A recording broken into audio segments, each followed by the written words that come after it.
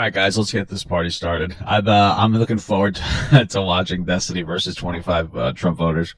Frankly, I'm not a big fan of the we'll say performative debate that Jubilee tends to set up. I'm just not a big fan. I don't like how it's done. This whole 25 people that sprint into the seat is very bizarre, but you know what? Let's hope it's entertaining and let's just get it going. I don't think you know what American values are. I don't think you know what this country was founded or built upon. I think you guys are obsessed with a cult leader who is taking the entire Republican Party off of the Everything he say, he do. That's not true. But Trump is gangster. Remember. Can you give me one thing you don't like about Trump? I love everything about I know, Trump. because it's a cult. Thank you. It's not a cult. that sounds about right. Hey, my name is Stephen Bonnell. Online, I'm known as Destiny. I debate politics on YouTube at youtube.com/Destiny. Today, I'm I mean, Destiny's been popping lately, man. You got to respect the guy. He's been kind of jumping headfirst into the online. Like, I think offline people are pretty normal. At least I hope so. But things are pretty crazy online, especially with how insane Twitter is. And Destiny's been jumping headfirst into that cesspool because Twitter really is just extraordinarily right wing and just really weirdly racist in like a very unfun way, which I know sounds silly, but I like a little bit of humor, a little bit of but it's just jokes to me. But on there, man, like they have some horrific. I mean, I stopped using Twitter because of it, and I feel like that's what he's fighting against. You know, the insanity of Twitter, which really does invade into our real life. I mean, I have friends and family who look at Twitter, so it's a lot more offline than I guess I thought at least. surrounded by 20 Trump supporters. Whoa. My first claim is that Donald Trump is unfit to be the U.S. president. 1,000%. He's not fit to be the president. You know, like years ago, I wouldn't have necessarily said this. The whole, insurrecting the government thing is what got me. You know, at the end of the day, a bunch of people got riled up after a Trump speech. They attacked the Capitol. If Trump had called the National Guard and stopped it immediately, I would have said, okay, he didn't want this. But he didn't. During the 3-hour period, he spent the time trying to get Mike Pence to take 7 faulty electors to vote against the will of the people. He obviously wanted it. Any normal person would think that. And that's where I draw the line. Outside of that, Trump's policies haven't done anything. Trump hasn't really done anything. When he came into office, he promised to take care of health care. He couldn't do anything to the Affordable Care Act. He promised to take care of the border. He shot down border wall legislation. He pressured conservatives, Republicans, who were already ready to support comprehensive border wall legislation that would put more men on the border and deal with the real problem. I mean, the real problem at the border isn't illegals coming through necessarily. It's specifically people trying to seek asylum. And that process, it takes a long time. So there were going to be lawyers that would expedite the process to get it done faster, which means getting people out of the country who don't have a legal asylum claim, or getting people into the country if they do have a reasonable asylum claim. He shot that down. When it came to the economy, it was already good under Obama. He cut taxes for really no reason other than to make people feel a little bit better. But our economy was getting better. We needed to start lowering our deficit. He inflated our deficit pre-COVID by $350 billion. That was about a 50% increase. Which set us up for worse during COVID. You know, I mean, he didn't really do anything.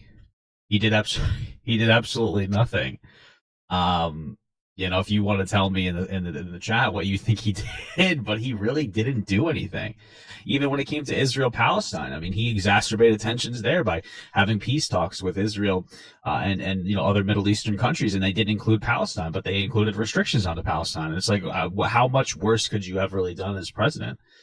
He didn't do anything. He was just loud and obnoxious. And I mean, he pulled out a climate, different climate deals, which is not good for the world. You know, I mean, I believe in taking it nice and steady, but we should be reducing our emissions. So Trump was really just didn't do. He was not a good president. He didn't do anything.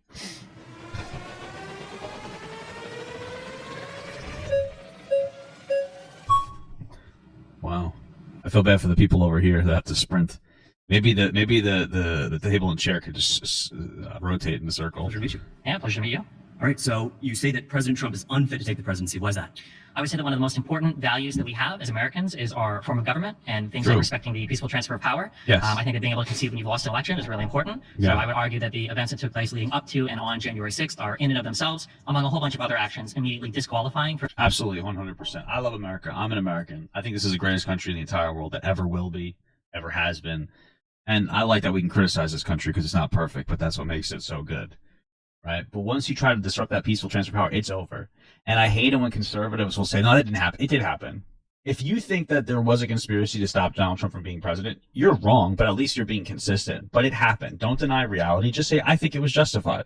And then I'll, of course, think you're an insane conspiracy theorist, but at least you're being honest. But there's so many dishonest people who will pretend that it never happened when it did, instead of just saying what you really feel, which is like you think it was justifiable. My question is, if you think that there's this deep state that this keeping Trump out of presidency in 2020, well, then how did he win in the first place? Like, I don't understand it. Why would they let him win in the first place? It doesn't make any sense to me. For the opposite presidency. Okay, so Steve, let's talk about January 6th. What happened Oh, Steve, here we go. in that day in your mind, and why does that disqualify President Trump?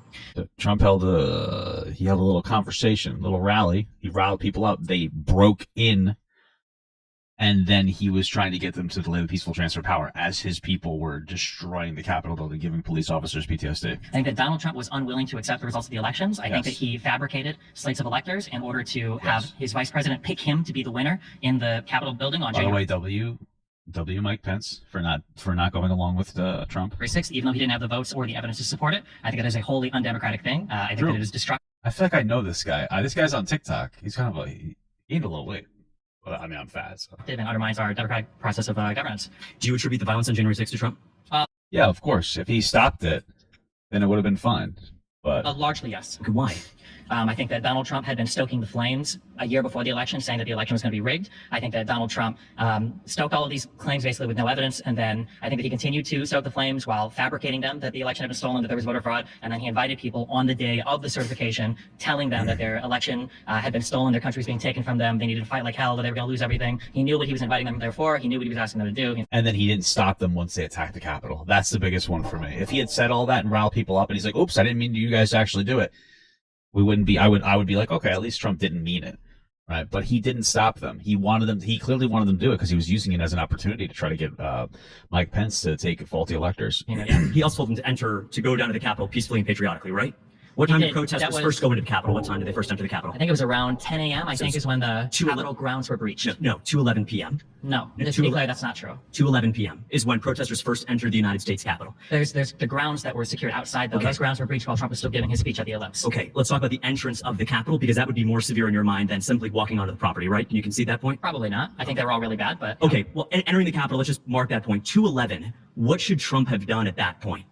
Call the National Guard, no? As soon as the Capitol grounds themselves were breached, he probably should have put out a statement on social media telling people that they needed to go home instead of telling them that Pence had failed them and basically encouraging the violence to continue. Yes, that's fair. So what if I told you at 2:38 p.m. President Trump tweeted, "Stay peaceful"? He tweeted that to his supporters, "Stay peaceful." He tweeted that- 27 minutes later. He tweeted that after Ashley Babbitt, I believe, had already been shot and killed. Okay, so Which, not to be rude, she deserved it. You're going to breach the Capitol. You're a traitor to America. What does it mean when you tell your people to stay peaceful? They're not being peaceful. That doesn't make any 2:38 sense, p.m. right?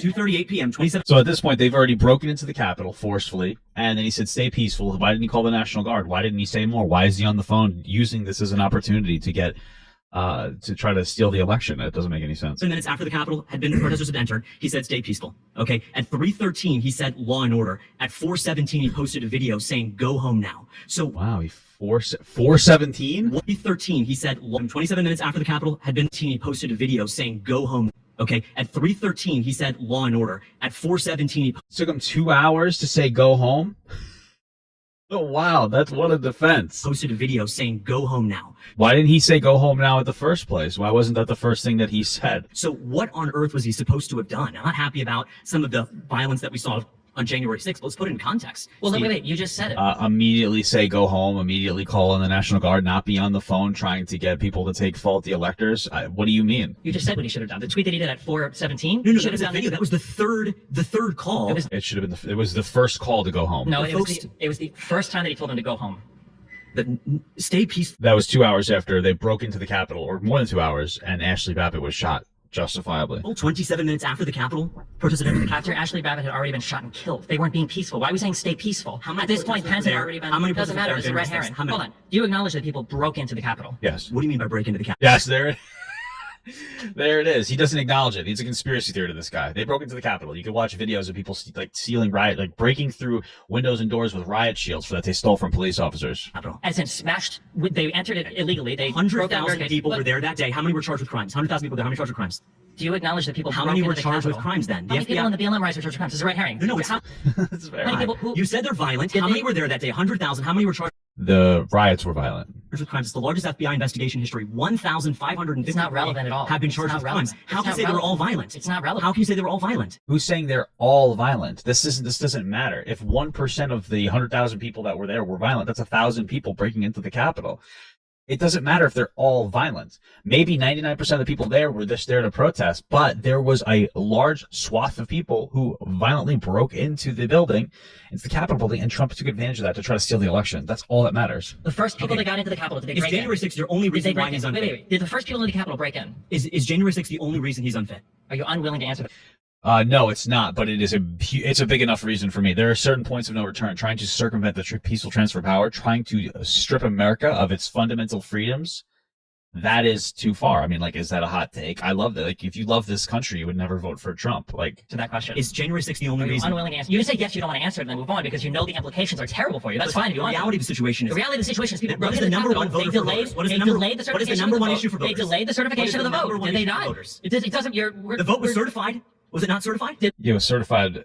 I think Ben Shapiro's argument is like the best argument. Is that like, yeah, Trump is fucking crazy, but at least the way our democracy works will keep him in line. Like, that's all you got. Was there a delay in the certification? Was Was there a delay in the certified? certification? It was because the National Guard showed up and they kicked the people out after Donald Trump was forced to tell them they were going home. After watching them break in for 3 hours what and is do the- nothing. By your own admission, they Let's said. have a productive No, we're conversation. not Let's have a productive. You can't have a productive conversation. One of the things that you have to be careful of as a person is people who will have a nice tone, but they're absolutely insane, absurd, rude, and stupid. You have to make sure, like, it does, like, that's just a reality. Don't let people tone police you. Be as polite as possible. But this guy's not here for an honest conversation. This guy's anti-American. Having you're not answering my question. Keep going. Okay. Yeah, I asked you a very simple question. The first person that got into the Capitol who wasn't allowed in, how did he get in? They walked into the Capitol. No, they It broke into the Capitol. broke in with a riot shield that he's stolen from an officer. Okay, and that makes President Trump unfit for Do you office. acknowledge that that happened? Are we living in the same reality right now? Do you There, acknowledge that there that was happened? violence on January 6th. I acknowledge that. There's You 100,000 see how I'm making a protesters. specific claim? Do 1,500. you know what 1 plus 1 is? I do. What is 1 plus 1? I think it's 2. Okay, good. We can answer the question. Math is racist. Math is racist. The first person that got into the Capitol building, how did they get in? You are arguing that Trump is Hey, let's unfit. try this. Do you know what 2 plus 2 is? I 4. Who was the first person into the Capitol building? How did he get in? Why not just say he broke in? Is your entire argument about January 6th yes or no? Well, my biggest argument right now is that conservatives are delusional and they don't exist in the same reality that we Why do. must So you any- attack- That seems to be true with this guy. Why must you attack 75 million voters? Pause. By the majority, please return to your seat. Sorry if I mean, here's the thing. There's 2 reasons that you would vote Trump. One is that you're a delusional, insane conspiracy theorist that thinks that Trump lost the election the second time because of a deep state, despite the fact that he magically somehow won the first election. I don't know. And that all the violence was justified. Or you're willfully ignorant. And I can understand, like, if you're voting Trump and you're like, over the past several years, we've seen a lot of noise when it comes to Trump, a lot of sensationalized noise. And it's like, okay, that's fair. I mean, you look at the Russian collusion thing. The investigation was very productive. Like, 12 or 14 people around Trump got indicted. They deserved it. But every single day when you have like MSNBC and CNN sensationalizing the Trump story with Russia, and they're sensationalizing and they're like, he's guilty, and then he doesn't get the guilty verdict that you kept promising, that's going to disrupt people's trust in media. And that's usually how lying or misinterpretation or misrepresentation happens. It's not active lying. It's plausible deniability lying kind of stuff. It's sensationalizing. That's how it usually happens, except for Fox News, who pushed the Dominion bullshit knowing that it was fake. That's why Tucker Carlson got fired. And I can understand people are worn down over the noise, but at the end of the day, Trump is not good. You need to cut through the noise and realize, like, oh, he's actually a dog shit president. Thank you. Yeah, thanks.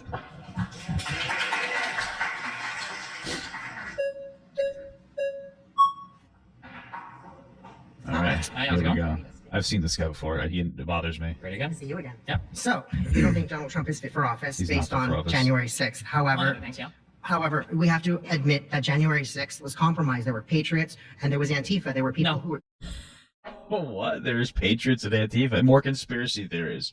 The Proud Boys were the first ones to break into that building. What are you talking about? Yes, there were actually. not. I have video of it. Don't argue with don't argue with me because I actually have video of people who are on the ground.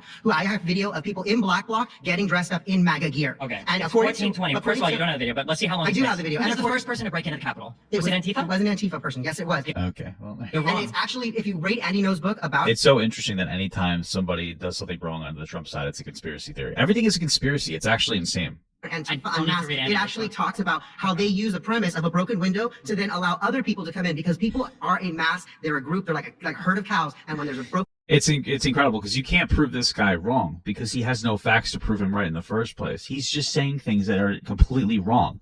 Everything is a conspiracy theory. broken window, they don't see anything wrong with walking into a building if the window's already broken. They use That's ridiculous. That's not how that works at all. If I see a broken window somewhere, I'm probably going to stay away because that's like, oh, there's trouble here. What are you talking about? With a party of use- blood, or but they if you were use this- outside somebody's house and you saw somebody breaking this into, you walk in example afterwards. is even continued through BLM and the riots. We're not talking about 2020. BLM right now. The Hold on, pattern it is took the us same. 40 seconds. It's not the same pattern. The pattern isn't the same. And like the BLM, whatever, advocation, whatever, what is it called? Rallies, that's fine, but the riots were too much. You shouldn't be destroying property, especially if you're complaining and you're expressing a real frustration about, suppression of black people and whatnot, and then you're destroying black communities. It makes absolutely no sense. But I really didn't see any mainstream leftists, people on the left, going, "This is good." Most people are like, "Yeah, this is too far. This is not good." I see plenty of conservatives justifying January 6th, which was the president of the United States calling for an insurrection. 2020 is the same that happened in January 6th, where we had innocent people moving into a facility that they didn't know that it was wrong because the doors were already open. The fuck are you talking about? So you're already. That's not how that works. The door wasn't open; it was broken into. Broken glass on the floor. There was doors that were being broken into. Yes, by everybody knew when they were going as in MAGA. there. We're not MAGA. Oh, okay. So were all of the indictments and the convictions for people like Enrique Tarrio, for Stuart Rhodes, all these people that have been directly involved, all the video footage of which one of these people was his commander? Name one of the commanders of the insurrection. Enrique Tarrio was the CEO of the Proud Boys. Stuart Rhodes is the CEO. Is he a commander? Is he a commander in the I don't know what their insurrection? official military. I love this because Trump didn't explicitly say insurrect the government. He must be innocent. But I guarantee you, if Biden was on the other side, they would want a tenth of the evidence to say he was guilty. This is insane. The lieutenant in the insurrection. Why do I have to name the An insurrection is going to have people like commanders, generals, captains, people. No, it doesn't yes, need it to does. at all. Absolutely. Just answer why didn't Trump call the National Guard instantly? Why did he spend the 3 hours trying to get faulty electors in? And why did Pence say no if this wasn't an insurrection? I've always had leadership Yes, structure. If you'd like, you can go and read the indictments. You can find the structure. There was no leadership structure. It can't be an insurrection if there is no leadership structure. Well, there is a leadership structure with the Proud Boys, and also you don't need an explicit leadership structure to see what Trump did. You can't even name one of Donald Trump's commanders in this. I don't need. They're all listed in the indictments. I already gave you the CEO of the Proud Boys. They're the ones that broke in. Trump made 4 tweets, and those 4 tweets didn't even make it out of his sphere because they were immediately suppressed by the media. They weren't. Wait, excuse me. The 4 tweets on Twitter where Elon Musk gets on his hands and knees and guzzles Trump. You're telling me that was suppressed by what media? Twitter's massive. These are people looking at Twitter. That's where Trump talks the quickest. This has nothing to do with the media. Twitter is very available. Why wouldn't people be like, "Hey guys, Trump stopped"? He didn't say anything meaningful to say stop. What is it? 3 hours later, and he's like, "Hey guys, you should probably go home." That's like, okay, great. Somebody's already dead.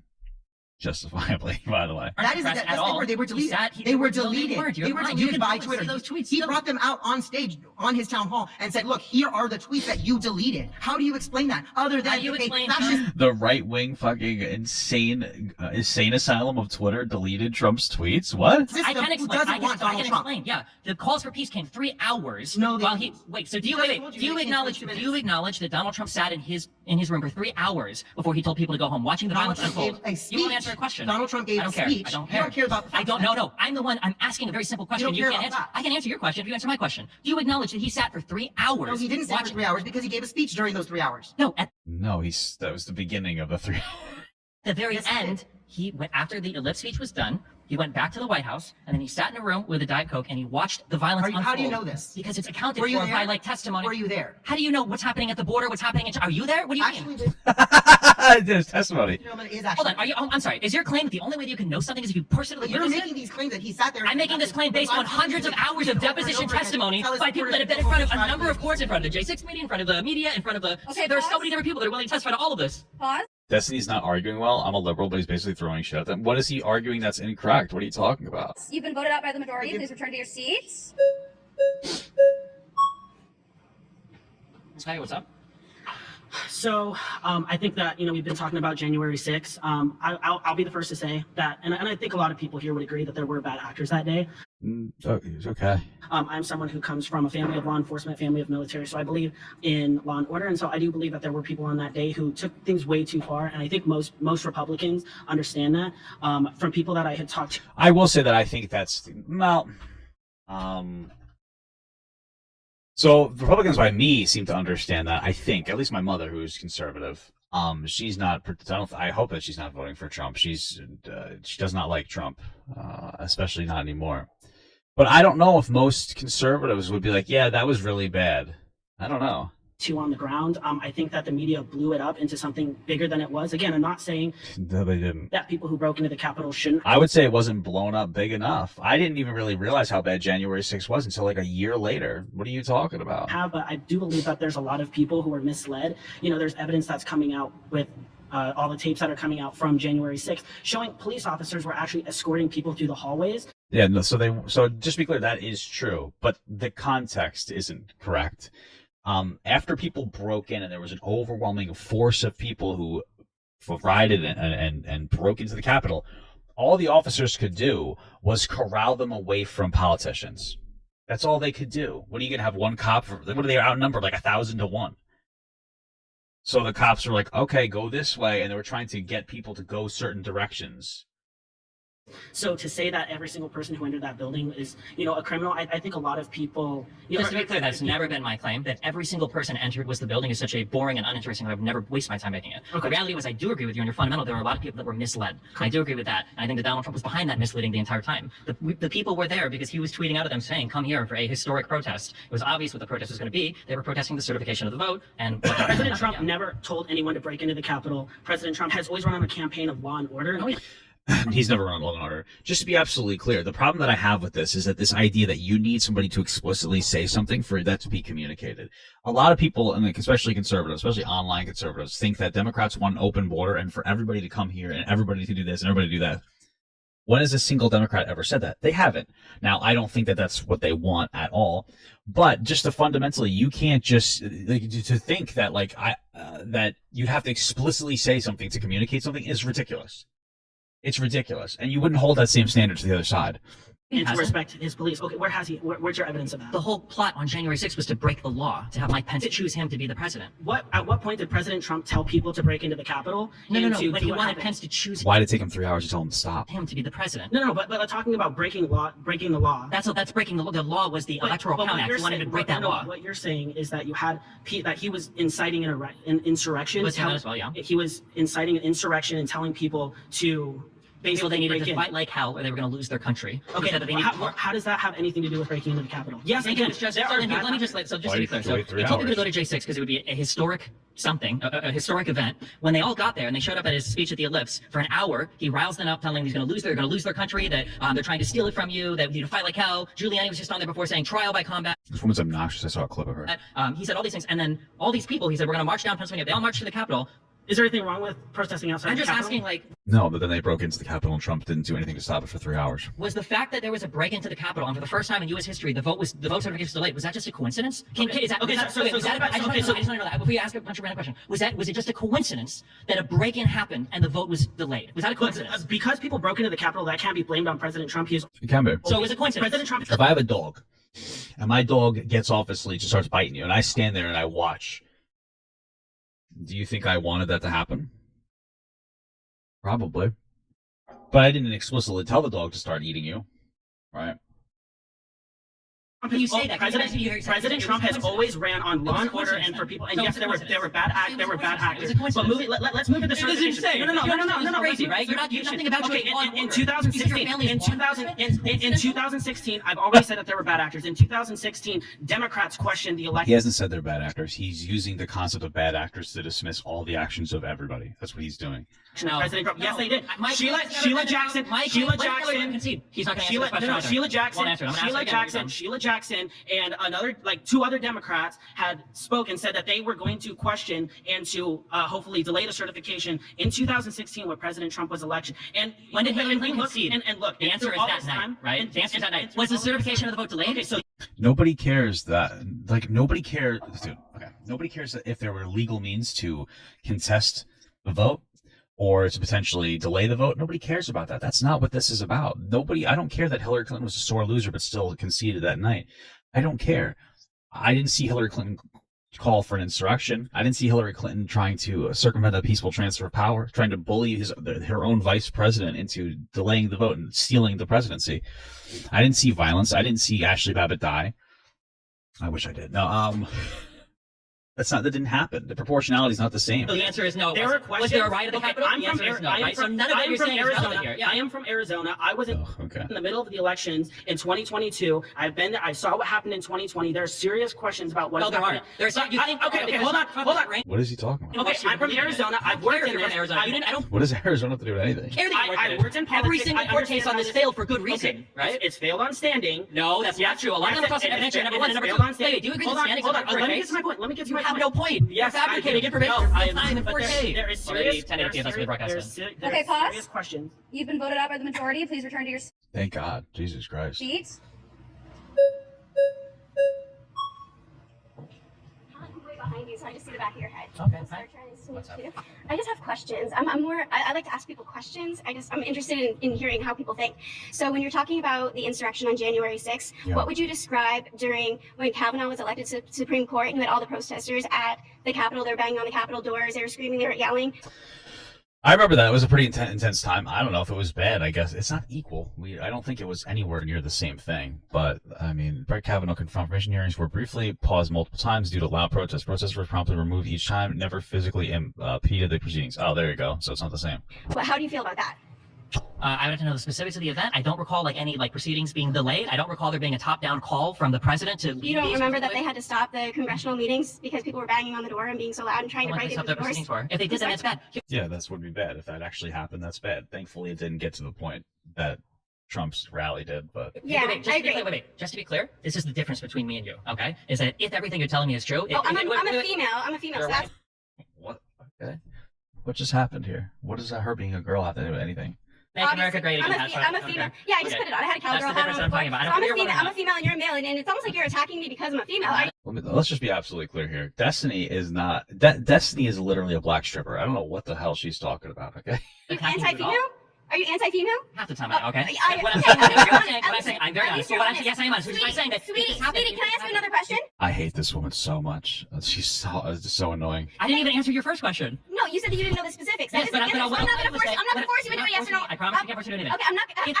If it happened as Well, you can force him into a yes or no because he'll answer yes or no. If that happened, that was bad. That's the difference. Yeah. I have I another would say question. that's I have bad. another- And you know what? The I people agree involved with should you. be arrested. You're still yelling, and I agree with you. I'm not yelling. I I'm not agree. even close to yelling yet. I can't be on me Well, for I'm that. glad you are protecting your voice because I couldn't hear you before. I don't like the R slur, guys. But if he started using it, I would laugh a little bit. Okay. So I can definitely hear you now. We could do that. Maybe hair behind your ears. Go ahead. You want my hair behind my ears? If it's inhibiting your ability to hear me speak, yes.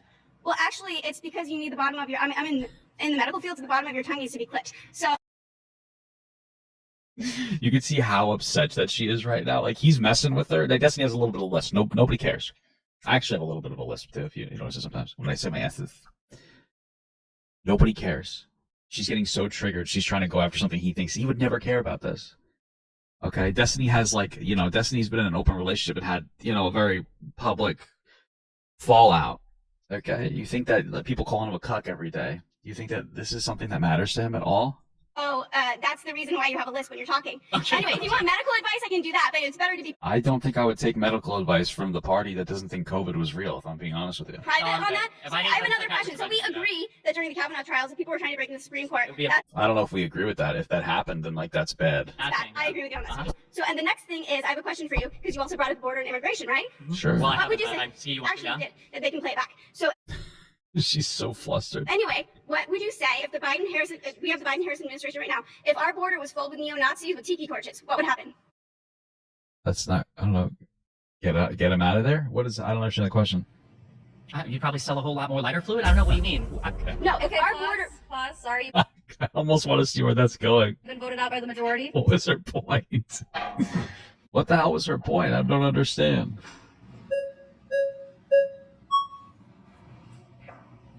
Oh, cuck behavior. Gave it up. Hey, Steve. Micah. Okay, I want to talk about the alternate slate of electors. And Yeah. Is he going to say that there are instances where that can be legal? It wasn't this time, so it doesn't matter. how historically that has happened before on Yeah, right. And then I think that they made some kind of court case to stop that from the happening. Democrat side. Yes, it has. In 1960, JFK against Nixon ran an alternate slate of electors in case it was overturned in Hawaii. It was eventually overturned in Hawaii, and so then those electors were certified, and JFK won the state. So I'm glad you bring this up real quick because this is one of the biggest pieces of shit talking points you guys always bring up. It says in 1960, Hawaii sent multiple states of electors to Congress due to the 141 vote difference between Nixon and Kennedy during a recount. As vice president, Nixon certified the results on January 6, 1961, noting it was the first time in 100 years a losing candidate announced his opponent's victory. Interesting. Yeah, but I don't know why. In 1960, 2 slates of electors were authorized by the state legislature. Both were granted the certificate of ascertainment from the governor because they knew that it was a very close election and they authorized a recount. And because that recount was going to go past the some mid-December date, December 14th for the 2020 election, but some mid-December date for when they had to certify their vote. So they said, okay, well, we'll send in both certificates, and then on the day of the counting, on January, whenever they would. Wow, this seems a lot different than Trump taking an absolute L and then insurrecting and rioting onto the Capitol. Crazy. On the certification of Congress, then they can choose which one was authorized by the state legislature based on the results of the recount. Donald Trump's certificates were not authorized by any state legislature. Well, do you acknowledge that? Wait, real quick. Do you acknowledge real quick that none of the 7 states that were certified by Donald Trump, none of those were authorized by any state legislature? Can I answer? Yeah, it's a yes or no. You're not going to. You can yes or no it and then explain. You could say like, yes, I acknowledge that, but this is one of the things these guys keep doing. They just don't answer the question. They move on. Just say yes or no and then elaborate. It's fine to be like, no, I'll say yes or no, but I need to elaborate. That's perfectly reasonable. But they never do. No, I am. No, I am. No. They weren't certified. And why? It's because fraud wasn't found. It wasn't proven in court. No, you're lying. You're lying. They were Wait, so authorized. you're saying fraud was found? No, you're lying because those legislatures. Wait, what do you say my line about? You're lying because none of those alternate slates were arranged by the state legislatures. They were arranged by Trump and his criminal co-conspirators. None of the state legislatures, none of the state governors authorized those slates of electors. Okay, what's wrong with that? What kind of question? What? What do you mean what's wrong with that? Everything. It's illegal, number one, and number two. What law says that? What? What? And you have laws that are governing how you're supposed to transmit. What law? Do you want me to give you the specific statutes in yeah. Georgia, Arizona, New Jersey? I don't know them off the top of my head. If you want, you can. So then that's a baseless claim. It's not a baseless. It's not a baseless claim. I think anybody can tell, like, hey, unless the state authorizes the electors, they're faulty electors. I imagine there's probably a law that covers that. It's common sense. Yeah, Chesbro and Eastman. You can't provide me a specific law. Because I can't give you the state statute? Yeah, if you can't give me a specific law, then why should I believe you? Wow. That confirmation bias is real heavy there. What would it take for him to believe the reality of the world here? There's no justification for that. You have to provide evidence for that. Hold on. On the contrary, are you claiming there's no formal process that's codified in the legislature for how to send your transmit your electoral votes? Do they just do it randomly? No, of course I'm saying, of course there's laws that are involved, but Okay. you can't point to the specific law that says that is. I don't know the numbers. And so your claim is baseless. It's always crazy. It's not a baseless claim. You could say, I should look into that later, I guess. But like, what is he saying that doesn't sound real? To see that you guys will carry water. Even Trump's own people don't deny this because they know that they're dead to rights because the emails have leaked, the conversations have leaked, the Twitter posts are there that we can see right now. No. Billy, what did I just say that was wrong? One thing that I just said was incorrect. You're getting upset days. because I'm pressing you on. No, I'm not. You're not pressing yeah. at all. Yeah, you're getting upset. I mean, he might be getting upset. He's not really getting upset. He's getting heated. It's hard to deal with people who don't live in the same world as you. Floundering. Dude. You're like a magic carp. A fucking magic card. Okay. You have no idea what you're talking you have to about. resort to personal insults. That's Well, you're hurting my feelings. That means that you're wrong. when you know you're losing. You already said that I was lying. And so You can't name a single thing I'm incorrect Yeah, about. I can yeah. name multiple things you've been incorrect about. You were incorrect. And now you're not letting me get a 1960. word. I Yeah. think you're just speaking for yourself. You're making yourself look foolish. Okay, Go go ahead. But okay, yeah. I mean, there's 10 seconds. Let's go. Give me a hard time.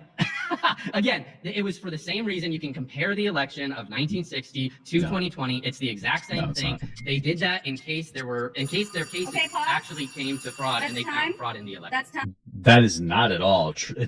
He's trying to claim that Trump had the faulty electors there in case there was fraud found. There was zero fraud found anywhere. What was it? 24 different courts shot him down. Why would he? That's not even true. Then why was he pressuring Mike Pence to say them? I don't understand. Time. Micah, please return to your seat. My next claim is that Harris would be a better president for immigration and the border than Donald Trump. Yeah, probably. I mean, like, here's the thing. You could absolutely sit here and say, hey, I think Democrats have been weak on the border. That's fair. I would ask you why you think that. And the only reason I ask that is because I think people think that there's a ton of illegal immigrants coming through, that every single border wall encounter you think is another person entering the country. It's not. We have a huge problem with the number of people seeking asylum. And we could argue that it has to do with our impact on the world. And I think that it's a good thing we take in asylum seekers if we want to have a big impact on the world, which we should, because if it's not us, it's Russia or China. They're dictatorships. But if we're going to have this big impact on the world and try to world police, we should take in people that we may disrupt. But the problem is there's a lot of people coming here and we don't know if they're valid or not. The general process is to bring them in, get them through the court system. It usually takes 2 or 3 years to get to the court. Some of them don't show up by then. It's been 2 or 3 years. And frankly, if you've been living in this country for 3 years, it's kind of weird to try to kick you out at that point. We need more Border Patrol agents, of course, border wall technology and infrastructure. But then we also need to expedite the asylum seeking process. It should only take you maybe a month. So we need more lawyers. We need more lawyers on the border that are like, okay, let's get this process done. And if you don't have a valid claim, you ship you back. Or maybe you do have a valid claim and, push you through. That's what we need on the border. That's the bills that we need on the border. We haven't really seen that. That's fair. And I wish that the Biden and Harris administration would come forward and explain why there was a massive surge of people coming across the border or the border wall encounters. And the reason is because COVID. When COVID was going on, we were very tight on the border. We were tight on every restriction. Afterwards, though, people were like, okay, we can finally come and seek asylum. And so there was basically a back channel of people who wanted to come in, and there's so many people that came in. We don't have those conversations because regardless of party, they think that we're too stupid to be, oh, that makes sense. Like they think that we're too dumb to be honest to us. Like that's the problem with our government, is they think that we're too stupid to make these decisions and rationalize these things. That would make sense. Just be honest with people so they don't have to sit there and guess.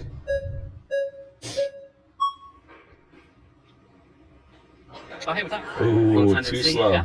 Who's this guy? All right, so why would Kamala Harris be better than Trump on immigration? Because I don't know if Trump even knows what's actually wrong with the border. He doesn't know what he's... That's fair. I mean, he shot down comprehensive border wall legislation that was bipartisan. He pressured conservatives not to sign the or go through with the deal, despite the fact that conservatives were on board with it. It was a conservative-created bill, by the way. Because it's a cult, like that is really, it's a cult, and like Trump has too much control over people getting voted in. The people like him on the right too much, so like he can destroy your career if you're a conservative, if you don't conform. So yeah, I don't think that Trump cares about the border. I think he wanted to run on it, and he's not going to do anything. He didn't do anything in the first election. What do you mean by that? I think that Republicans don't know what is happening right now with the problems of the immigration system. A lot of people think that the issue is with illegal immigration. It's not. The problem is that our asylum process is completely and totally broken right now. And the problem is the only way to rectify that is to change the laws governing, or at least some of the regulations governing the asylum process. That's fair, yeah. And when there was a bill on the table to do so, Donald Trump blocked it to keep the border open for an election issue. But as it stands right now, you could have the biggest, strongest wall in the world with the best guns and all the people manning it. It would make zero difference on illegal immigration. They would still come up and claim asylum, and there's nothing you'd be able to do about it. So do you think there's that's fair. problems with illegal and illegal? That's what I'm hearing correctly? Well, it's different classifications of immigrants, but like asylum seekers aren't technically illegal immigrants, even though Republicans call them that. When they're doing the asylum seeking process and millions of people are there waiting to hear their case, technically that's all legal, which is an issue. Okay, but why would Kamala Harris be better than Trump? You said she understands it better. I think everybody understands the issue, but I don't even think that you understood that as part of the issue. I think this is the first time you're hearing this is the problem. I think he needs to sit back down and kind of think about like, oh yeah, that makes sense. the Democrats and Republicans, at least the establishment, they don't want to fix the issue. So Well, so I don't think everyone understands the issue. So every single person sitting here doesn't believe me when I just said that the laws on the books and the asylum process are the main issue. Yeah, they don't. You could tell that this guy definitely doesn't. He's like flabbergasted. This guy seems like he was just hit by a truck. I think that he would believe Destiny after sitting with it for a few days and looking into it himself. I think it's just people illegally crossing the border, right? The reason why I think that the Democrats do something is because they're not enforcing laws on the books. they are people that enforcing. shouldn't be They are here are that's the here. issue. They're enforcing them. Yeah, but there's the issue? people that are illegal here and they're not being sent back. I mean, that's a whole other deportation. So they're not enforcing Well, that's a different conversation. law then. Well, This is a different conversation. People being here illegally and not getting sent back is a different conversation from people coming here and claiming asylum, right? One of the things is that a lot of people who are here illegally came here legally and overstayed a visa. For instance, Elon Musk, he came here for a school visa, I believe, and then he didn't go to that school and he should have been deported. He wasn't. He's our richest illegal immigrant. The problem is, and this is why you see different laws that protect illegal immigrants in the United States, at least state-wise, is that they become very integral to the economy of those areas. You know, you'll have people who come to New York on a work visa, or they come to New York on some kind of a visa, maybe school or this or that, and they stay and they're working and they're doing this and they're doing that and they're contributing to the economy in some capacity. Even if they're getting welfare, that money, like welfare money, still is something that's continuously centralized around, right? Like you give somebody money, they buy food, clothing, you know, they live somewhere. They're pumping money through the system, right? That's why welfare, the implementation of our welfare systems got us out of the Great Depression. And so the idea is like, okay, let's protect these people because they're kind of integral to some extent to our economy. You know, you can't just mass deport a bunch of illegal immigrants. Now, what we should do is kind of just say like, okay, you're here, you got citizenship, and we're to be super aggressive after that fact is like the way that I would go.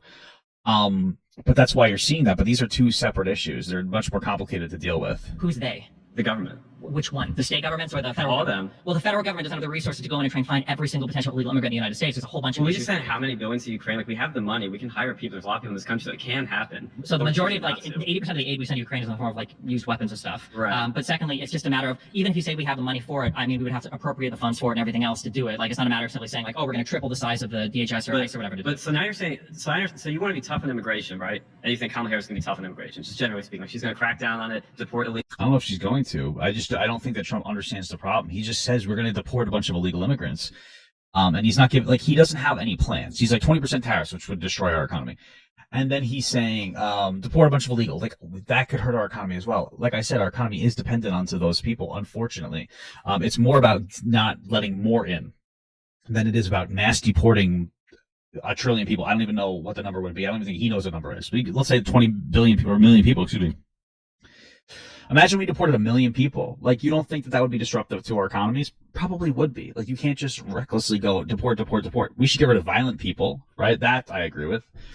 But it's really, you can't just mass deport. Like, it's much more complicated than that. Legal, send them. I don't know. I'm not talking about being tough on or deporting. I'm just saying that to fix the issue we have right now, which is way too many people coming in and claiming asylum. So the fix, we got to stop people coming in. So well, the issue is we need to stop the asylum process, or we need to figure out a way to make that. No, we should have an asylum process. We just need to reform it. Right, but there's multiple things that need to be fixed. It's a multifarious issue, and Kamala. Yeah, but I don't think he knows what those issues are. I think that he instantly got floored by Destiny talking about us, the asylum seeking process, and now he's just kind of being vague. Harris originally says that Okay, ISIS pause. is the KKK. You've been voted out Yeah, see, he started pivoting to some dumb talking point. by the majority. Please return to your seats.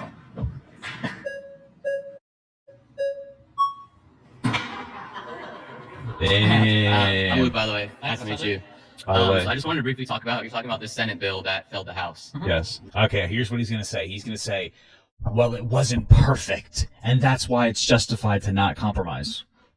Let's see if he says that. What is your argument with that? Because as far as my knowledge with this bill, it was $118 billion. That was the financial standing within this bill. Within that, $60 billion of that $118 Bipartisan border bill rejected by Republicans contained $118 billion in funding for the border and foreign aid. This includes $60 billion for Ukraine, $14 billion for Israel, $10 billion for humanitarian aid, Ukraine, Israel, and Gaza, and $20 billion for immigration and enforcement. That's how all bills work. They're all packaged together. This means nothing to me. It was money to the border. $20 billion is a lot of money to the border. Just to be clear.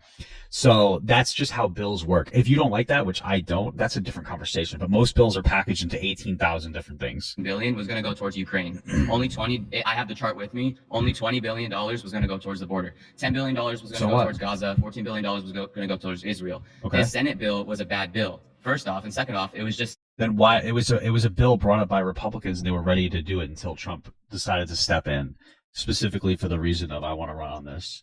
There's no argument against this. a disguising bill to give more money towards Ukraine. This is not his disguising bill. He's calling upon right now he's dog whistling. He's dog whistling like I want to guzzle Russia right now. This is how bills have always worked. It's flawed, but that is how it's always worked. And for conservatives, we're ready to run with this bill until Trump stepped in.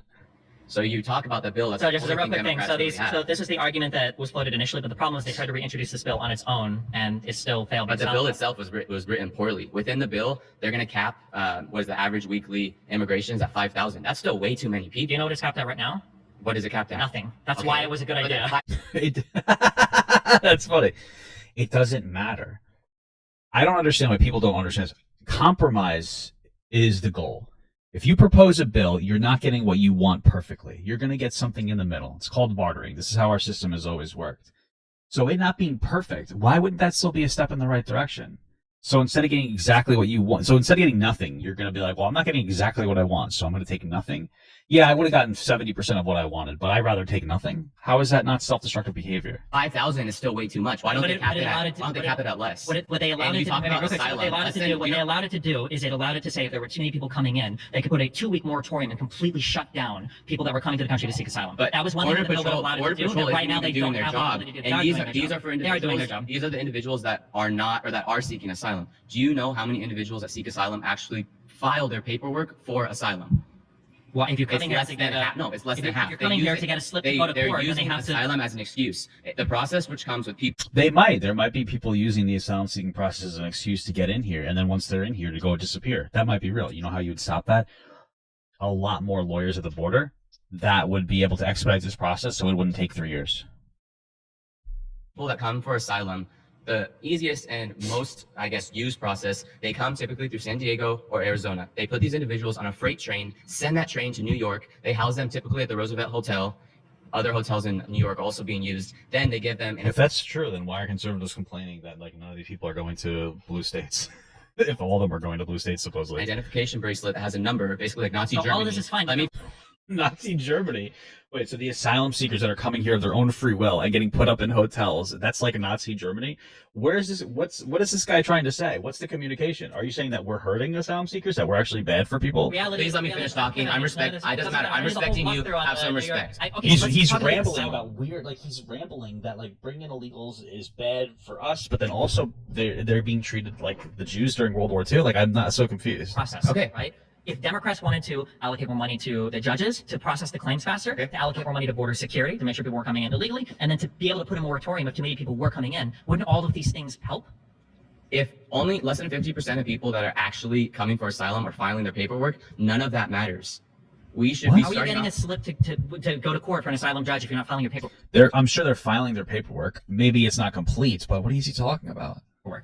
What I'm saying is these people are using asylum as an excuse to get to America, to use our resources. Do you know how much money that we've spent? So there's two different types of immigrants. Two different types of illegal immigrants. There's gotaways and there's give-ups. Do you know what each one is?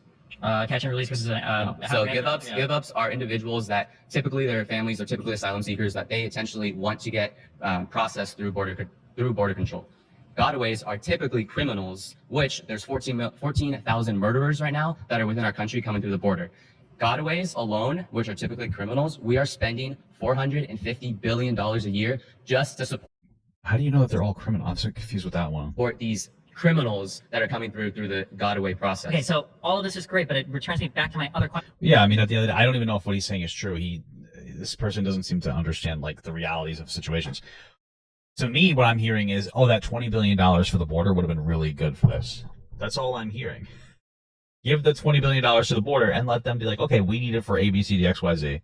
Question. If people are doing this by abusing the asylum process, it feels like a bill would have helped, and Donald Trump has done nothing. Because before... Why wouldn't $20 billion help? We can have any type of bill that basically funnels down asylum versus gotaways versus give up versus criminals versus all that. You need to have a secure border. Yeah, but let's say What the fuck are you talking about? No, You need to deal with the border wall like legislation first. That's what you need to. You need to deal with the asylum seeking process. That was not going to help. That was not going to help in the securing of the border. Let's say you secure the border 1 trillion, feet tall on the wall and everything. Okay. Everybody else comes up and they still do the exact same asylum claiming process. What do you mean everybody comes up? As in, you go to a port of entry and you say, hey, I'm here to claim asylum. And if you have a closed border that has a stricter process for whoever's coming through, which one of those processes, which That's literally what Destiny's talking about. Not a closed border, but a stricter process for coming through. was extremely effective, was our Remain in Mexico Act. So it wasn't effective. Yes, it was. The Biden administration revoked that act, as well as 94 executive orders that Trump installed during its administration. There was a reason that our border had a 50-year all-time low.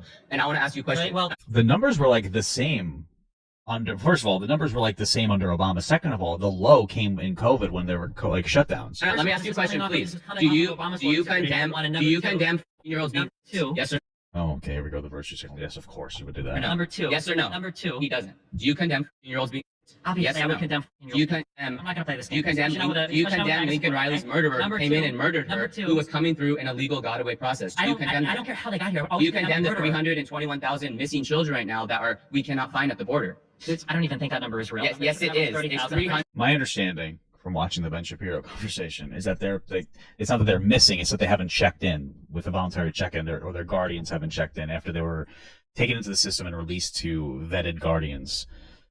So I don't think what he's saying is accurate, but I guess I could be wrong. 121,000 missing illegal children. Do you understand? So I'm Okay, giving you, how is I'm it giving you secure facts border? right How now do you that are have a secure presented border? through ICE, How do you that are have a presented secure through border? FEMA, that How are do you have a presented through secure Homeland no Security. comprehension of the issue? It's just numbers. You're just regurgitating A it. comprehension of I'm the asking you a issue very is simple our- question. Let's say you secure the border. How does it help the asylum You do this process? to get people amped up. People are dying. Kids are being trafficked. I'm asking you a simple Drugs are question. coming through. If you Fentanyl- What I find so interesting about this is that I think pretty sure it was this is the guy. Okay, I just want to be this. He doesn't care about what he's saying. I'm gonna tell you what. He's sitting here, and the first thing he did was criticize that we were giving money to Ukraine. Well, kids are dying and getting raped and killed in Ukraine as well. So, like, wouldn't you want to give them money to help defend them? He doesn't care about this. He doesn't care about this issue, right? Like, he doesn't. He's not putting two and two together. Again, we need asylum-seeking process reformation and expedition. Speed up more lawyers to deal with this process more quickly. Fentanyl is at an all-time high. 90% of fentanyl in this country comes in through legal people. It's not No, always it does trafficking not. illegals. Yes, it is. During the Biden administration, fentanyl, an average yearly pound of fentanyl is 15,000. It's exceeding 50,000. During the Trump administration, it was less than 25,000. That's more numbers that have nothing to do with what Because we're talking about. exactly. Yes, all it's you just do random is detract numbers. from that. No, you These are don't understand Well, his claim was that, hey, it comes in through legal means, and you're just like, it's really expensive. It's like, oh, okay. the issue. Yes, I know there are facts. People Yeah, are it's not dying about here. fact. and That's all you're great. concerned about is trying to be right. I'm People concerned are about the dying. difference is Do you I want to care fix about the people problem. dying? You don't. Yes or no? You don't. If you Really, don't, I don't? You don't care. Really, You don't care. how would I not care? Because you're supporting the president that blocked the bill that would have fixed the problems. You don't I'm give a fuck supporting about it.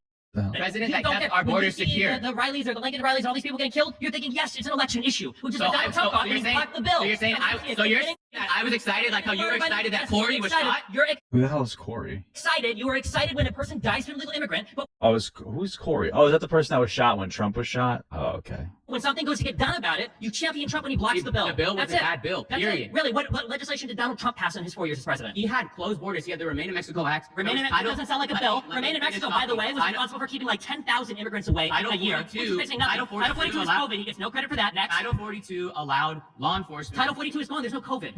It wasn't COVID specific. What do you think Title 42 was? Title 42 Is he citing legislation that was coming through COVID, where we were in an emergency situation where we had to shut down? allowed law enforcement to process illegals that were coming through. Now they've revoked that. If a sheriff or police officer, say there's a murderer that comes through illegally, if a police officer tries to process that guy and get him, the police officer is going to be charged with kidnapping, not the murderer. The murderer is just going to get away with this stuff. I don't think any of that's true. What the fuck is he talking about?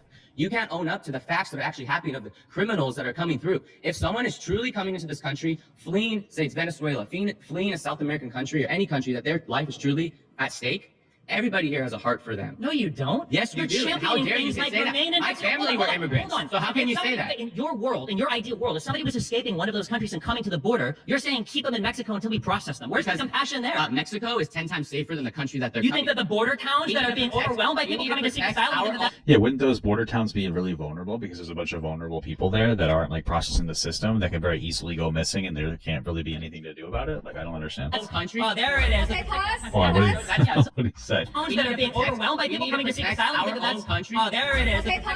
Yeah, Pause. yeah. So there's no harm for Pause. people coming You've in. been voted out by the majority. Please return to your seat. Yeah. Most of the people are just here to watch. It's very interesting. I'd be so fucking bored.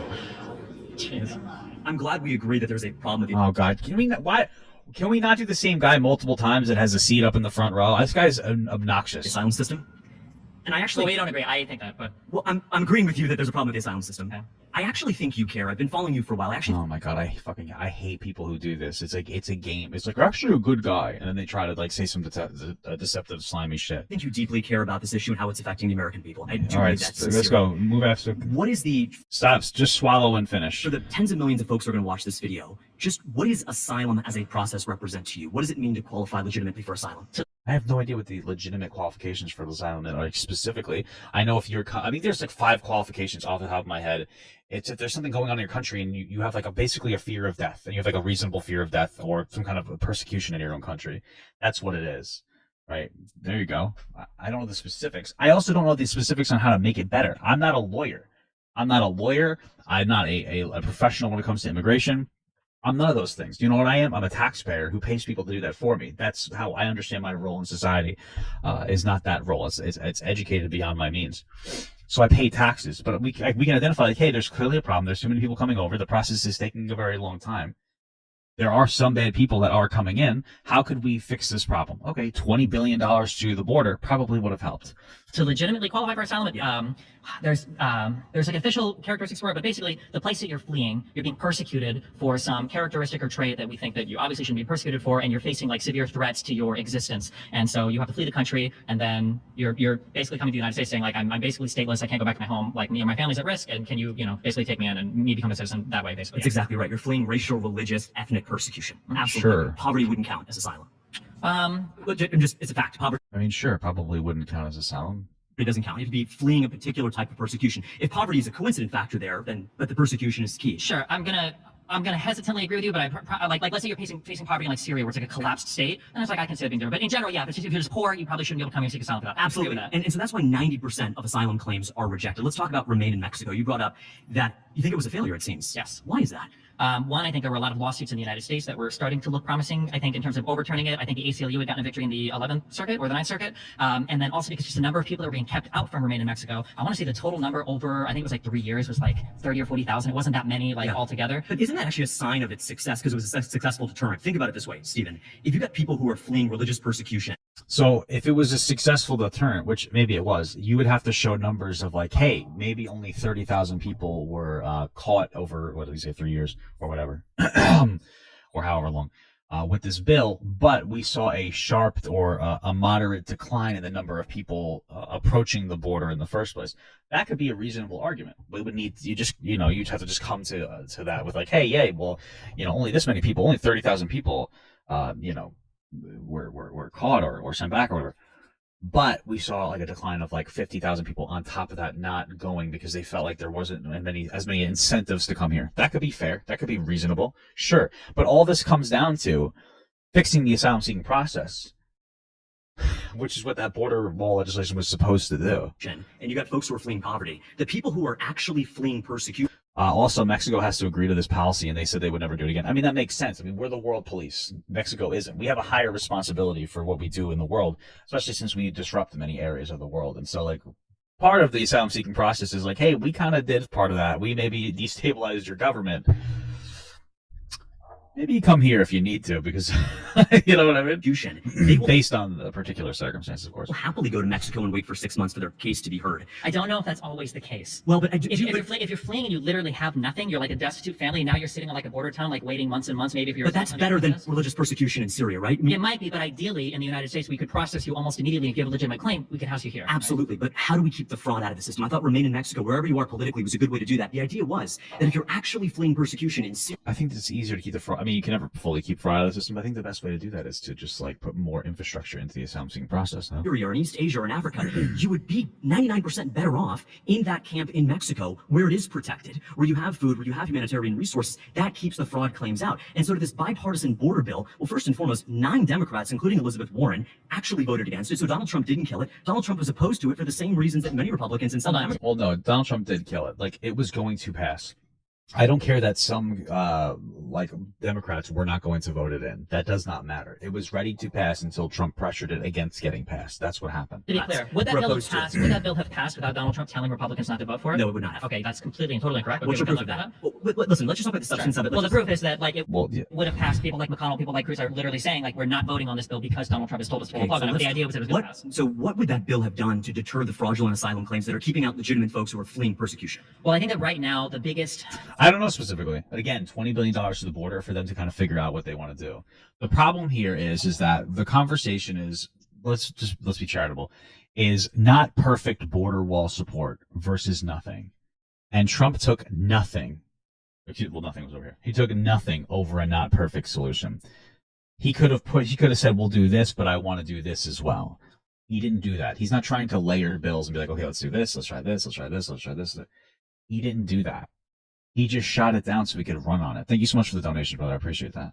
There's an amalgamation of laws that make it so that because the asylum system is so backed up, I know that if I go to the United States, even if it's total bullshit, I can run to a port, claim that I'm an asylum seeker, and I know that they can't process me right now, so I get a slip saying, okay, we'll come back to court in a year or two, and it's like, I'm in, and you're done. At that point, you just disappear, right? But if they could process you almost immediately, you show up, you're like, hey, I'm an asylum seeker. It's like, oh, cool, we'll come talk to the judge. You're like, okay, well, me. Then the motivation to come in and try to get in fraudulently, I think, dramatically decreases. And one of the big things that they'll help with was providing a lot more judges that would be allocated for these things and a lot more funding for it, et So cetera. just to correct that point, there weren't actually judges. They were funding custom officers who don't have law degrees, who are biased one way, who are more likely to prove asylum claims that might end up proving fraudulent. Okay. I don't even know if that's true. I don't know if that's true, but why are we adding the bias? Like, if you're like, well, they weren't actually judges, they were officers, whatever. Well, where's the bias coming from? So, like, now because this is the problem, and I guarantee you that this is what's happening right now. He's acknowledging that it would have helped, but he also has to acknowledge a conspiracy theory that all these people were biased and they would have just recklessly pushed people through and approved them on their asylum seeking process without any proof. What is his proof that they're biased and they would have over-affirmed these people? I think Wait, hold on. Who processes the asylum claims? Eventually, you have to sit in front of a judge. No. Just clearly here, customs officers under the bipartisan border bill would be then given authority to process these claims. They don't have law degrees. They aren't judges. Judges typically take these cases, but in this particular bill by Langford, it would actually be customs officers. Customs officers would make the final decision on whether or not a person gets into the... And that's how you build up capacity, because you couldn't hire more immigration judges. There aren't enough people in the country to take those. I think you can. I think the issue is that the judge number has been capped since, I think, the 80s or the 60s in terms of how many judges are allowed to hear these claims. So we haven't had more funding that was allocated Why to not actually. bring back remain in Mexico? It absolutely works. Like, I just pivoted a second off there. Stephen, Because I don't think it necessarily works, number one, because not that many people were kept out. And number two... And then let's do a number 3. It also puts pressure on Mexico, a pressure that they aren't necessarily responsible for. They're not the world police. Why are we pressuring Mexico to do these things? Even as a matter of policy, I don't know if the idea to the country to the south... Yeah, generally, customs officers would be more conservative. If anything, this would help this guy. Those customs officers would probably be quicker to deny them, no? He was like, hey, listen, a ton of people coming to town. We're going to go ahead and store them in your country while we wait and process it. I don't know how even Mexico would feel about that. I don't know if the conditions would necessarily be safe for those people either. Because I thought that one of the claims that I heard so much from the Trumples was how unsafe all of these border towns had become because of so many people building up there. So why would you want to stick a legitimate asylum seeker there and keep them there? Would you agree that if somebody was coming here to legitimately seek asylum and it was a legitimate case, it would probably be good to take them in and house them immediately? In an ideal world, absolutely. But we need to also separate those who are abusing the system. Again, 90% of those claims are... Hey, baby. How you doing? Okay, thank you. I'm working. I love you. Yeah. Okay, I love you. fraudulent. But So then should we increase the funding to process those claims? I think the deterrent is better in Mexico, but Stephen, let's agree to disagree, okay? He's just, you know what? At least he's walking away. But that's ridiculous. I don't think it's good to pressure an ally into taking on our responsibility. I think it's perfectly fine to say, like, let's take on, we're the most powerful, richest country in the world. Let's take on the responsibility correctly and get more judges at the border. There you go. Okay. All right. Oh, Jeez. Speedy Gonzalez. Okay, actually, he's been snubbed now twice, so I'm sorry. I'm gonna let him have it. Hi. What's up? Okay. Well, maybe you guys shouldn't have this dumb fucking way to do this thing. I'll get you next time. Okay? So, my issue with the bipartisan border bill is that it only gets activated on a mandatory basis if there are 5,000 people per day crossing the border.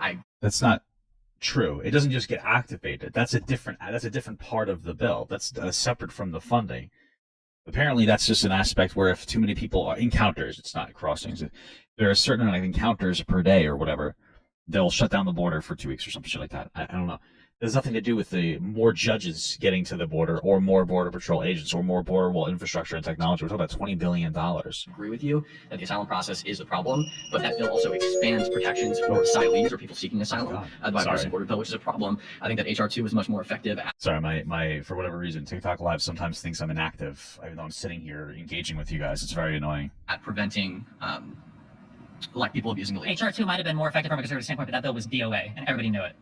because Democrats didn't want to vote for it. Because no, I don't even know if they would have had Republicans. Do you think that it would be a win for Democrats if they passed HR 2?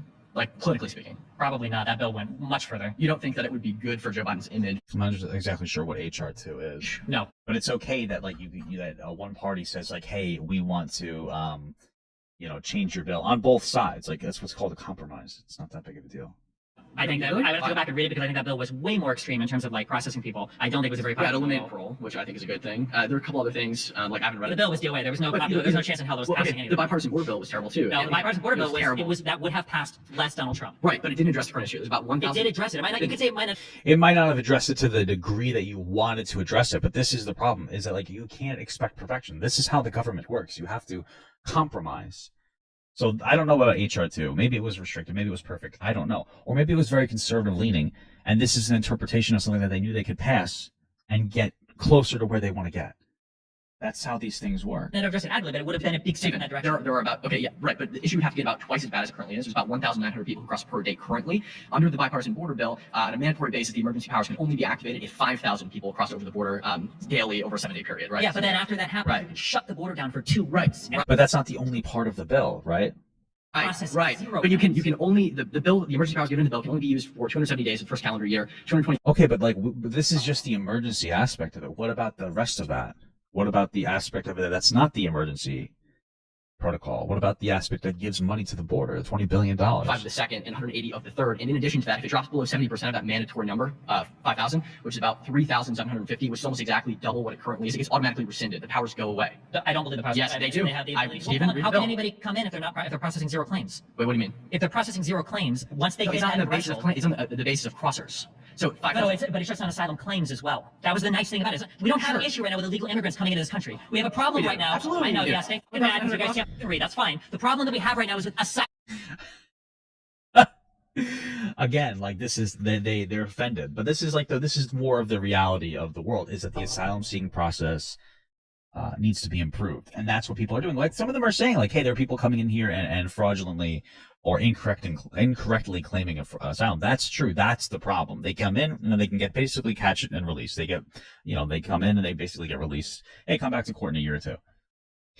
That's why we need more judges at the border. That's the problem. Asylum seekers. I agree Not with illegal you. immigrants. I agree with you. And this bill expanded protections for asylum seekers. Yeah, but it also gave the So ability for the border to your shut down argument is asylum. dead on arrival. No, Yeah. 2 weeks shutdown. What is our moratorium right now on people claiming asylum? I don't know. 0. It's nothing. Right. So this would be better, definitionally. Okay. You said earlier that like you were talking about I forget who it was with like the 5,000 cap on a mandatory basis or whatever. They're really upset about this whole legal immigration thing.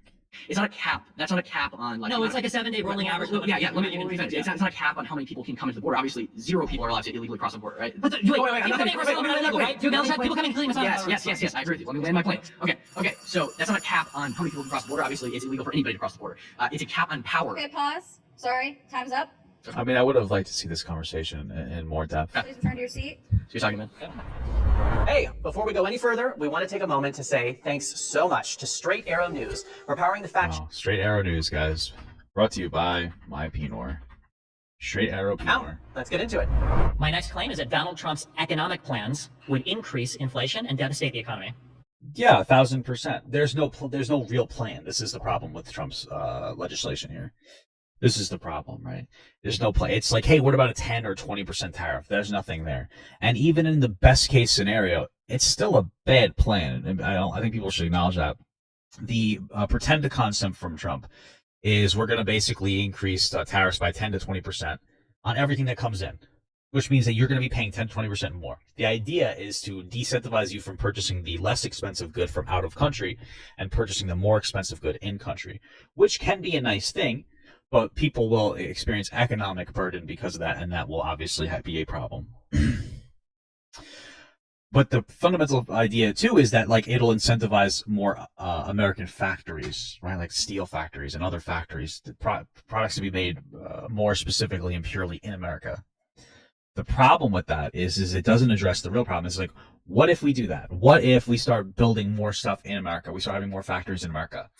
Your first thought's like, well, that's more American jobs. Is it really, though? Yes and no. We're in a technological revolution where we are displacing jobs and driving down wages at rapid rates. Like, this is happening. You know it. You go, and it's in our everyday life. You go to McDonald's, there are self-checkouts. You go to any fast food. You go to the grocery store, there's one person manning 8 self-checkouts at every Walmart. There's self-checkouts everywhere. You have GPSs, which you think is silly, but I used to work for a bus company. It makes it more accessible for drivers to be able to drive and locate where they have to go because they don't have to memorize a road map in any significant capacity. That technology provides more accessibility to drivers to be able to do that job, which lowers the amount of money that you have to pay the driver. If we start having self-driving trucks, for instance, which is like the biggest job in 29 states, if we automate that away, and let's say we make legislation, which we should, where you have to have a pilot in the vehicle, explain to me, like, you absolutely would see a drop in the income of those people because now they don't have to really drive. They're just there in case. This is what would happen. And this is going to continuously happen. We have tons and tons and tons of these different types of things. It's difficult to become a lawyer in some instances because a lot of the clinical bullshit that you have to do gets automated away. So intern jobs go away in different capacities. That's a huge problem. And so, like, let's say, yeah, we brought factories over to America. That's great. How many jobs are we really going to create? And how long before those jobs disappear? Because they're going to get automated away anyway. Like, the American workers has two threats: foreign cheaper labor and literal AI robots doing your labor as well. Because you don't have to pay them health care. We're kind of squeezed between two fucking dicks hitting our faces. Right? So they're really like, we need to come up with more solutions than that. We need to figure out a way to cleverly redistribute wealth from rich people who are the ones that are benefit immensely from technology. And so do we. It makes our products cheaper when technology makes our products. And we know that. But we have to figure out a way to tax effectively these rich people and these companies that are able to implement AI and different technologies to displace your jobs and to drive down your wage. And we need to redistribute that wealth in a meaningful, positive way. That's what we need to do. That's something that we really need to figure out.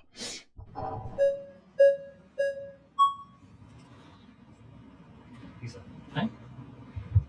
So under the Trump administration, inflation was consistently at 2%. Under Biden-Harris, it's 5.5.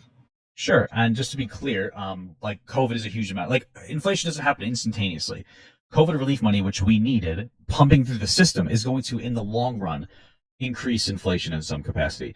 Trump's tax cuts, which massively inflated the deficit pre-COVID, put more money in people's pockets, that contributed to inflation as well. There's more money in the system. The more money that there's in the market and in the system, the less that the value of a dollar typically is. And there's a healthy amount of inflation, it's like roughly 2 to 3%. We're also experiencing energy issues because we were engaged in wars with Ukraine and Russia were engaged in wars, which had energy dependence was very disrupted. That's not our fault. That's not Ukraine's fault. That's Russia's fault. An anti-American dictatorship that's trying to push their way into a new territory, one of our allies. It is our responsibility to help our ally. Why? Because those keeping our allies safe and making them feel secure sends a message to other allies and people who aren't allies that might become allies that, hey, if you work with us, we'll protect you if something goes wrong. It's something that we need to do, right? Just to be absolutely clear. So it's nice that inflation's low, but Trump was part of the cause of it. I mean, he inherited a good economy, and instead of cutting the deficit, he inflated it massively. What do you think the biggest contributor to the Biden-Harris inflation has been? Well, you could say the supply chain, but I would say the bills that they passed, the Inflation COVID had to do with inflation. The reason inflation's down now. It's like 2.9, kind of at 2.5 now, is because they raised interest rates. It has nothing to do with what they've done. Okay, so I think it's more complex than that, but that's kind of the job of like what the Federal Reserve to do. A huge event that probably triggered a ton of inflation because of all the knock-on effects from it. There was a really big event that happened in the past 5 years. You're referring to COVID? Yeah. Yeah, okay. Shit. So COVID happened. So if we look at Donald Trump's administration and we look at what he did, he ran massive budget deficits. He did nothing to cut spending. He did giant tax cuts, right? And he pressured the Fed to keep interest rates. Well, Harris adds like $1 trillion per year to that. Yeah, but at least they can argue for. Well, right, but they're going to argue that we're coming out of COVID. We need to spend more, which is fair. When you're in an economic or some kind of crisis, you're going to have to spend more. That's why when Obama inherited like the worst recession since the Great Depression, his spending, well, actually he reduced over his 8 years. He inherited a $1.2 trillion deficit. He got it down to $650 billion. He cut his deficit in half. He went from a shit economy to a decent economy, reducing the deficit after overall, whereas Trump inflated it in a good economy. It doesn't make any sense at all. Or why they would have deficits, right? Because they're trying to save us from a massive recession, which more or less they did. We already hit recession a couple times. No, not really, no. Yeah. Hitting a recession is different from hitting a massive recession. And by the letter of the law we have. Okay, if you want to say that we have, then it was a soft landing at worst. Okay, but it's nowhere near as bad as it could have been. But at least we were coming into an economic crisis they probably had to spend for. Why did Donald Trump run massive budget? Well, I mean, doesn't that prove the point? Like, oh, well, actually, we didn't hit a recession. It wasn't that bad. Oh, so then you're saying that it worked. Like, what they did worked. Oh, okay. Deficits when he was sitting on a great economy that he inherited from Obama. That wasn't a great economy. It was a really solid economy, yeah. An amazing economy. The stock markets were posting all-time highs for like 3 or 4 years before he even came into office. And they got even higher under him. They did. Yes, because he did unnecessary cuts, regulation cuts. Some of those regulations implemented after the Great Recession because they caused the Great Recession, because banks were being insane. Like banks literally destroyed us in 2007 because they were able to be reckless. Yeah, they continue to grow, yes, but why did he have to run budget deficits to do that? I mean, his tax cuts actually helped everyone. Marginally, and they're not worth the massive inflation of our deficit. Like, you're supposed to be fiscally responsible, conservatives. What happened to that? Why is it that every time we get a Democratic president in, for the most part, they're more fiscally responsible than conservatives? Me, as a middle-class person? Of course, because he did deficit spending. Deficit spending always helps. It gives you more money, yeah. But how would this ever help inflation? Well, there was no inflation under Trump. Yeah, because the economy and everything in the world was growing too, right? Go ahead and shut everything down yet. Right. But I'm saying that Donald Trump's administration... Even his last month in office, that was 1.4%. Biden can't even get that in his best... Yeah, but are we going to cite like the year of COVID as like these are the... Well, yeah, I mean, if you want to be fair to under COVID, the last few months, unemployment was terrible. So if you want to go off that too, but as soon as the country opened back up, they try to take all this credit of all these jobs that were just Belfast. Sure, and I think that's pretty stupid. Yeah, obviously, like, you'll see it where Biden's like, see, we added this how many jobs to our economy. No shit, you just came out of COVID. I understand that, but we're not having that conversation right now. Biden's economy was decent, and he inherited a bad situation. To say that where Trump inherited a good situation. Created this many jobs, whatever. So I'm not giving them credit for that necessarily. Of course they would. But I'm just saying that when we look at just for inflation, everything that Donald Trump talks about when he wants to come back in his next term seems like things that would just be inflationary. He wants to tariff everything. Well, he wants to drill more, which will lower the price of everything. We already are a world producer in energy. I don't know how much drilling more is going to help. But I mean, he also I don't even know how we'll have the people to drill because he wants to increase tariffs on every single product in the world. Which is stuff made out of America. What? Which will benefit the American. Yeah, but if it's made out of America, then what? Then who's going to be drilling when we're all busy like making clothes and making shoes and making the most basic fundamental products? Well, not all of us, obviously. Stuff still come from overseas. Why? He wants to tariff all of it at 50 to 1,000%. Nah, he didn't say 1,000. He said 100. He said a lot of numbers. He said 100% on some stuff? There's no way he said that. I'm pretty sure he said 20%, but if this guy's saying that he actually conceding that he said 100% on something, that's fucking insane. In that Bloomberg interview yesterday, I think he said 1,000 for some of them. But yeah, he says he wants to tariff everything. He said 10 or 20% was too low. He wants to manufacture everything at home. And then when Harris went on The View and said, would you do anything different than Biden? She said, no, can't think of anything. Yeah, because Biden's actually not doing that bad of a job. So, sure. No matter how people are struggling, how the world is, she can't think of one thing she would do. Well, I mean, the United States is the head of the rest. Pause. You've been voted. Yeah, I mean, the United States is doing better than any other first world country when it comes, like, we're doing the best with our numbers. Like, we're doing better. Other countries are suffering worse inflation issues. We're doing pretty well comparatively to the rest of the country. I mean, excuse me, the rest of the world. Voted out by the majority. Please return to your seat. Yeah.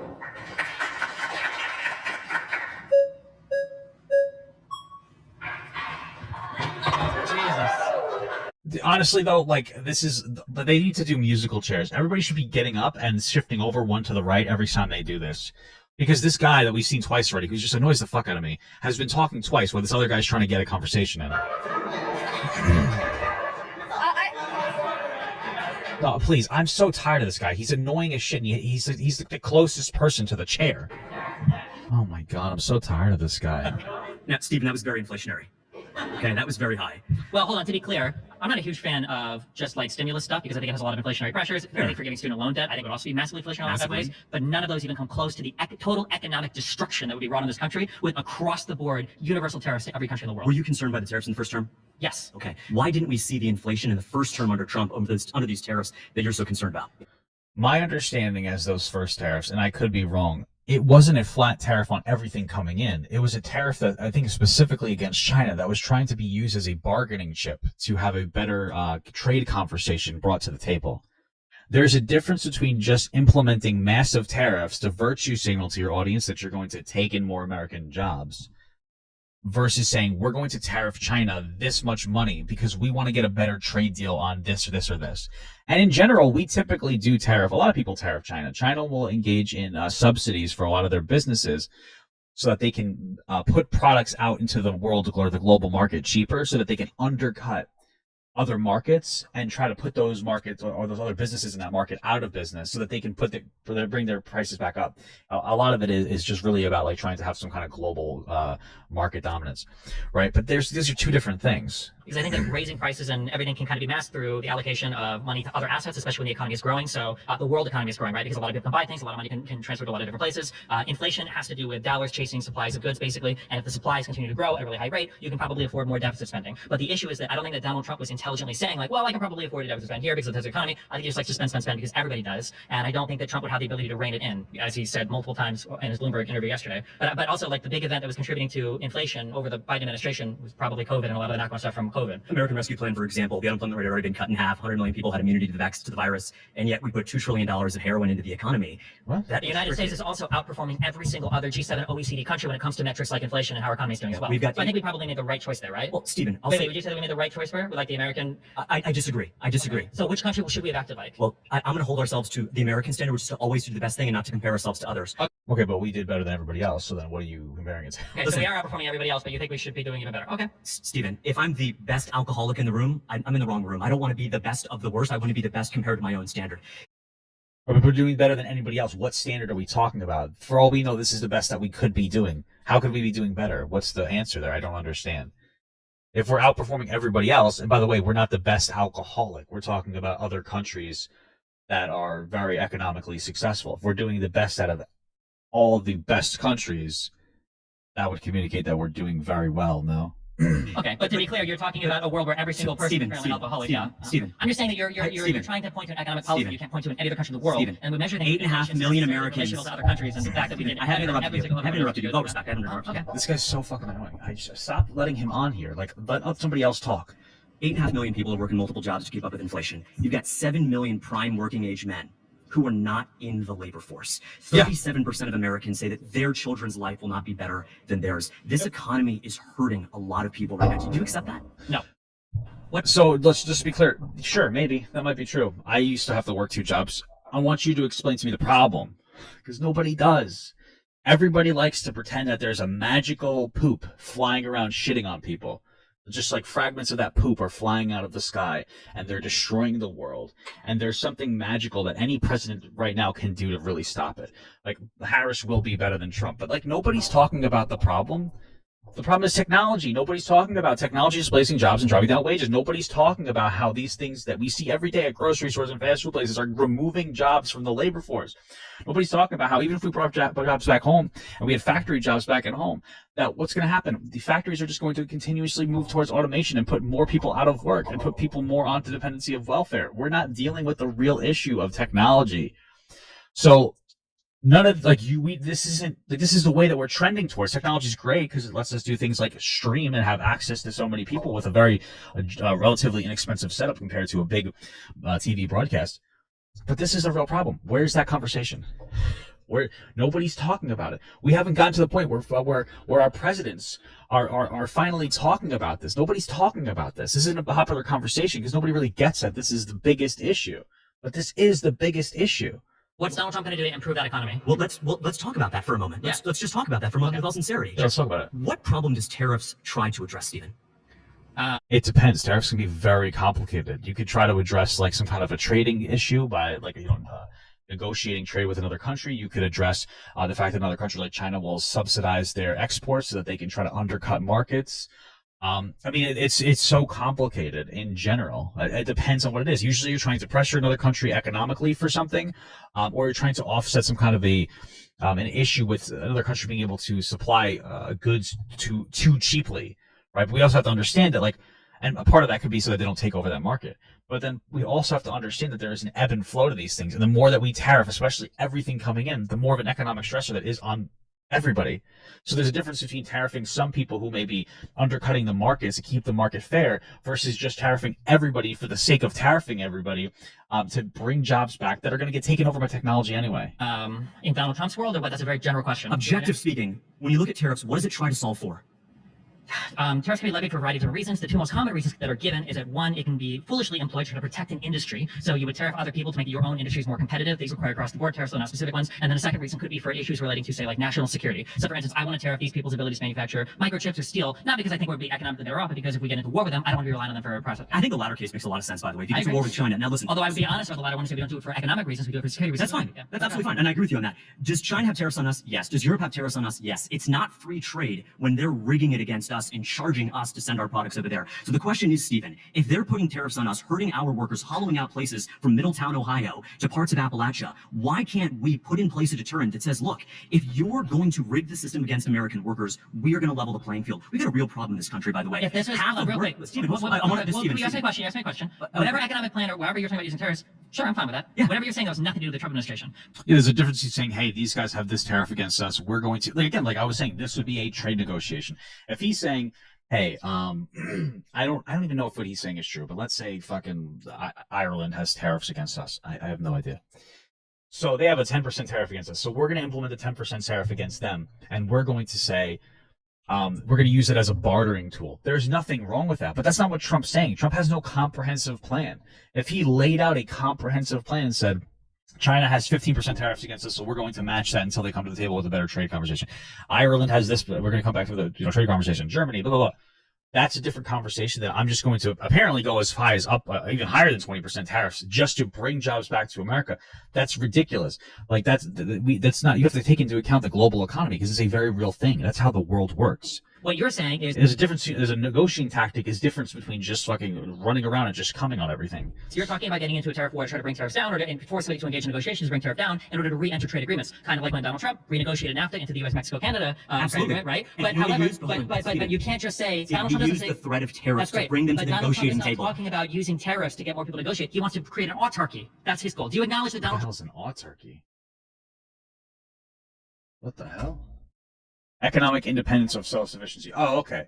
Yeah, we could be economically independent, but it would hurt us, right? Why not engage with everybody? Trump wants us to manufacture everything at home. That's all his rhetoric. Do you acknowledge he does that? Okay. No, Steve. That's literally the justifier for it. That's why people are voting. You see him talking about he wants to bring American jobs back home, so he's going to tariff the fuck out of everything. What? Just 1 second. Yeah. He wants us to employ the working men and women of this country to give them a fair shot. We're Unemployment losing 100,000 people to opioids every year. We're losing 900 people. We're already below what the employment should be. We're already below 5%. Stephen. So here's the thing. I know that there are different numbers we go for. There's unemployment numbers that we want to aim for, and then there's also inflation numbers. I'm not going to sit here and say I understand them specifically.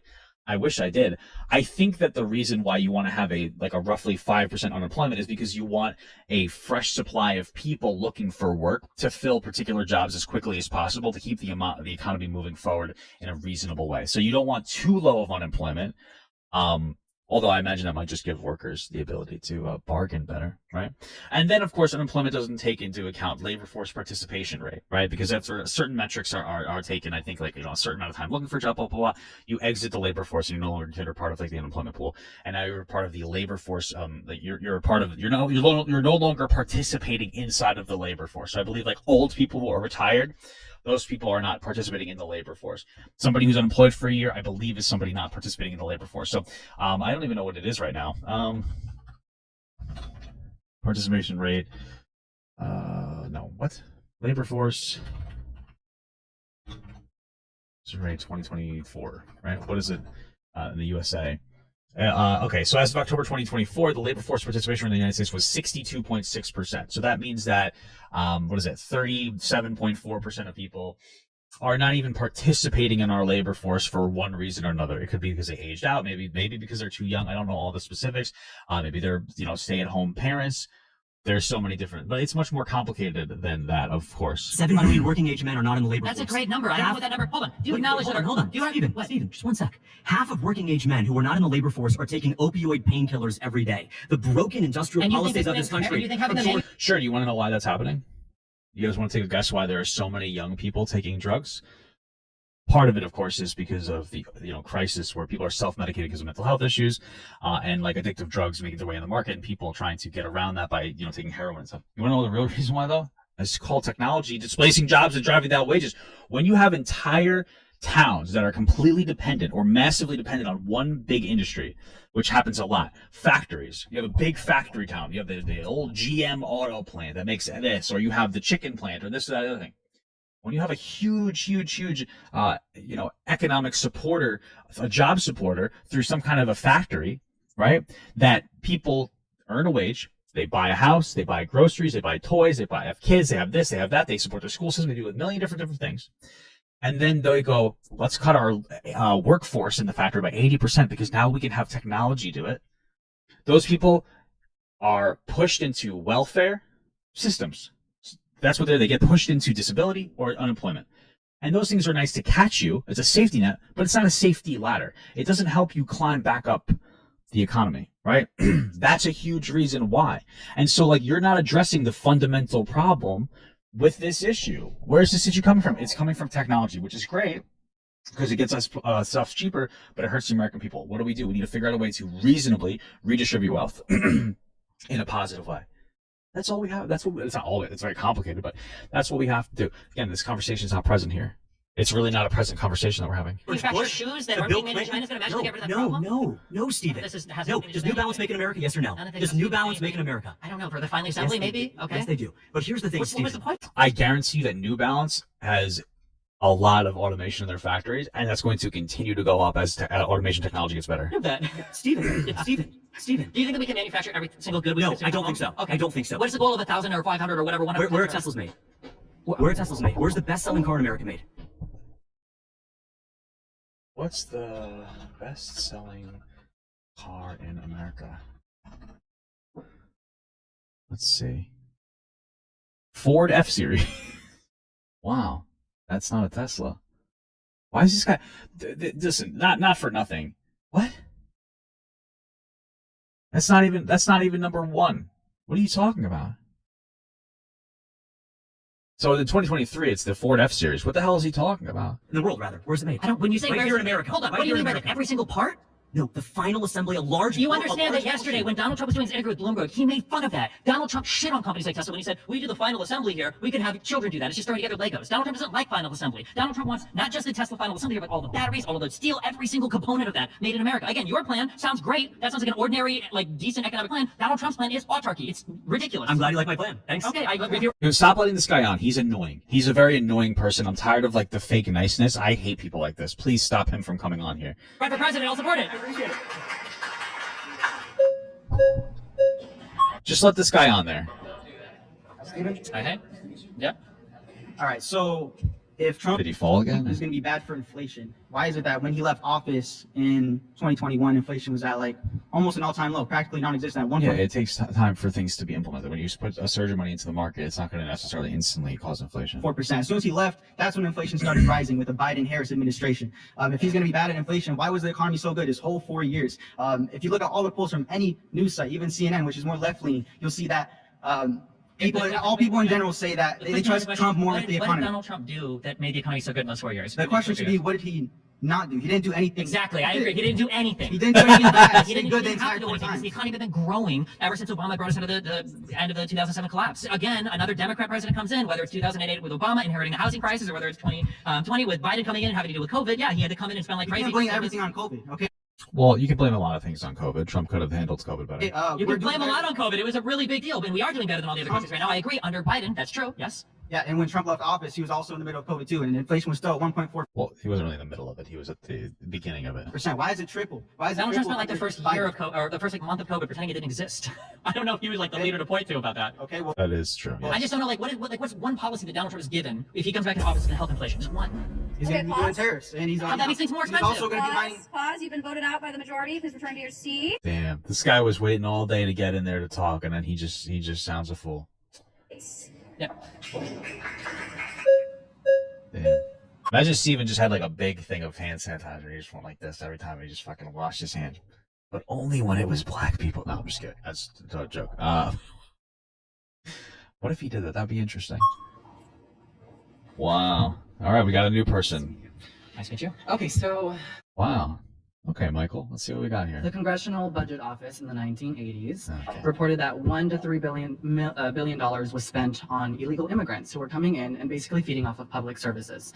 So Sure. what I don't really find appealing is that you get a lot of conversation from the right and the left asking basically everyone except Latinos what they think about this issue. Okay. Okay, what? What are you talking about? What is... Bro, let me tell you something. I really am not a particularly big fan of identity politics. I understand where it does and doesn't need to exist. What the fuck are you talking about, though? I'm not understanding. I don't get it. Okay, because it affects us. It affects the fact that we're here, we've crossed legally, and then we're getting our image basically affected by the fact that we have criminals killing Americans, by the way. Let me just give you a Sometimes, few names who have died basically at hands of illegal criminals. Lincoln Riley, which people know. What does this have to do with Donald Trump's economic plan and inflation? Christopher Gadd, Travis Wolf, Alex What is it- Wise. what is Do it? you not care about these names? No, I don't care about these names. Oh, you don't? No. Oh, well, that's...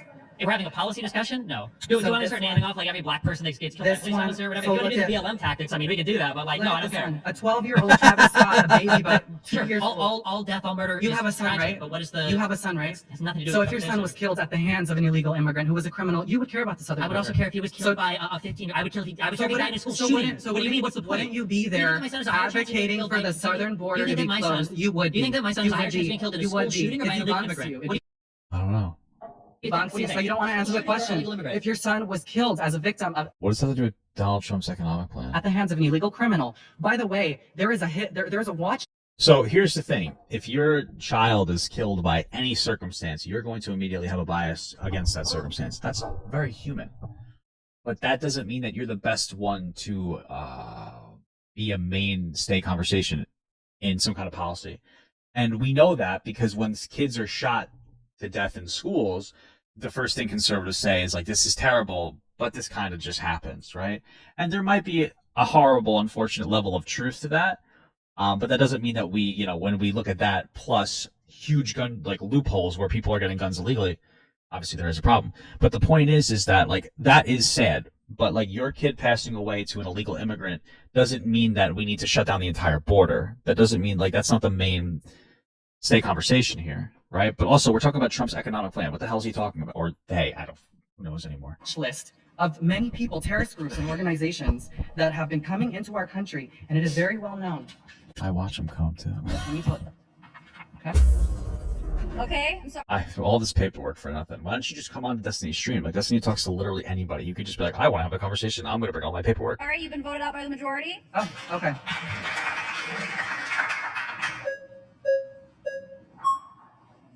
So, as everybody's already discussed, tariffs are actually beneficial to American manufacturing. Tariffs are very complicated and can be beneficial if implemented reasonably, which Trump has no seemingly concept of or intention to do so. Ivanka Trump brought Louis Vuitton manufacturing back to America, something that was considered unheard of. Why do you think every single economist hates tariffs? Why do you hate American manufacturing? I hate America. I don't know. What kind of a question? No, because manufacturing jobs actually bring people out of poverty. So what is your problem with manufacturing in America? My problem is So there's probably a level of truth that, of course, if we're just talking about how manufacturing jobs will, sorry, my door's unlocked. Just want to lock it. If manufacturing jobs leaving puts people into poverty, which I just argued, obviously the reverse would be the case as well, right? The thing is, it's not that simple. It would be good to bring back jobs, but you can't just mass bring back jobs at the expense of the average American worker. And that's what'll happen. Like every other industry will get disrupted. Everything will go up price-wise under you or for your goods and services because we decided to increase the price of particular things. So in America, because we're such an educated country and because we're such an advanced country, we can do more with our manufacturing than making the most bare bones things that other countries might be better suited towards creating. So the reason why Elon Musk came to America So to you do prefer Tesla other and people doing SpaceX. our manufacturing? this is what I'm talking. This is the main problem with this conversation. This is it right here. This is the main problem with this conversation. I'm going to say it again, and you're going to be annoyed, but this is what we're talking about. This guy's like, we need to bring manufacturing back to America so that Americans can have more jobs. Where? They're going to get automated either now or in the next 5 to 10 years. Those jobs are disappearing. If it's not low skill labor in other countries, it is literal like robots taking your jobs. You see it everywhere. You see it everywhere you go. McDonald's, grocery store, Walmart, everywhere that you go, you are seeing these technologies. Okay? That is, what are you talking about? This is not a magical bring jobs back.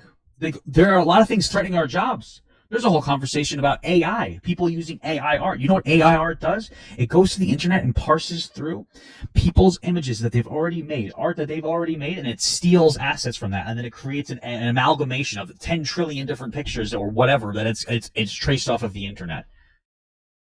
That's what AI does. That's what these technologies do. They're being implemented more and more and more and more and more every single day. That's what's happening. To do base manufacturing, we can do more. We can That's what do. you're We can saying. do more You're saying that complicated. the lowest rung of our population isn't important enough to actually provide them a job, even if it is a manufacturing job. They have jobs. What is the jobs? The ones that are being taken I don't by know. the We have the less than ones being- 5% the unemployment. What are they the doing ones for being work? What do you taken by mean? the immigrants? I thought the immigrants were coming here not yo working. soy la población que es más afecta a estos policías. De veras. Tienes que aprender español, mijo. Not very well. Something about the policies affecting you. I don't know what. Yeah. My community is the one who's going to be affected by the policies that are What are you talking about? What policy? Kamala Harris's policies and Trump's policies. We benefited. My community benefited. In what? From what policy? What do you Because when Here's a really good policy from whatever community. I'm assuming that obviously he's Hispanic. Let's just be real. Black people, Hispanic people, a lot of people don't have the same access to education in the United States. That's what's restricting you from being in a more productive workforce. Not going to a school and getting a good education, because a lot of these places are underfunded. There's a whole conversation about historical systemic racism, kind of clogging people into particular areas and denying them opportunities. Not anymore for race, but back then for race, and now it's just kind of like we have that fallout from that.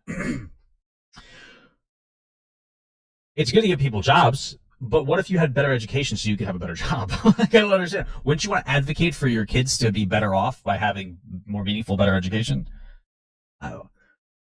Okay. When you bring in an unskilled labor population, they're going to compete with Americans who are also low-skilled workers.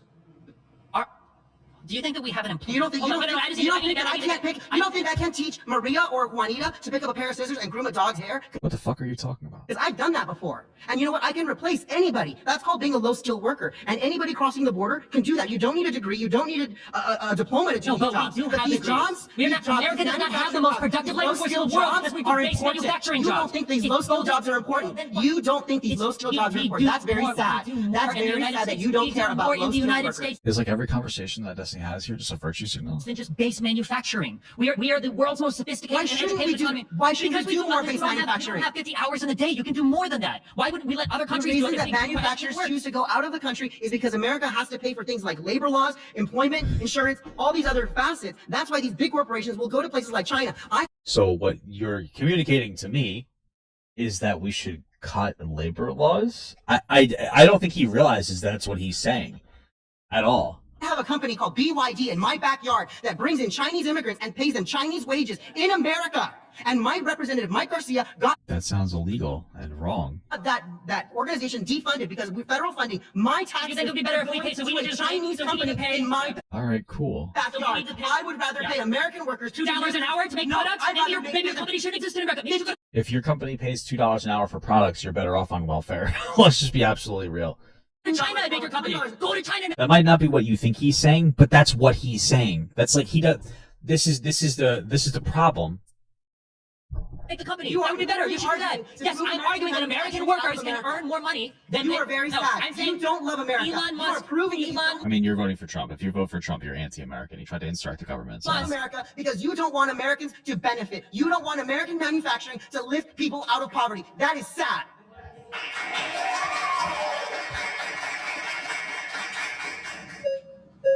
Destiny's flustered from that fucking virtue signal. I really do genuinely wish that Destiny would bring up technologies, technology displacing jobs and driving down wages in this conversation. If he did that, I think he would have had a much better time. Not that I would have done any better. Not that I would have done any better, but I think that argument could have helped. It's like, oh, bring the jobs back. Okay, then who works them? The American worker is going to work the low-skill labor job, or we're going to use technologies to replace menial labor jobs, which is what we're already doing. Hey, what's up? So we'll already talk about inflation 1.9 under Trump. I think you guys like to leave out deficit spending, which was 8.2 trillion under Biden and 6.7 under Trump. Why was it so much higher under Biden? Because he had COVID to deal with. And why was Trump's higher than Obama's when Trump inherited a good economy and Obama didn't? You could say during COVID, but you could also bring in the the total revenue during Biden and Trump was close to the same. He was spending almost double the amount each year. And you could also Well, yeah, because of COVID. Why was Trump running such huge deficits? Printing You're not gonna answer that 16 question, are you? trillion. Can you repeat the question? Why did Donald Trump? Because you want to get you out the next point. Why did Donald Trump engage in massive deficit spending? Why did Donald Trump engage in massive deficit spending? I don't know the answer. Can you answer it? There's no to make you feel better. There's no real answer to this question. Trump did not need to do that, right? What happens is, and this is like, we are feeling an economic squeeze. A lot of people are feeling an economic squeeze for different reasons.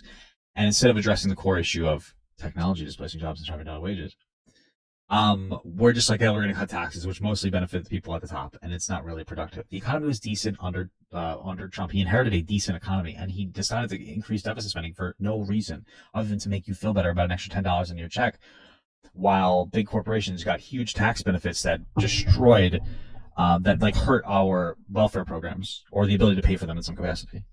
Yeah, because he likes to spend, because it makes the economy look better. Okay, so the same thing that Biden and Harris does. Yeah, but they have a reason because They have a reason to they're spend. coming in under At an increasing at an rate, increasing correct? rate to stave off recession. Okay, Yes, and what about the there's Federal difference. Reserve printing $16 trillion in 2 years? What about the Federal From Reserve? 2021 The Federal to Reserve's 2023. monetary Well, policy because is my separate point from is, the let's blame administration, so- inflation only on COVID. You don't want to take in deficit spending. You don't want to take in the Federal Reserve printing money. You also don't If want you to want take to talk about the Federal Reserve rates were not only low under Trump, he pressured them to be low. He literally bragged about it in his interview, and he said that when he comes back in, one of his goals is to keep the federal interest rates low. He talked about bringing Jerome Powell into his office and threatening him to keep the rates low. So if you don't like Which you're not supposed to do. It's supposed to be an independent agency of the presidency, obviously. deficit spending, if you don't like the Federal Reserve's monetary policy, if you don't like free money, then it feels like Donald Trump's literally the worst case for you. Well, wouldn't you say the deficit spending is causing inflation? So It doesn't can, that take yes. more money away from Americans by your logic? I don't know if it takes more money away from America, but deficit spending tends to be It depends on what Americans are we talking about. Are we talking about taking more money away from rich Americans? Yeah, probably a good idea. Higher inflation doesn't take money away from Americans. It can. It's more complicated, than that, but yeah, it can. But I'm saying that deficit spending in and of itself is generally inflationary. There are reasons why you might want to deficit spend. For instance, it's better to have some inflation than it is to have a recession or full depression, right? Okay. Yeah. I'll agree with that. Now, you bring up tariffs. Now, why did we extend them under Biden, and then why did we double the tariffs from Canada as well if tariffs are so bad? This question's already answered. I don't know the specifics of what's going on. There's a difference between using a tariff as a bargaining tool or a national security preservation tool versus saying we're just going to tariff everything because we want to bring back American jobs for robots to take over anyway. It doesn't make any sense. So when Biden does it, it's okay, but when Trump installs them, they're horrible. So the issue is, if you're talking about specific tariffs as retaliation, because somebody else might be tariffing something that they shouldn't, if they're engaging in that, then that type of thing, as was discussed earlier, I think is okay. The reason why a lot of them came in under Trump and they weren't rescinded under Biden is because once somebody's put a tariff in place and then a counter tariff comes up, you have to engage in a negotiation to bring them down. You can't take yours down unilaterally because you're just So do screwed. you think all economists agree that 10% tariff? Well, that makes sense. So if you think Trump implements shit tariffs and then Biden doesn't take them away, it's because now you've engaged in some kind of war and you can't just stop doing that immediately. Tariff is bad? Yes. You should look at the study 2019 by Jenny Ting, Frank Newman. I would never look at a single study on that, 4% no. increase in inflation. That's time. What is he talking about? You can't take yours down unilaterally because you're just So do screwed. you think all economists agree that 10% tariff is bad? Yes. You should look at the study 2019 by Jenny Ting, Frank Newman. I would never look at a single study on that, 4% no. increase Okay, so we're just to be clear. It sounds like economists don't like tariffs generally, and there's one economist who might like them a lot, and that's great. Okay, in inflation. that's time. Please return to your seat. My next claim is Donald Trump is a fascist. Yeah, of course, try to insurrect the government. That's just where it is. I mean, any true American would admit that he is a fucking fascist at this point.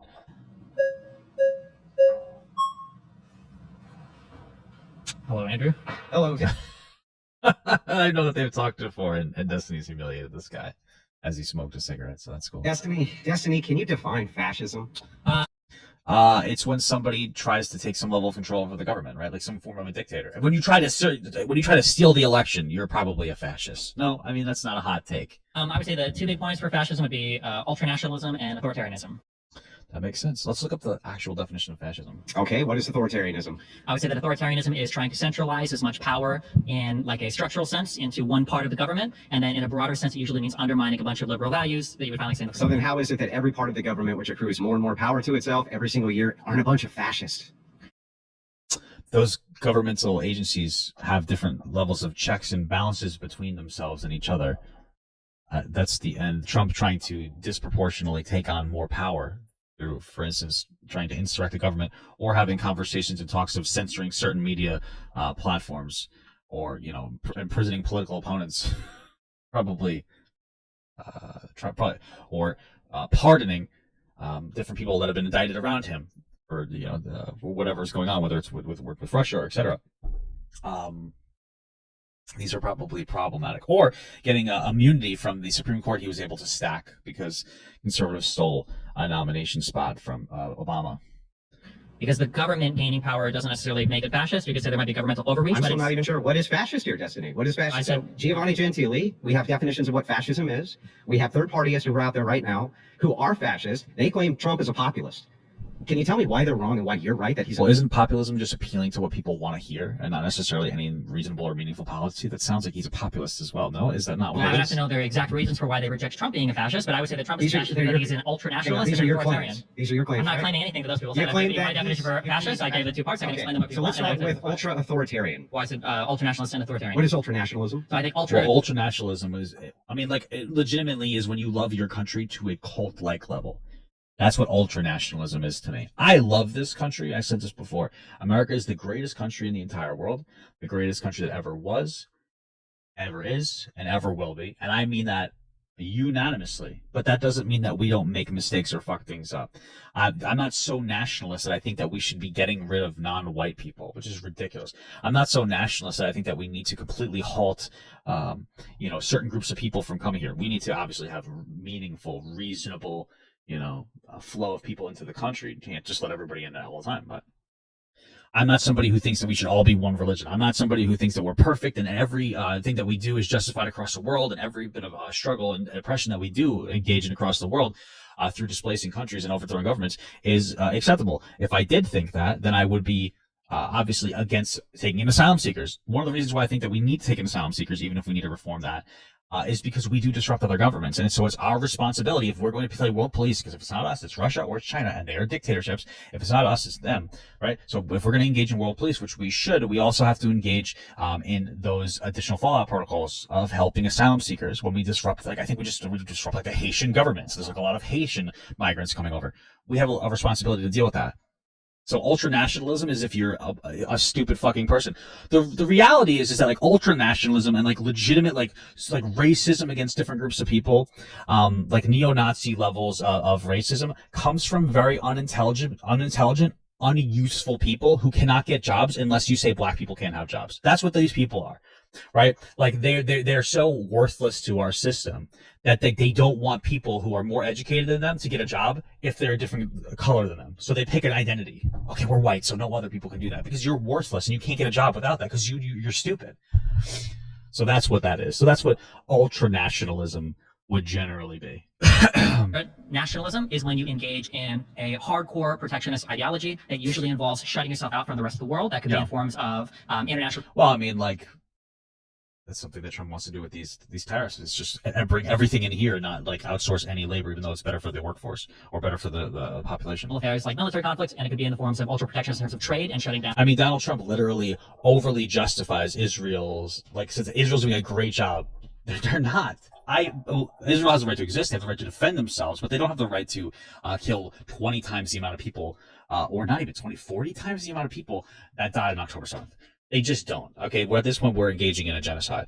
Okay, that's not good. That's not right. That's not a good thing. So when you praise things like that's fucking insane. I don't think Israel's bad. I think that the Israeli government, Netanyahu, like a war criminal, right? But he's sitting there saying that this is great. How is this great? Like, this is insane. What are you talking about? And he's allying himself with another nationalist.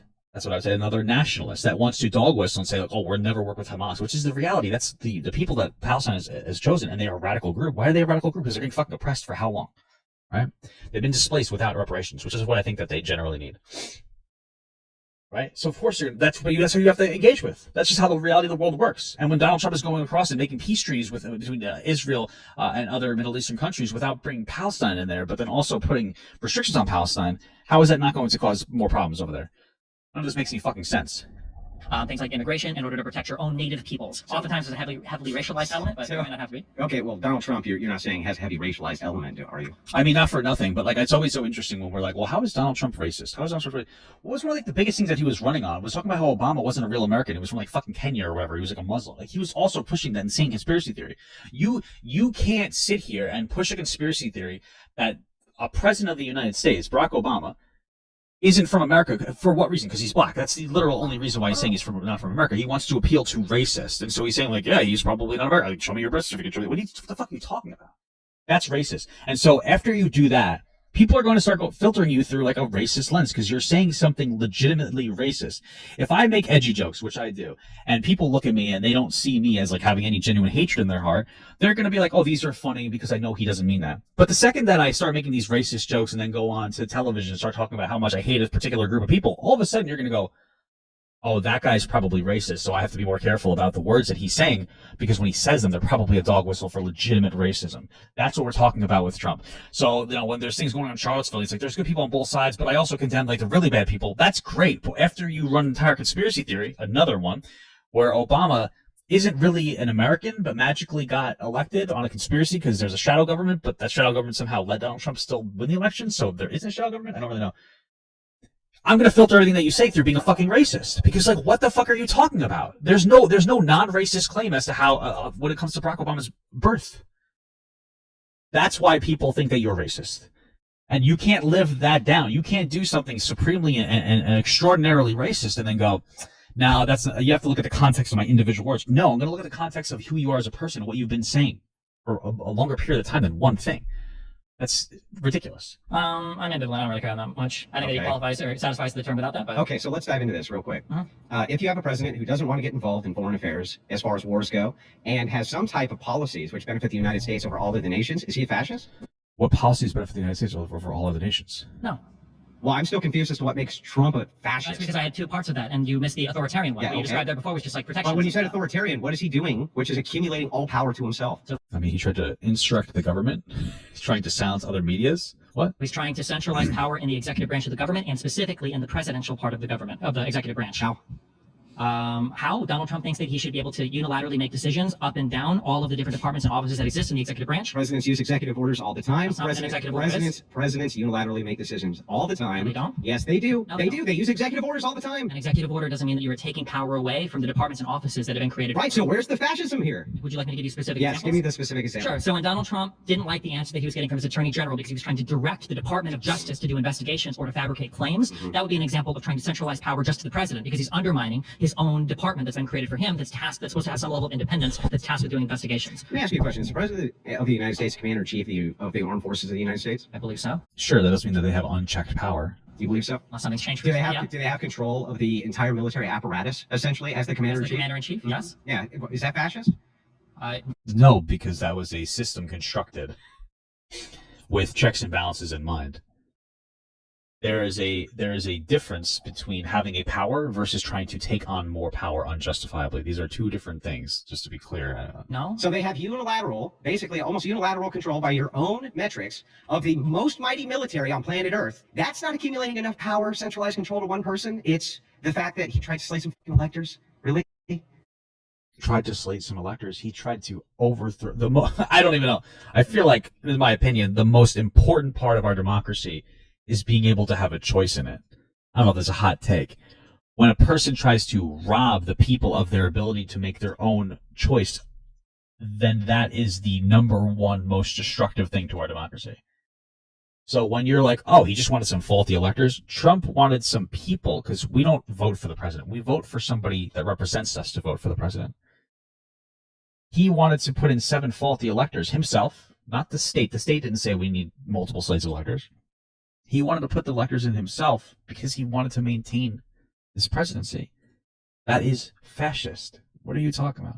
So the president being the commander-in-chief is specifically laid out in the Constitution. That's an authority granted to him. I don't know what's fascist about No, that. because I you mean, said it's ultra power. It's this idea of That's ultra power. I didn't say anything about central the power. military. If you have the about, central I power, never bring that up for him. But if you have the central power yeah. of the most mighty military on planet Earth and the codes to the largest nuclear armament on planet Earth, you already have all of the central power, bro. Really? Yeah. Then why did he need to try to instruct the government? Do the nuclear codes help you direct your Department of Justice? Okay, I'm sorry. Is he the Commander-in-Chief of the United States Armed Forces? Are you just arguing that he's the commander? I already agree with you. I don't know why you're No, arguing. I'm arguing to you. I'm asking you, how does the commander-in-chief use the military to make? It's your claim. I'm asking you about your claim, and your claim is. How does that make him control the DOJ? How does the military help him control the DOJ? Back up. That is the most powerful position I can think of for you to be in. Period. How could That's you a powerful position. So, I just want to be very clear. What this argument here is the equivalent to somebody that has $100,000 stealing $10,000. And you going, here he has $100,000. Isn't that already bad enough? So the $10,000, that's not really a big deal. That's exactly what's happening right now. It's just like you're just saying numbers. Like you're just like, he has a lot of power, and that's not fascist. So him trying to take a little more, how is that fascist? Well, that's how it starts. No, taking a little more power. That would be the overreach, right? Like what's the proportionality of events that you have to engage in, or bad behavior you have to engage in, before you consider it too much of an overreach. I don't understand. That doesn't make any sense. If you want to have a conversation about how some government institutions are too powerful, that's fine. But right now you're saying that basically because Trump already has $100,000, him stealing another 1,000 isn't that big of a deal. You're just being stupid. What more accumulation of power would you want for a fascist dictator? Okay, so that's powerful in that you control the military. That's it. That's just control of the military. For the FBI coming to your house to arrest you, for the DOJ filing charges Use the against military you, to for do the it. EPA, no, the president doesn't do that. He I don't know could. that. No, I He's don't believe the that he can. I don't believe you can. I don't think that you can deploy the military to arbitrarily arrest U.S. citizens. You've been voted out by the majority. Please return to your seat. Wow, he got saved. Andrew got saved. Let's see that conversation one-on-one. Destiny would always have it, so why aren't they having that on his thing? Oh my god, I hate this fucking guzzling guy. The two idiots. Fuck. Let this one talk. At least we haven't heard him before.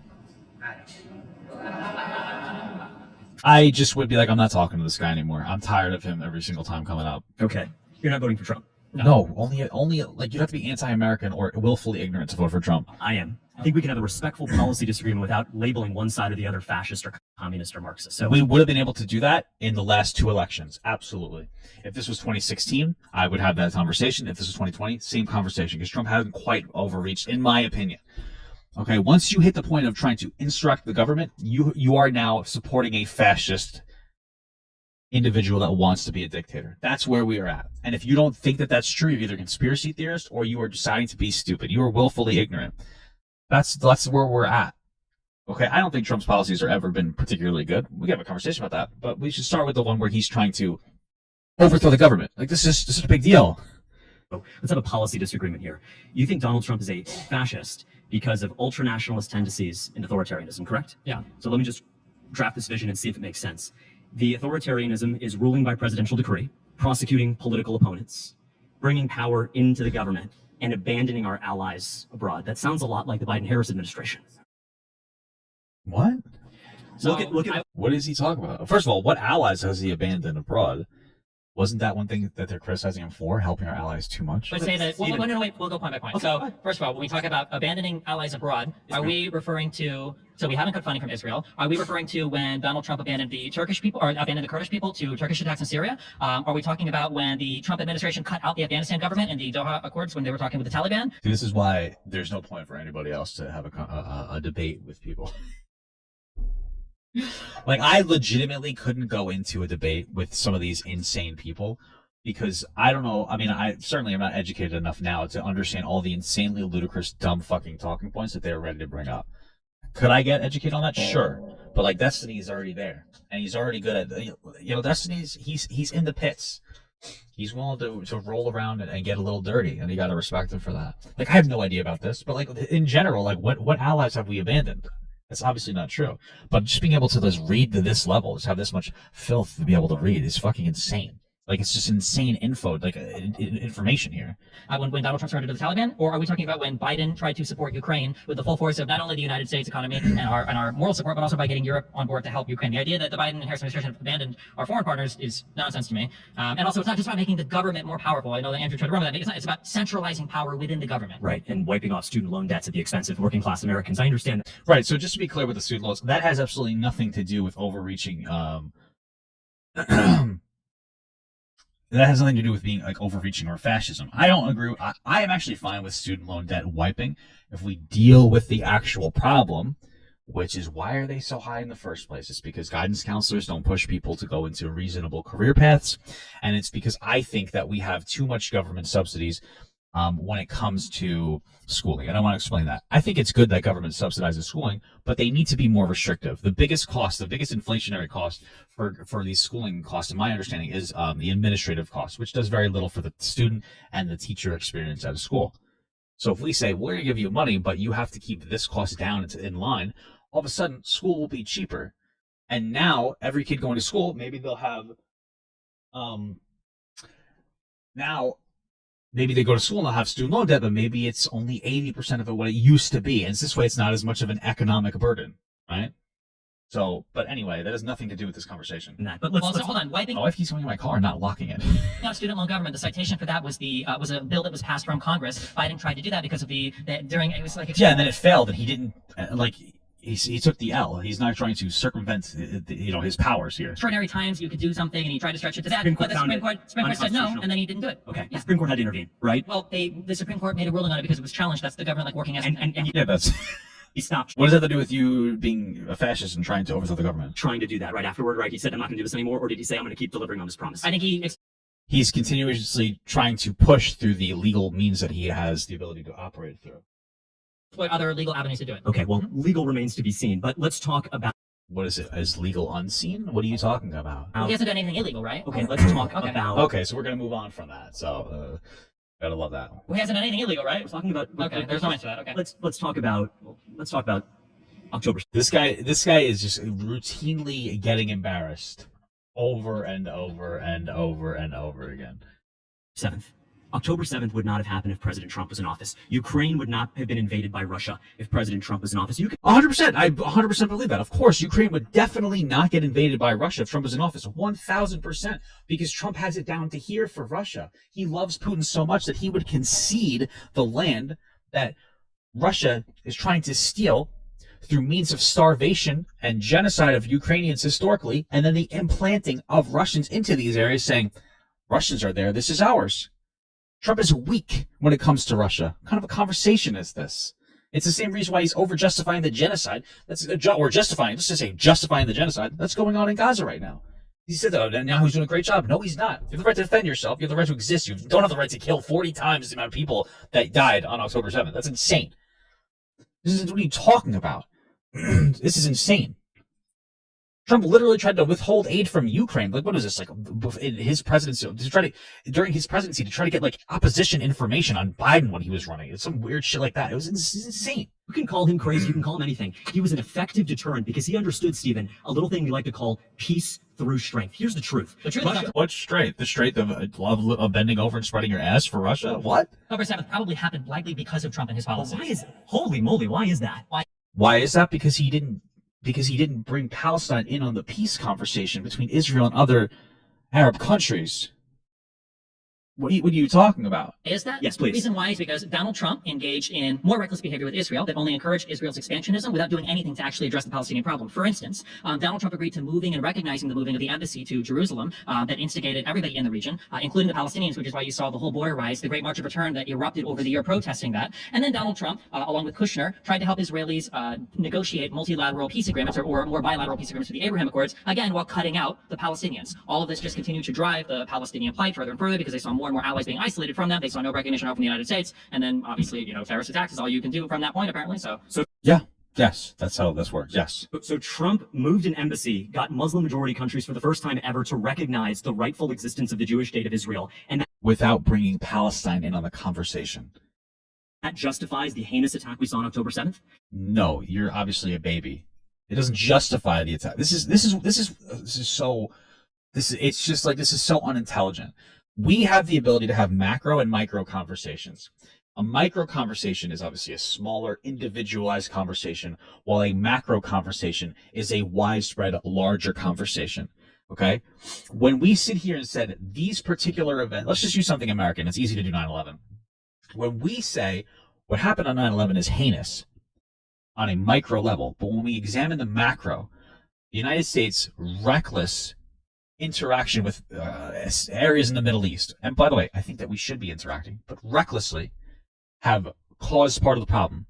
That is us being intelligent and having a micro and macro conversation. It was never justified, and we needed to defend ourselves and fight back. Absolutely and obviously. But should be intelligent enough to have a micro and a macro conversation here. Saying that one of the reasons that Palestine was instigated, or two of the reasons, is because of the embassy in Jerusalem, or because they were left out of peace talks. That's an acknowledgement of a macro acknowledgement. That doesn't mean that they should have that Israel should have rolled over when they were attacked. They should have responded proportionately, which they didn't. But these are like we're intelligent enough to have these conversations. If you're not, then don't talk about it. It never should have happened, but Trump exacerbated tensions going on there. We killed over 1,000. Well, you said that Trump was responsible for October 7th. Trump and his foreign policy posturing is what moved us in that direction. President Biden was in office for 3 years. before October 7th happened. How possibly could that be What Trump's did fault? Biden do to contribute to the conditions that made October 7th happen? Very clear. What is it? Iran was only exporting 150,000 barrels of oil a day under Trump. Now they're exporting 1.6 million. They're making hundreds of billions of dollars a year more. That emboldens them to give their proxies weapons, money, and the vigor to attack the Jewish state. And that is unacceptable in the international community. Let me tell you So you something. think that Well, maybe there's a level of truth to that. Like having more money in Iran, like might have led to that. That's possible. Only, do you think that But that's not the only factor here. Let me tell you you something think about the only President reason that Trump. Hamas Let me tell attacked you Israel, you think something the only reason they were able to do is because of increased Iranian funding? Who funds Hamas? In part, it's Iran, but Hamas gets funding from all sorts of different adventures. Who funds Iran? They were Who getting, funds Hamas? I believe Russia actually also funds Hamas, just to be clear. get money from Qatar, right? Who funds? Okay. Who funds Hamas? Of course they do. Right? Probably. Well, he just keeps asking the question as if he's dodging it. He's like, oh, they get funding from multiple different institutions. He has more money. No. It might have been Qatar, I think, actually. Well, they give him a Ritz-Carlton hotel room. But listen, No, they were transferring a whole lot of money to the Gaza Strip. That was one of the big things, one of the big scandals that Netanyahu was involved in, was allowing that money to pass through to the Gaza Strip. Steven, under let's his just do some supervision. quick logical reasoning here. If Iran gets more money, that's good for Hamas, right? You agree on that? Come on. Broadly speaking. Broadly speaking, yeah, come on. Just concede one thing, Steven. Sure, it could be. It could be good for them. We just have to keep in mind, I don't think that Biden was releasing money to it, because I'm pretty sure, or removing sanctions. I really don't know the specifics, because he wanted to strengthen Hamas. Most likely trying to have an engagement in some kind of like Middle Eastern policy or something to try to generate some kind of allyship. But sure. Come on. Broadly speaking, probably, yeah. Okay. All right. There's more at play here that I'm not even sure if you're aware of. So the IRGC, the Iranian Revolutionary Guard Corps, has some amount of money that's guaranteed to it, regardless of whether they're exporting or importing to the country. In general, I agree with you, sure, yeah. Well, I'd love to hear the rationale, Stephen. All right, Stephen. You know what? I am glad that President Trump ordered the assassination of Qasem Soleimani, because that man is responsible for death and destruction. The targets he made on the Jewish state were completely unacceptable. Cool, me too. I don't. What does this have to do with anything else? Steven, I don't even think the targets he made on American citizens in Iraq was unacceptable. I have no love lost for Soleimani. I'm glad the dude's dead. I'm not going to sit here and defend it, but Donald Trump doesn't do anything good foreign policy-wise for Israel. He doesn't have a vision for the region. That's why he had to basically leave all of it to his son-in-law Kushner. But why was Crimea annexed under Obama? Why was Ukraine invaded under Biden? Why did nothing happen under Trump for 4 years? It was a complete stalemate, complete stability. Crimea was still occupied, right? Okay, but it was annexed under who? Hold on. It was still occupied, right? Of course. But Okay, but there was a civil war that was raging in the Donbass the entire time, right? Accelerate. Did it accelerate? Was there new land Yes, there was not new land claims, but the civil war in the Donbass. No, but the civil war in the Donbass was still going on. What did Donald Trump do about that? The world is safer under President Trump. The world was safer under. The world is certainly not safer under President Trump. President Trump. The world knows that, Stephen, and the world's going to show that on November 5th. I think that when we see objectively, by every objective metric, because the Mueller report did show us that Russia wanted Trump to get elected. This is an objective fact, all right? The Russian collusion aspect with Trump specifically didn't seem to happen. There were indictments around Trump, like what, 12? But when we have an objective fact that Russia was using misinformation and disinformation campaigns through social media to try to change the outcome of the election to try to help Trump win, which I think that they did do, but even if they didn't, it doesn't matter because they wanted to do it. I don't think it's a hot take to say that there's a reason that they wanted Trump elected. And it's not because he would stop them from doing whatever they wanted. It's because they thought that Trump would be a useful idiot to help them do whatever they wanted. That's why Trump wasted how many months trying to deal with Kim Jong-un and try to make an allyship over there. Waste of time, because they know that Trump is too agreeable with fucking morons. So, okay.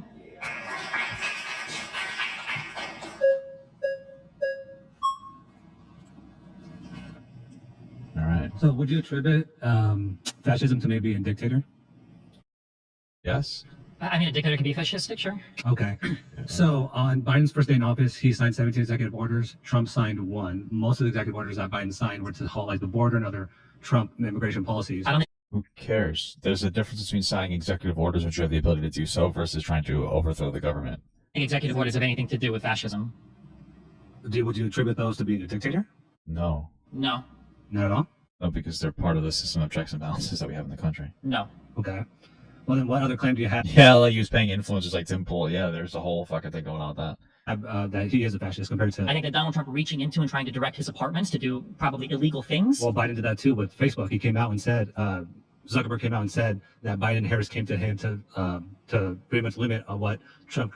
I don't think that was the claim. I think that what Zuckerberg said was that he felt pressured by some of the intelligence agencies to censor stories that they had censored, and he felt like he regretted that or he wanted to do that. Like But I don't think anything... laptop, for example? Well, that wasn't done because of any direct pressure from any of the intelligence agencies. We saw that in the Twitter files. There was never a claim that... Well, then why would Zuckerberg come out and say, I'm not going to... Well, I'm talking about the Twitter files. Zuckerberg had his reasons that he listed in his letter to Right. Jordan, but none of this was illegal. Well, I'm not saying it's illegal, but I'm saying, would you not say that's kind of dictatorial, kind of fascist? No, I don't think so. It's all like out in the open. Like at the end of the year, like Twitter and Facebook are publishing like how much they're charging. Let's say the roles are reversed, and then Trump did that to Biden. Would you then call him a fascist for doing that?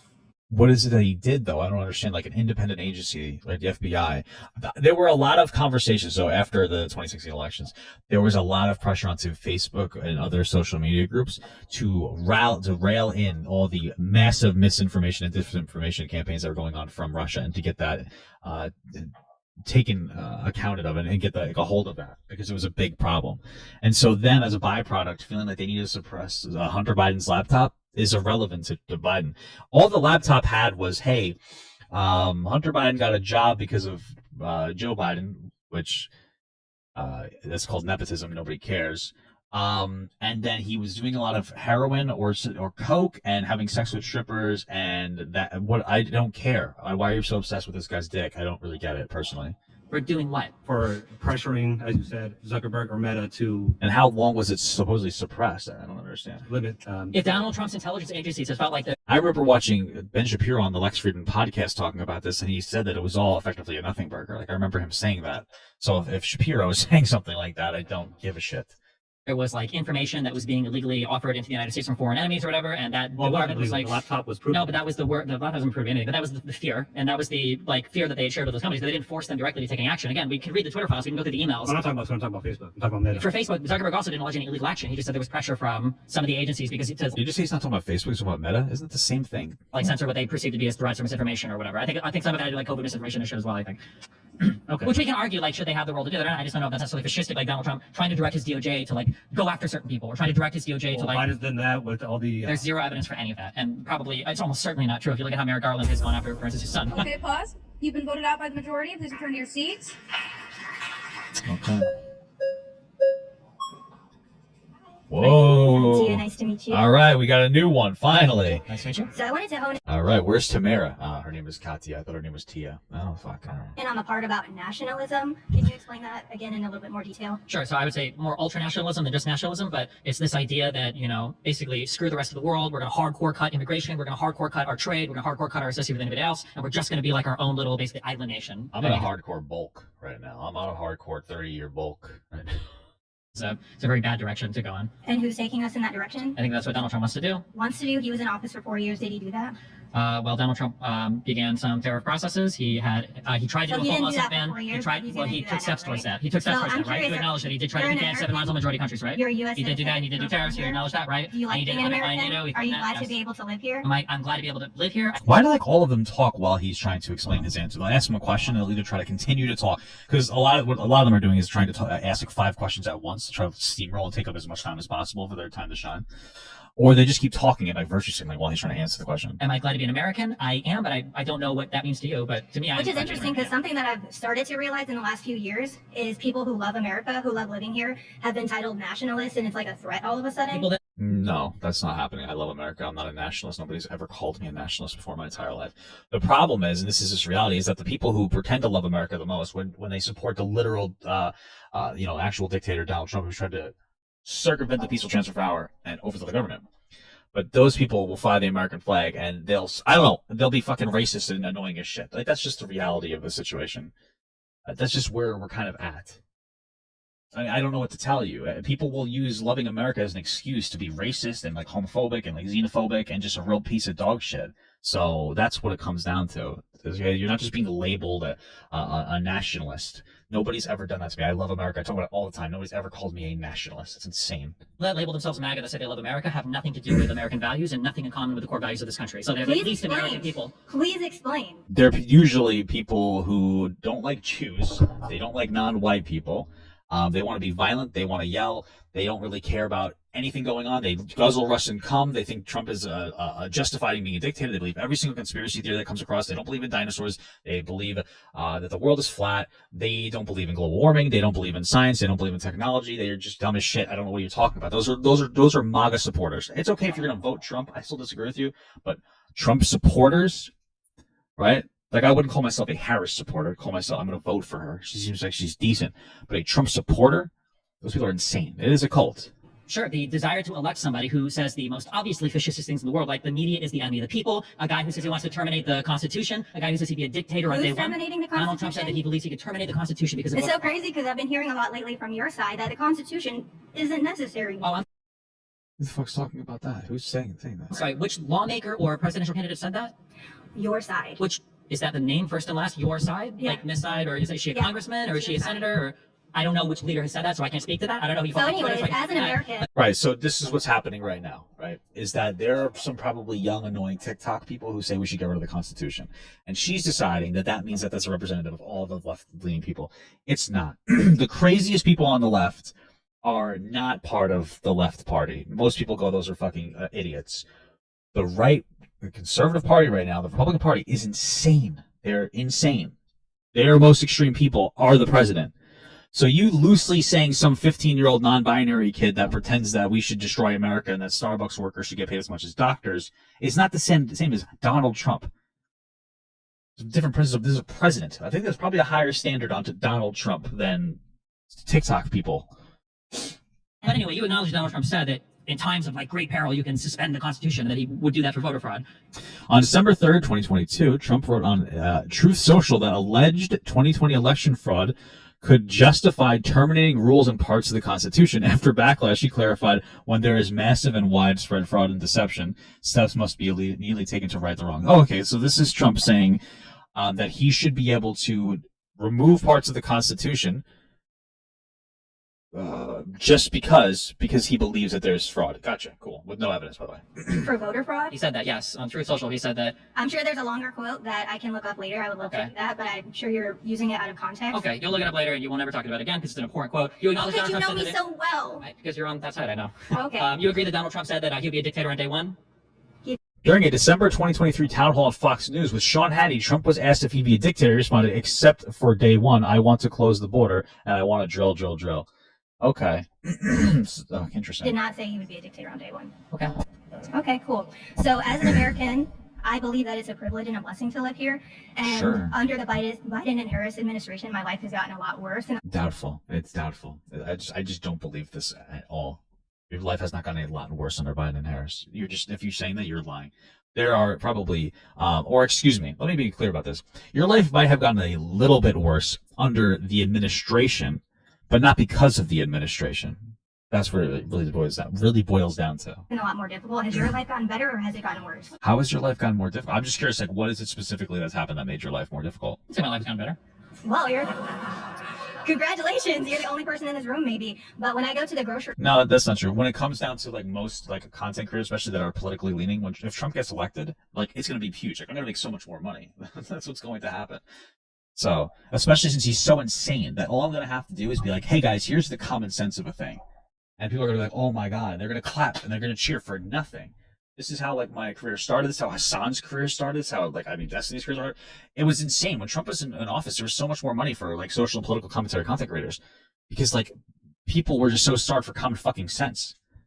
Like, what are you talking about? I don't want him elected because he's a bad president, but I would do extraordinarily well financially. What are you talking about? store, and you mentioned about inflation and everything, but when I go to the grocery store and a bag of groceries is like $50 and I have 2 kids to feed, do you think that that helps me as an American or do you think that hurts me as an American? I think an expansion of the child tax credit would help you a lot more than another tax cut for wealthy billionaires. A couple $1,000s isn't going to change my life, especially when What? Oh, I'm sorry. So you're saying it costs you $50 per grocery store visit? Let's just say it costs you $50 more a week. What is that, $2,500 a year? Wouldn't a couple $1,000s offset that completely? What? Another $6,000 a year wouldn't help you at all with groceries? with 2 children, Yeah? this much maybe, but What? if the What are price your of children groceries- eating? Okay, pause. Shit, she must have children that looks like me. I must be sucking her let's not sail that far. What the hell is she talking about? You've been voted out by the majority. Please return Thank to your you. seats. Nice.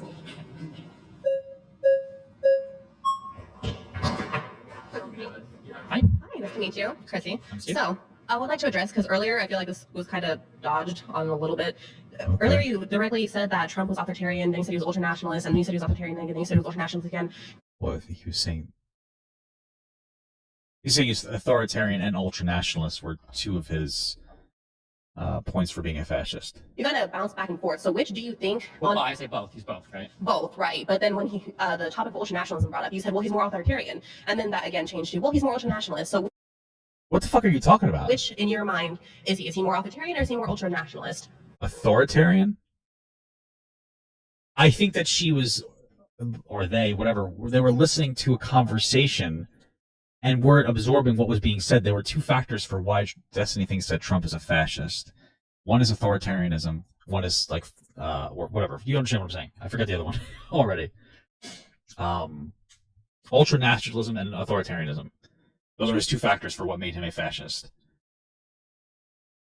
What are you talking about? I don't know how to answer. It's like asking if a square is more blue or 5 feet. Well, because you said that. Well, because you said that he was more nationalist, and then you said he was more authoritarian. You said both claims. So I want to know He's both of those things, and that would make him a fascist by Destiny's definition. which claim is he more nationalist or is he more authoritarian? I don't know how to say which one he's more of. He's both. Because They're you not said that he was. confusing things. I don't think I ever said that. I don't remember. Do you remember what was his response to? I believe the first gentleman who spoke. Okay, he might have said something like you said that he was ultranational. I said yes, and So authoritarian. another question Because is, just being why one is- of these things is enough to be a So fascist. why is nationalism at all even bad in the first place? It depends on how you would define nationalism, but most of the time when we define nationalism is people who are, they pretend to love this country so much they are exclusionary of other people to a point of like racism and xenophobia and hate, typically overly enforcing traditional values of oppression onto people. That would be the problem. And I'm not against some traditional values. You know, I'm a little more traditional in my relationship, but that's what it comes down to, right? So I love America. I wouldn't call myself necessarily a nationalist, just to stay away from like, you know, or against people that are, you know, like Hitler, right? They were a nationalist as well. You can love this country without championing it to the extent that you think that it needs to be some kind of like a homogenized group of white people, which is some of the people. I mean, there are people who, I'm not saying all Trump supporters are like that, but like that is why you wouldn't consider yourself a nationalist. I don't know if nationalism is necessarily bad. I think that people kind of swap it out with patriotism sometimes. That's why there's the prefix ultranationalism. Ultranationalism is bad because when you elevate your own country, just What like did he do for ultranationalism? when he talks about putting tariffs across the board for every single other country on the planet. So helping our It's not helping our economy, economy. It's not. It wouldn't be helping. It wouldn't help our economy at all. In fact, it's actually hurting our economy just to hurt other people.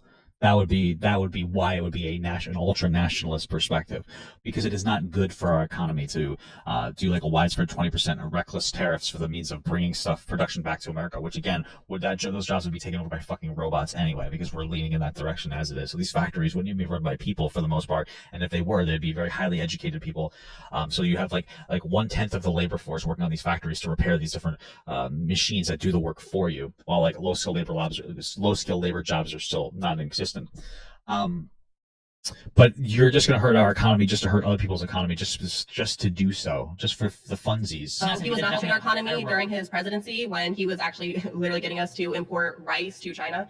Rice to China is benefiting our economy. Is that not? Is replacing China's? I don't know if it's as simple as rice to China. I feel like maybe there's probably more complicated than that, but okay.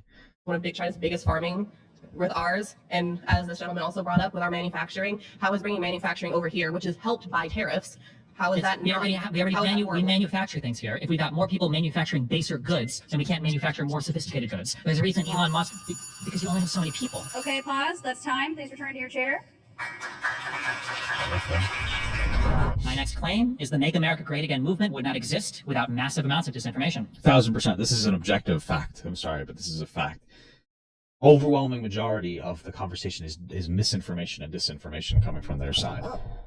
In fact, there's no actual policies. What's the biggest policy they keep saying is like 20% tariffs and shutting down the border wall, unrealistic things. Like you live in a fantasy world.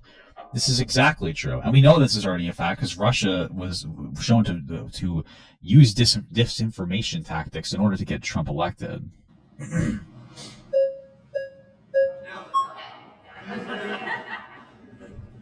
Hello, Destiny. Hi. Fancy seeing you here again. Yep. Here to bully me some more? Yep. All I guess they had a conversation. right, let's go. Okay. Let's get it going. Can you state some of the disinformation? Trying to think over the past few weeks, we've seen absurd claims relating to. I mean, just Trump losing the election and getting stolen from him is disinformation right there. Trump talking about how there was no hurricane FEMA, there was no FEMA response for the last hurricane, despite the fact that all these governors came forward and said Biden immediately helped them and said they could have whatever that they wanted. That's number two. I mean, what else? What other ones do we need? Hurricanes being manufactured by weather machines. Oh, there's another one. We've seen outright lies about the National Guard and FEMA blowing away supplies and trapping people in their homes and lying about Biden providing financial aid to states, even though Trump is the one that has threatened to withhold aid. We've seen lies about the Haitians Yeah, I think it was to California. eating and Puerto Rico, I think. dogs and cats and Springfield. I can go on. Have you I have a few questions. Yeah. Have you left the United States? Yeah. Where have you been? I have not left the United States. Fuck that shit, dude. When I do, I'm gonna do like one time and I'm done. Who wants to leave here? This place is amazing. Honestly, though, we're huge. Like, we're so much bigger than other. You know what I mean? One day I'm gonna go to another country like Germany or something, but I'm gonna try to do all of Europe in like a month. You know what I mean? And through Israel and Palestine, I've gone across Europe. I've been to New Zealand. I've been to places in Asia. I don't know. But Okay, so you're like me. You've been everywhere. So you've seen some of these claims. You've like literally seen them to be true, or that they're false, rather. So Yeah. The claim that Biden didn't send FEMA aid or whatever, that's obviously false. I haven't seen how a hurricane is made. Okay. I've talked to every Haitian in Springfield. So. all right. So what was the second point you brought up? I What's thought you going said on? something about the camps and not looking that way. That was my point. Have you The been what? to these camps and have you seen the conditions and things that The they're- FEMA camps? Yeah. Or? No. Yeah. So I imagine that whatever FEMA camp she's talking about, it's not going to be perfect. Like, I just want people to be very clear. Like, the hurricane was really bad, and FEMA is not a Harry Potter spell, unfortunately. It would be great if it was. It would be fantastic if FEMA was a Harry Potter spell. That would be amazing. But FEMA is not a Harry Potter spell that reverses all the damage of hurricanes. Okay, it is a reactionary response to a terrible thing that happens, which usually first starts warning like, "Hey, leave this area," and then of course they have to come in and save people who are too fucking stupid. Some of them to leave the area, unfortunately, and then they try to deal with the fallout. Whatever camp she's referring to being in a rough condition doesn't mean that there could necessarily be better. I don't know. I just don't understand. I don't even understand what she's saying. yeah, exactly. Period. The end. So you're saying no, you haven't, but you're saying it's disinformation. So how do you know that It's disinformation that Biden didn't immediately respond and give these people whatever they wanted and whatever their elected officials asked for, because he did. disinformation? Which is why I brought the point. Have you left the country? Have you seen with your own eyes what's going on in these camps? And Do you understand that for any type of society in an advanced civilization to work, you have to be able to rely on third-party people to report to you things that are true? Right, but there's so much fake news out there today. Exactly. So my question is, This is what we're talking about. The biggest amount of fake news is from Fox News, who had to fire Tucker Carlson because he admitted in text that he was that he didn't believe the Dominion voting fraud or bullshit machines, and he still pushed them. I believe it's because they were losing views to other right-wing media outlets. to you though, is that have you seen these places with your own eyes? Do you know what's going No, on? but I don't have time to You- verify everything with my own eyes. I yeah. know, because you're too busy teaching gamers how to be nerding Because I out. can't right? verify every Gamers, how to be nerding out. I don't think Destiny even plays video games anymore. Like single thing in the world with my own eyes. Just like you couldn't verify the fact that you enjoy getting pegged, right? Oh, okay. Like, it's funny when I say it, because it's all in good fun, but like when you're having a legitimate conversation about disinformation campaigns going through the United States and destroying America because conservatives are dumb as fuck and will believe them, I don't really care I don't care if Destiny could take it deeper than Sketch. Like, I don't care. This is so meaningless to me. I don't give a shit. I don't. Who's a bigger joke to you? A guy that likes it in the ass, or people who believe that dinosaurs never existed and that the Earth is flat? Like, I don't really know which one's funnier to me. I do know which one's funnier to me. It's the pegging one, because it's not funny that people that are adults don't believe in the science of the world. That's scary. That's not funny. Actually, you did verify that. Anyways, but that was just a Technically, you need a mirror to see that, but I don't know why you'd even. It was okay, it was a B-side. Are we going to talk sex for 20 minutes? We can do that if you want. Yeah. So Okay. what other claims were like not valid or false? All the guys who like getting pegged are raising their hands right now to get her out. How many? I mean, Something else. I need the Okay, election, the 2020 election, the voter fraud claims. Did that roll come together? You've been voted out. Everybody, please return to your seats. She did a great job of looking like a fucking idiot. Why are you clapping for her? Why are we giving her clapping? That's DEI, guys. Okay, don't make her feel equal. She did a terrible job. I think that both sides thrive on misinformation. I think average people don't have enough time in their lives to decipher what's true and what's not. I think That's the case for most people who work 9 to 5, unfortunately. There's a level of truth to this. Absolutely. We were talking about this before. The way that misinformation and disinformation gets pushed, the biggest way I would say is through sensationalization of media. So it's usually when somebody says something about something and it's not necessarily wrong, but it's missing a tremendous amount of context. I'll give you a really good example of like a kind of like a misinformation, you being misinformed if you believe this. When Biden came back into office, he was talking about record job growth, which is true. He had record job growth, and that's great. But if you had the context in that we just came out of COVID, so really it's not necessarily difficult to have record job growth, that's a form of misinformation that you would be getting impacted by. And so, you looking into that, understanding like, oh, this is why. It's still good that it happened, but you can understand that this doesn't make Biden uniquely amazing or profound. He's a decent president, but right, that is a form of misinformation. When you deny the election results and try to steal the government, steal the election. Oh, thank God Mike Pence didn't let it happen. That is fucking insane. That is disinformation. When you're going out of your way telling people that the election was stolen from you, lying about FEMA money not getting into people's hands, those are instances of disinformation, and those are worse. Those are worse than what the traditional politically sharp-tongued perspective comes down to. Because if you have a reasonable amount of intelligence, you can interpret those and be like, okay, Joe Biden is being a little bit fluffy here. There's a difference between fluff, right? There's a difference between sensationalization or fluff and objective lying. Trump is an objective liar. He's a conspiracy theorist. Like, these are two different things. Misinformation on the right is much more of a problem than on the left in every metric. But I think that your side also thrives off of misinformation. I think that you actually just did the meme a second ago. You said that the Tax Cuts and Jobs Act was just tax cuts for the rich, but in fact, people making $50,000 received a tax cut of 16 to 26%. The majority of the money went to wealthy people. Why is that? It's because wealthy people. Sure, this is another example of like a little bit of sensationalized information. Like, it should have been a clarification that the majority of the tax cut helped the rich and trickle down economics, which is overall is bad. Right, so Destiny's point is right, the facts are right, but he's not giving the full context. So now, if you're somebody who already disagrees with him and you hear that, you're going to use it as a dismissal because we're engaging in our confirmation bias. If you believe a thing, it takes more energy, more convincing to believe the opposite of that thing than it took you in the first place to believe the thing initially, because that's a confirmation bias. It takes you more to move over to a different side. That's fair. But there's a difference between leaving out the context and just saying it just helped rich people, which it predominantly did in the long term, and versus lying about getting the election stolen from you, lying about a magical shadow government that elected you in the first place, which should have never happened if this conspiracy theory was true. Will pay more taxes, Stephen. Yeah. So their share of tax burden is obviously going to be in volume more physical Correct. Dollars. Yes. But when it comes to the budget, all that matters is proportionally. absolute- Yeah. You can see that proportionally, middle class people received more in tax breaks than rich people. Proportionally to their income, yes, possibly, or their tax burden. But the problem is the effect at the end of the day on the budget then is going to be the biggest outlay is going to be towards wealthy people, right? Our deficits are increasing because all the money that wealthy people are saving, right? Okay, sure, fair enough. But I think like already, 90% of taxes are paid by 50% of the country, and 50% taxes are paid by 1% of the country. I always hear this thing of like, good. Who cares?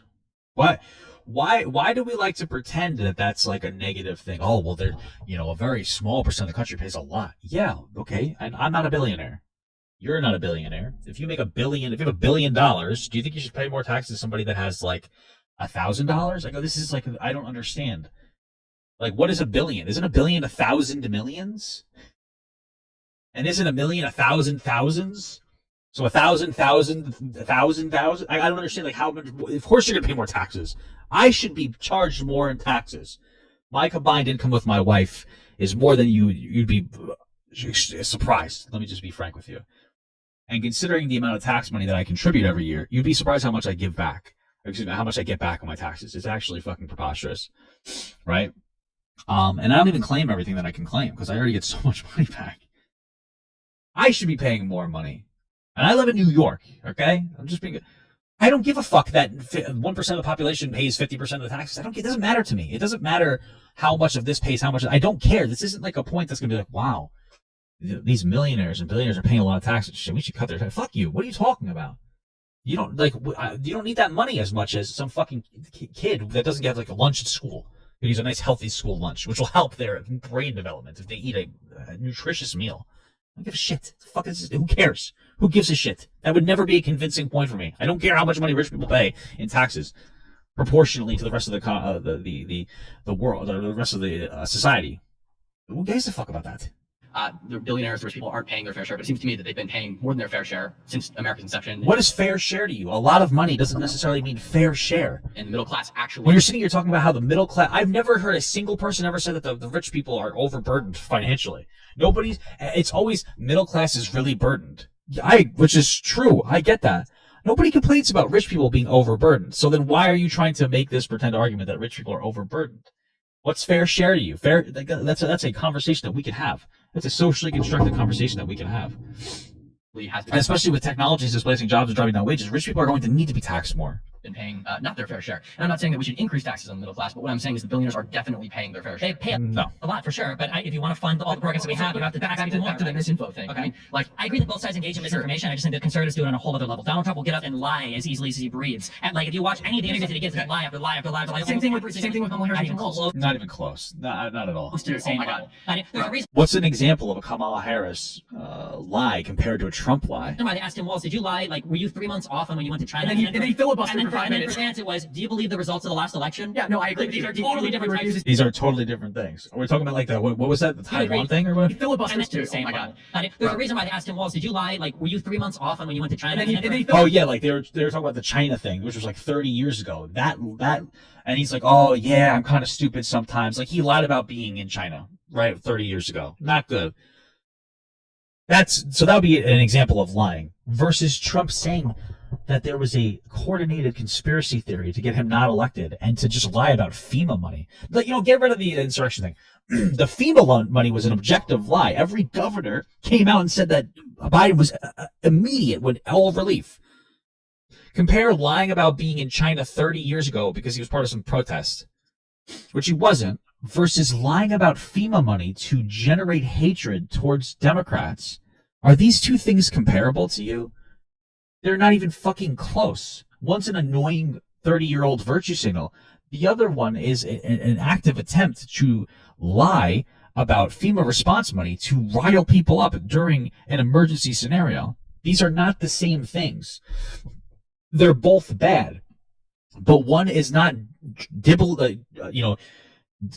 blotting your penis after you piss and getting a little pee in your underwear versus shitting inside of your pants and then slinging it around like David and Goliath and throwing it at the wall. These are two totally different things here. Filibuster for 5 minutes. For Vance, it was, do you believe the results of the last election? Yeah, no, I agree. Like, these are totally different types. Do you agree? Yeah, these are totally different types of plans, right? But like your side's constantly touting. Like saying inflation is lower now than it was under Trump. Pre-COVID inflation rate 2.4%.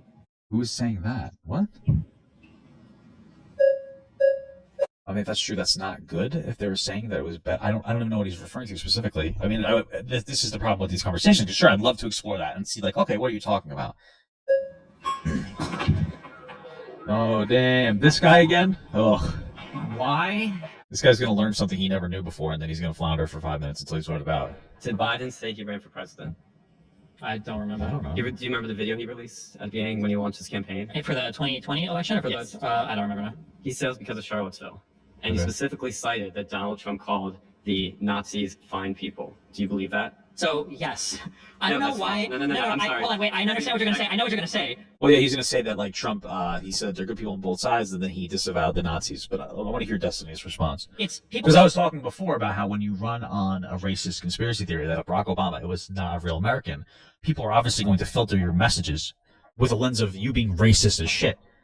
Of course, and they're gonna see that as a dog whistle. People like to go to the so some people present this as Donald Trump saying that the Nazis were good people. He didn't. He said there were good people on both sides of that rally, but it was a rally that had Nazis. I don't know in what world you would ever say that. The full quote doesn't exculpate. It's not exculpatory at all. Therefore, The full quote, he said, the Nazis and white supremacists are completely disavowed. So he disavowed them. after he was pushed several times to do so. No, that's not true. That is He said in the speech. He said it in the speech. Okay. He said it in the speech. And they took him out of context and said that he called them fine people.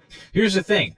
If this was like when that happened, I'll maintain that I was like, oh, it sounds like he was just saying that there were, because I think it was over a statue being taken down, and some people are, we don't want the statue being taken down, and then some Nazis happened to show up, right? Back then, like even now, actually, fuck that. I would have kind of maintained like, okay, he's not trying to be racist, right? He just misspoke ignorantly.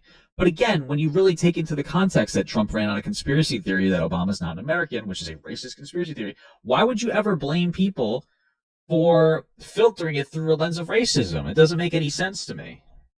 right after he said the Fine People line, he said disavow the Nazis. So that's a lie that the Biden campaign. I disagree that it was a lie. His quote on its own of him saying that the Biden people on both sides of a tiki tally on a tiki torch rally, that is insanity. That is insanity. No, it's it really was- easy. it was This is like a first- question on a retard test saying like, hey, listen, here's Jesus Christ. a rally with a bunch of guys. Sorry, my bad. Grammar language. My bad. Grammar language. There's a rally, and on one side you had a bunch of people tiki torches. How would you describe the rally? And you go, well, there are 5 people on both sides. It's the most easy bait in the world to say. You probably should just say that side is a bad side. Considering how much people claim that like you have to disavow all the BLM, all of this, all rise. It was no, a protest insane. for the removal of the Confederate statues. There were people, there were normal people There there. are people that were tiki torches. Well, just to be clear, Confederate statues are losers. You're a loser statue and you're championing a time when black people were slaves. Like, that's what you're doing. I mean, I'm kind of tired of the like, yeah, I know you grew up with your culture. Any Confederate monument or symbol that exists is a representation of slavery, your ignorance, and the fact that you are a sore fucking loser. Right? You were able to have these statues during that time so you could cope and seethe after taking it inside of all of your orifices during the Civil War as you got absolutely decimated every which way, up, down, left, right, and sideways. That's what that is. And this culture of hanging on to what? What is it that you're hanging on to? Southern independence? What the fuck does that mean? You're hanging on to a time when you had slaves. That's what it boils down to. Excuse me, you're hanging on to a time where rich people had slaves and you were a pussy worker that guzzled their cum because, you know, black people are bad, I guess. That's what it boils down to. So them taking that statue now can upset you if you want. Maybe put it in a museum of you being a fucking loser. That's totally fine. But get the fuck out of here. Enough is enough with this whole like, oh, let's be nice to people who champion the Confederate flag. Give me a break. Enough is enough, dude. You're a loser. There's no other representation or symbol of that flag other than like you're racist. That's where we're at. It's just, what is the representation of you flying a traitor flag? It's a traitor's flag. I don't even know how I didn't see it sooner. You have like so many conservatives flying a traitor flag, voting for a traitor of a president of Trump, guzzling traitor Russian cum every single day. Like, what the fuck? How can you even be American? Was there ever a time that the Republican Party was a party of American values? I'm so confused now. My whole world has been twisted upside down. What the fuck? That was at the night before. That's Okay, above him boss. because he disavowed the Nazis. Been voted out. Please return to your seat. Oh, we got this guy. Did we have? I don't think we got him before. So, tell me. Glenn is definitely on trend. Let me just tell you something. Misinformation, you mean like fake dossiers or like rhetoric that has a president get assassinated? Or attempts to get assassinated? I just want to be absolutely clear. If anybody's rhetoric almost got Trump assassinated, it was Trump's rhetoric. Correctly identifying that Trump is an insurrectionist that tried to overthrow the government by disrupting the peaceful transfer of power and trying to put in 7 faulty electors to vote against the will of the people. Nobody should ever get assassinated, but whose fault is that? I don't understand. It does not make any sense to me whatsoever. That's not Democrats' fault for rightfully calling Trump an insurrectionist or a fascist, because he is. Sorry, I don't know what to tell you. You mean like that kind of misinformation that caused 3 assassination attempts? Do you know why those people tried those assassination attempts? I don't know. Weren't they all conservatives too? You're your friends, right? Didn't you say like one of the other kids that should get shot, right? You had no problem with that, right? Friends. So I mean, that's your level of disinformation. Weren't 2 of them like registered Republicans? So they say. I think. So they say it's another conspiracy, guys. Were they registered Republicans? That's another conspiracy. How many do we have of the night? Everything's a conspiracy. Weren't they watching your content? Were they watching my Yeah, that's what content? they said. Who's they? They, The you know, Jews or? I don't know about that. Isn't that the same misinformation? The dossiers, the rhetoric that he's a bad guy. What dossiers are we talking about? Well, oh, you know, like the one that Hillary Clinton bought, right? You know, the one that was published by the one, BuzzFeed the Media. fake one. You know, I don't know. the one that was led fake, that whole FBI, you know, investigation that wasted a whole bunch of Americans' money, right? Well, no, I don't think I would say. I think that the Mueller investigation turned out more. Oh, the Mueller investigation? Oh, that was 100% justified, and it was very fruitful and lucrative. Russia was engaging in disinformation tactics to get Trump elected. And it got like, what, 12, what is it called? I've said the fucking word before. It got like 12 people indicted. More credible indictments and information than the How Hillary. many was we say? Americans' money, right? Okay. Well, no, I don't think I would say. I think that the Mueller investigation turned out more credible indictments and information than the Hillary Clinton email investigation and the whole Benghazi waste of time. Yeah, and but it was almost all everything that related to stuff Biden's that came from, you know, the Democrat Party, all that fake news, right? Is that what you're talking about? I don't know if you call it fake news. It was a dossier that they paid for to be researched by another person. They said that there was low confidence in a lot of it. Just like, for instance, do you acknowledge it also about Hunter Biden and his illegal dealings with Burisma and Joe Biden, like propping up that's all fake news too? No, I just know he does a lot of cocaine. Okay. Do you do cocaine with him? No, I don't. You coon with him? Not recently, no. Because you are the Coomer Gremlin, right? Am I the Coomer Gremlin? Well, we know you are. The Coomer Gremlin? Is this guy also Twitter brain? What? Yeah, like Donald Trump is. When he was like a prostitute, like 4 years or 4 months after his wife had a child at home when he was cheating with Stormy Daniels. You mean like how you take your wife to go get banged out by a bunch of dudes and stuff? Well, he's not running for president, and they were in an open marriage, just to be clear. I think it's a little bit different. Running for president right now? Are you going to vote for me? Or? No, I'm going to vote for you. So do you remember when Donald Trump was f***ing Stormy Daniels? No, but do you remember 4 when you were months sucking after? dick on, 4 like, months the after? podcast? 4 months after she had a child? You remember that? Remember that? You notice that? Remember that? I like that the standard you set for me is the same as you set for your president. I'm not running for president. You understand that, right? Standard for president. Okay, well then why are you comparing Trump to me? Because I'm just. Pause, you've been voted out by the majority. Please return to your seat. What the hell just happened, dude? That was insane. Why are you clapping? Actually, that was funny. Oh, I'm not understanding what's happening here. Sorry. Oh, God.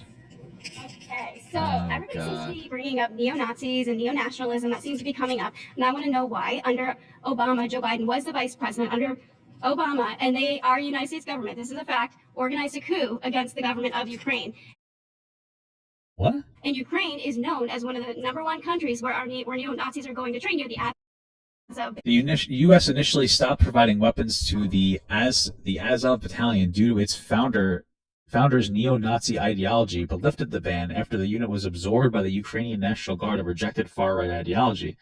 The State Department found evidence of alleged human rights violations by the unit.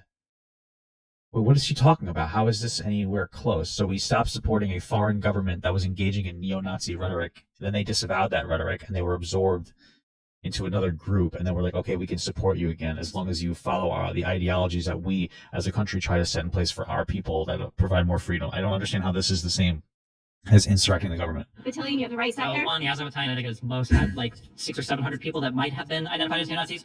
Maybe. Number one. Number two, the United States did not engage. Russian President Vladimir Putin falsely claimed Ukraine needed denazification to justify the war. He also incorrectly labeled Ukrainian President Zelensky, who is Jewish, as a Nazi. Oh, okay. So more Russian. So she's pushing Russian misinformation as we're having the conversation about how the MAGA movement can't exist without Russian disinformation. That's. I mean, you honestly, you couldn't even make it up. You couldn't even make it up. Any type of coup? There is a coup. It's reported. Victoria Nuland. Yeah, I understand. I'm aware of the Nuland leak. All she said was that Victoria Nuland leak was a recording of a 2014 phone call between Assistant Secretary of State Victoria Nuland and U.S. Ambassador to Ukraine, Geoffrey Piat. He's got that yacht. Discussing their support for opposition leader, I'm not even going to say the name, to become Ukraine's next leader and their efforts to facilitate it. Okay, what is this? Who are these people? So Secretary of State and Ambassador to Ukraine. Okay, how official is that? I don't understand. Nuland leak with Jeffrey Pyatt. Then why did they remove Jeffrey Pyatt from the embassy? Why did they remove Jeffrey Pyatt from the embassy? Why did they kick him out of Ukraine? All of this is on video. This is on video. Or delusional. Maidan, I'm a crazy person because of Maidan. So they said like, hey, okay, so they're having. I don't even know what she said. She just keeps talking instead of letting Destiny respond.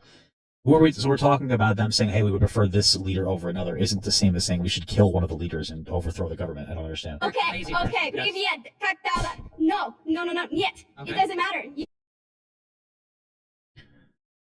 This is You like don't understand? this is like the whitest woman in the world that learned like 4 different languages, how to say hello in each of them, and says it to everybody, like all their Hispanic friends, like when I learned how to say hello in Spanish. Or I don't know how to say hello in Russian when they're talking to people in that fucking ethnicity or community. Like, what is happening here? And what happened? And you're making up claims that aren't true. These are actual recordings from Victoria. No, we've all heard them 15 million times because it's the only things that you guys can propagate to try to claim that the United States engaged in a coup. You guys haven't brought this up at all. I'm bringing it up right now. Okay, Azov. You've been voted out by the majority. Wow. It was during mass protests in Ukraine to eliminate Russian interference in their country. That makes sense. All right, we got a new one. Hi. So I just want to address the fact, recently we had a debate, and so How many people here have had a debate with Destiny? there wasn't any fact checks on Kamala Harris really at the time, okay. especially when she claimed that Democrats don't support third trimester abortion and that it never happens. That recently happened not too long ago. In the presidential debate, Vice President Harris said it's not true that Democrats would allow third-party abortions. However, the Democratic platform does not place any limits on abortion, and the party's previously introduced bill to restore Roe v. Wade went much further than that. So to be absolutely clear, this is one of those instances where I talk about this all the time, and this is a very valid criticism, where people don't think we're intelligent enough to have a meaningful or reasonable conversation. Part of it is the way that we do debates, so you have a little bit of time to get in as much as possible, but most of the time you're looking for optic wins. This is completely fair for her to come and bring into.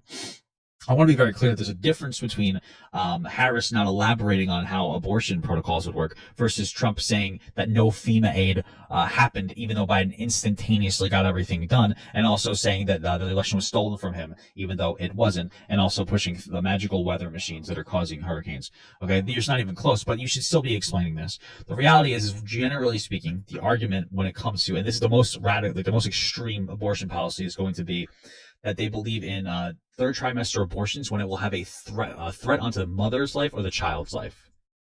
Right? That's what it is. And you need to be able to say that to people. You need to be able to say, hey, this is my abortion take. I think first trimester abortion is completely acceptable. I'm not a huge fan of it, but like abortion is a necessary evil, I'd say. But abortion should be legal in the first trimester. Outside of an extenuating circumstance, then you can extend it to the second or third trimester. And that is usually the value of the mother or the child, their life, the lives are threatened in some capacity. That is the most radical policy that's happening, right? There's language where it was taught where Tim Walz supported some bill. Basically, the bill said that you don't have a duty of care to a child who comes out of the womb after like a botched abortion. That would effectively put them in a place where their mom could use them to make money on TikTok. Okay. And what I'm saying is like they're so horrifically disfigured, they have no value or actually not value. It's a terrible thing to say. There's no quality of life for them left. They are just being kept alive just so that you feel better morally. Right? That's not the same as you can kill a baby when it's born. It's like, you don't have a duty of care to keep a kid's life going that'll last a couple of months until they eventually die in a horrific pain. Right, that is the most extreme position of that, from my understanding. Right, those conversations are uncomfortable, and they can be very upsetting for some people, and they can be upsetting even as I'm talking about them, because like, who wants to talk about these? There's horrific things. But this is what the conversations need to be, and they need to be happening. And those are the conversations that aren't happening well enough. Right. And that's the problem. But there is a significant difference between that clarification not being made and her taking the easy route. And she is lying about it. Of course, she's lying or she's misinformed, but she's lying about that. That lie is not even close to comparable to the lies from like Trump. Just to be absolutely clear. Washington, D.C. with Cesar Santangelo. There were 5 third trimester babies who were aborted. We've seen this with Kermit Gosnell as well. Can I ask, what were those 5 babies aborted for? Why does that matter? They were still killed third trimester, fully developed, their spines completely snapped. That does matter because we need to know if those were just killed for LOLs or if because they all had significant impairments that would have like either killed the mother or killed the baby when they come out anyway. Was the abortion a part of like a medical procedure for the life of the mother? No. So it was a totally elective? Yes. Okay, I'll look it up afterwards. My understanding is 1 is incredibly rare. 2, I don't even know if the vast majority of Democrats would support this. 3, I don't know if the I vast don't even think this is real. This with Kermit Gosnell. In the presidential debate, okay, hold on. Now as well. Can I ask, what were those 5 babies aborted for? Why does that Democrats don't support third trimester abortion and that it never happens? That recently happened not too long ago in Washington, D.C. with Cesar Santangelo. There were 5 third trimester babies who were aborted. We've seen this with Kermit Gosnell as well. Can I ask, what were those 5 babies aborted for? Why does that matter? They were still killed third trimester, fully developed, their spines completely snapped. Was the abortion a part of like a medical procedure for the life of the mother? No. So it was a totally elective. I'm trying to look this up where I could find more information about this. Who did she say? I don't understand. Okay, I'll look it up afterwards. My understanding is 1 is incredibly rare. 2, I don't even know if the vast majority of Democrats would support this. 3, I don't know if the vast majority of like pro-choice people would support this. But the thing is, I don't know what she's referring to specifically. I'm not sure where she's referring to. over 90% of Democrats actually they are okay with there not being any limits on abortion. That's not true at all. I know that's not true because most people are okay with abortion in the first trimester, overwhelming majority of Americans in general. If we look at the states, there's 6 states, including Washington, D.C., which is a district, that has no restrictions on abortion. That means that all of those states are Democrat states. So, yes, that side is perpetuating and at least setting a very dangerous precedent that this can happen in those states. I think the reason why they advocate for no laws in those states, and I would look at this I would crack the law for it, but the problem is that if you make it illegal, then if a medical issue does come up, there's a potential roadblock or a hurdle there where a person might die waiting to get some type of like legal. But someone always dies in an abortion. Someone always dies. dies. A human being always dies. With all But due we don't respect, have this is an insane position, and No, I'm it's not not. going How to is take the it an I'm not going to insane take the position that the life of the So it's true that like in Washington D.C. there are no limits on the third trimester, which I disagree with. I think what Destiny was saying is that if they put legal limits on there, it can make it difficult to provide health care. I would still say that they should put limits on there. That there has to be like an issue with the value or the issue with the life of the mother or the child. So I agree with that. I still am not convinced that those 5 people were just for funds. I could not imagine that there's any woman who takes a baby 8 months in their womb and goes, you know what, fuck this shit, I'm out. I think that's just a difficult, intimate decision to make. Maybe I'm wrong. I feel like this is not happening in any robust way. But I would agree that there should be more limitations. I mean, once you get to that point, you shouldn't be able to just support it for the sake of it. The fetus is going to be prioritized over the life of the mother because you want to make an abortion illegal there in that case. I don't think you So have the it's right to okay make to that kill a decision. human being just for any sort of I think reason. that the family should be making that decision. I mean, the only argument that you can make against me is if you put some kind of limit in there and the mother is desperate enough, they'll poison themselves just to kill the baby at 8 months. I don't know. But So- I don't think that the government should be stepping in and saying. I don't think that the government should allow people to kill people for no reason. But That's you're what saying that saying. you're saying that you would turn the woman away from medical treatment because she can't engage in an abortion. No, that's not what I'm saying. That's not the claim that I'm making. What I'm saying is that side is saying we sayings have no limits. that no one supports it, that no laws are giving precedent for third trimester abortions when that's happening. And even if it is a small number, say it's 1% of all abortions, that's still over 15,000 abortions. That's 3 times the amount of kids who die in school shootings, which is a tragedy, and that's an issue we all That's a lot of kids dying in school shootings. Holy shit. need to fix. That's still significant amount of people that are dying from abortion, and no Democrat is acknowledging that. And I think it should be at least acknowledged. Well, I think most people acknowledge that abortion is not killing a person. There's no personhood assigned to it. Okay, I mean, if Republicans want to put together any type of like pro-choice legislation that they feel like Democrats would support, I mean, then they can have a conversation. But obviously, that's not going to happen. That's true. Like, there's never going to be a conservative that's like, let's do pro-choice legislation that is more limiting in a meaningful or reasonable capacity.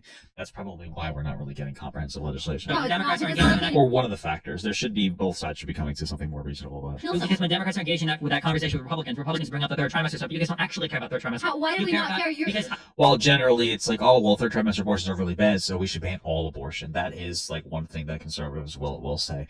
It's not like she's coming in here being like, I mean, maybe I'm wrong. Maybe she believes in just first trimester abortions, but like, I don't think that there's any point that I would consider reasonable from her, because it'd be like no abortion at all. Like, it's not reasonable to me. It's reasonable to say first trimester. No abortion at all is not reasonable. I'm glad they're saying it because you care about all 3 trimesters. You just use it exactly. So you don't want to ban third trimester abortion. You want to ban all abortion. yes, But you absolutely. hyperfixate on Right. So then the third trimester abortion is more of like an emotional, it's emotional string like pulling here. the third trimester abortion as a way to get No, into the because it's conversation. happening because your side denies that it happens, and it does Even if happen. they acknowledge that it happened, or even if they ban third trimester abortion, you guys would still want to get rid of So all you're abortion. okay with third trimester abortion? I'm Okay, okay. pause. Please return to your seats. I'm okay too. Whoa! All right, we got this guy first time. One, I'm a MAGA gangster. I'm outside when it comes to Trump. Okay, so this guy's name is Wicked Witch, so I'm assuming that he is some kind of person that's like very valueless to society, but he makes some kind of content based off being a black conservative. Okay, we'll see who this is. Number one, Wicked I'm a Witch. MAGA gangster. I'm outside when it comes to Trump. Have you ever been to a rally? Yeah, That's number watching one. it, I don't know yeah. if you book smart or I've if been to you're rallies really before. outside. Yep, he makes music. He makes MAGA music, and that's his whole identity is MAGA music. And that's pretty much it. Gotcha. Because I'm outside. I'm outside.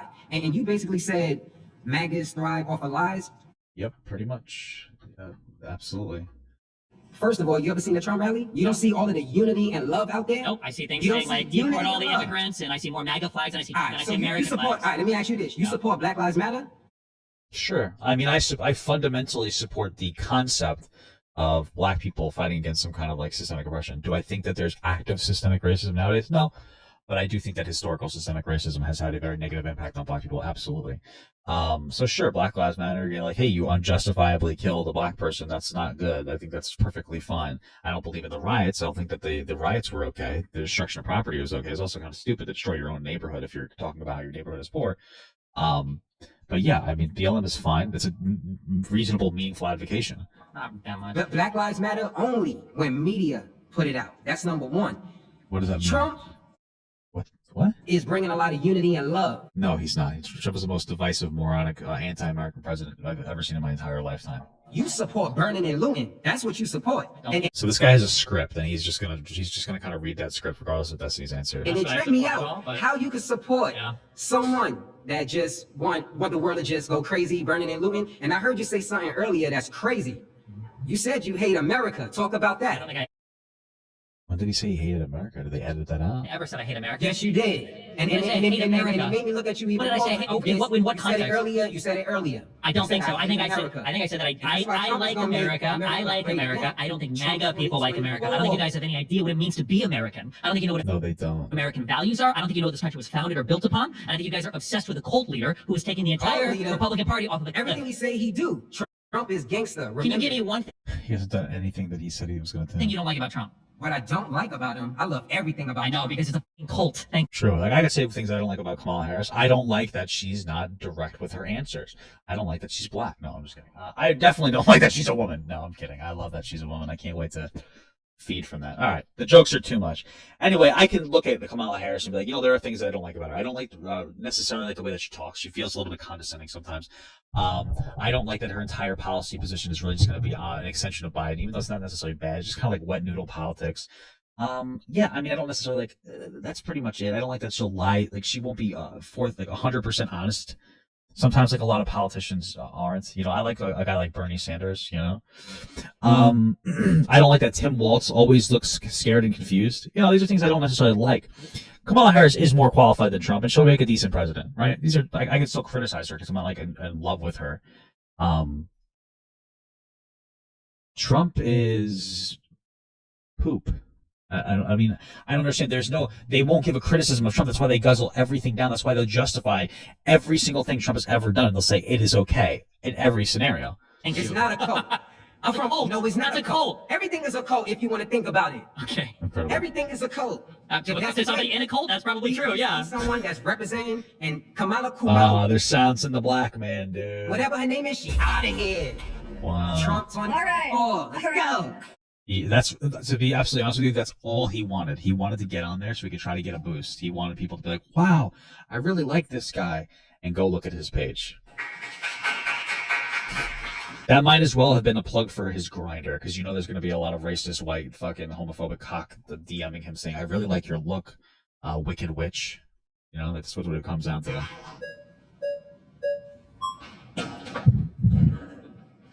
Hi, Jenny. Nice to meet you. So you think that people that support Trump are in a cult? Why is that? No, not everybody who's well, yes, supporters, like if you're going to vote for, like I said before, if you're voting for him, I understand, like you're willfully ignorant, you're deciding not to look into it. But like, yeah, if you're like a supporter of Trump is a terrible dog shit, like he is a cultist, yes. I feel like Donald Trump is basically untouchable. He can do no wrong. The entire conservative party is basically centered around Donald Trump. Any person that goes against Donald Trump, it can be so many people. Everybody still looks at all of those people around him as being the fault and never Donald Trump. Yeah, he's able to label you as like not a real Republican, like a Republican name only a rhino, and you're done. That's what it comes down to. When 2016, there was a pretty big exodus. I remember like listening to NPR. There's a lot of conservatives like, okay, we're bowing out. We can't handle this party anymore. It's gone off the fucking walls. So, and then in fact, for how many years during Trump's presidency was everything about how the trans people and illegal immigrants, and like these are things to have conversations about, but like there was no meaningful policy conversations ever. There's an obsession with just like insanity. It's just gotten worse and worse and worse and worse and worse. Conspiracy theory shit is like really ramped up. When Donald Trump was in office, it was because of the swamp. When people like Barr turned against him, it was because he was a rhino. When people like McCarthy didn't, like carry his radar, it's because he's a rhino. People like it's this labeling of every single person around this is a bad guy. Is those people are rhinos and Trump is great and Trump can do no wrong basically. I think that's false. I don't. Yeah, well, you're wrong. Like the majority of people, like how many people that have worked with Trump have been like he's terrible to work with. I don't understand. I mean, we talk about how there's this magical swamp that is oppressing Trump in the government, but he still managed to get elected. That makes no sense to me whatsoever. Clearly there is no magical shadow government trying to get Trump elected. And then like most of the people he works with hate him. I don't understand. Like what else do you need? I don't think Trump is a perfect human being. I think anybody out here that's voting for Trump knows that he is not innocent. No top businessman, no top politician got to the top without getting their hands dirty. He's worse than everybody else. I think what we're all voting for is based on his policies. His policies don't exist. You're not voting based on Trump's policies. You're just objectively. You're voting because you're a baby. I'm not trying to be an asshole. You're voting because you're a baby and he's jingling keys in front of you.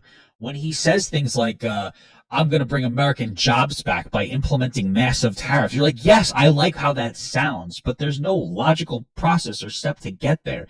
He's just saying things. And his first 4 years of presidency, he did the same thing when he ran on that. I'm gonna replace the Obamacare, the Affordable Care Act, and put something in better. What did he do? Nothing. I'm going to deal with the border wall. What did he do? Knocked down border wall legislation that was bipartisan. What did he do? What the fuck did he do? I don't understand. He's never been effective in any capacity. I'm going to drain the swamp. The swamp that somehow still got him elected. But that's besides the point. And then everybody hates him. All the people he picked were like, wow, this guy's fucking dumb. His own vice president's not running with him anymore because he was going on about how he failed him because he wouldn't steal the election with him. What? Okay.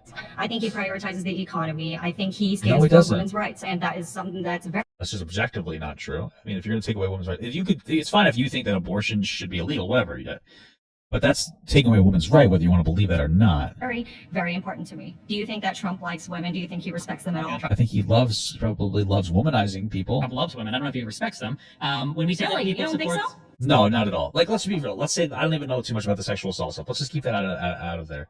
You're telling me that like a 75-year-old businessman that grew up during the most you're telling me that a billionaire 75-year-old businessman respects women equally and has never like been inappropriate with women? Like, I don't even know how to really communicate this, but like a lot of older guys are fucking creepy when it comes to women, especially rich guys. If you have a lot of money and you have a lot of power, girls want to fuck you, and you're going to go around assuming that every girl wants to fuck you and that you can buy a woman to fuck them. I do not. Like, the biggest thing when Donald Trump was talking about grabbing her by the pussy and all this other shit, people were like, well, that's locker room talk. Like, that is what it is. That's how we talk behind closed doors about women in a disrespectful manner, as if women were objects. And like, you could just say it's locker room talk. That's fine. I have no interest in arguing this morally. Like, I understand sometimes guys will engage in locker room talk, but like, obviously that's going to carry into real life. Like, do you expect me to believe a 75-year-old fucking billionaire businessman is not a womanizer? Is insane. He has what, three different wives? He was paying a prostitute with like campaign money. Like, what are you talking about? Obviously, he doesn't have the same value for women that he does for men. I don't. No.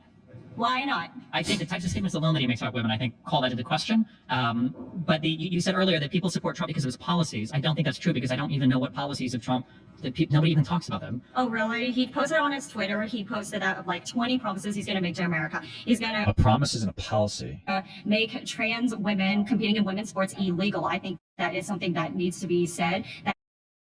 Listen, when it comes to trans women in sports, there seems to be a biological advantage for somebody who goes through a male puberty. That's fine. I'm gonna be real with you. I love trans people. I don't care enough about trans people to vote. I'm not a single issue voter. I'm more concerned with the person trying to overthrow the government than the fact that there might be some trans women who like are women, but that's a whole complicated conversation to have, playing in sports. I don't care about that. It's not even close to the number 1, 2, 3, 4, 5, 6, 7, 8, or 9, or 10th top problems in America. That he does support women in that. Are these things are these like the most important issues to you? I think so. Okay. I am a woman after all. At least I know I a am. lot of NCAA or whatever athletic events. I attended San Jose State. I graduated from there. You do Are you still going there? realize that there is a transgender person that's on that volleyball team, and nobody on that team was told that there was a transgender woman on there? That sucks, I guess, but it's not really number one issue for me. So I didn't know this is the largest issue in the election for you. It just seems like a pretty minor thing. I think women. you can't say that he has no policy. That's not a policy. Saying that you're going to ban trans women from sports, what kind of policy is that? That's not a meaningful policy. He has no economic policy. He has no border wall policy. He has no foreign policy. He has no policy in any meaningful capacity. Banning trans women from sports is not a real policy that matters to anybody. It's not meaningful. It does not matter to you or me in any meaningful capacity. We know this. It's a distraction conversation. Like, it's an issue that we can have a talk about, but like, what was one of the biggest things conservatives were talking about? Shitting their pants over an actual cisgendered woman competing in boxing in the Olympics? And they're like, that's a trans woman. It's like, no, it's not. Women's rights in general is a big thing. Okay, but not the right to an abortion.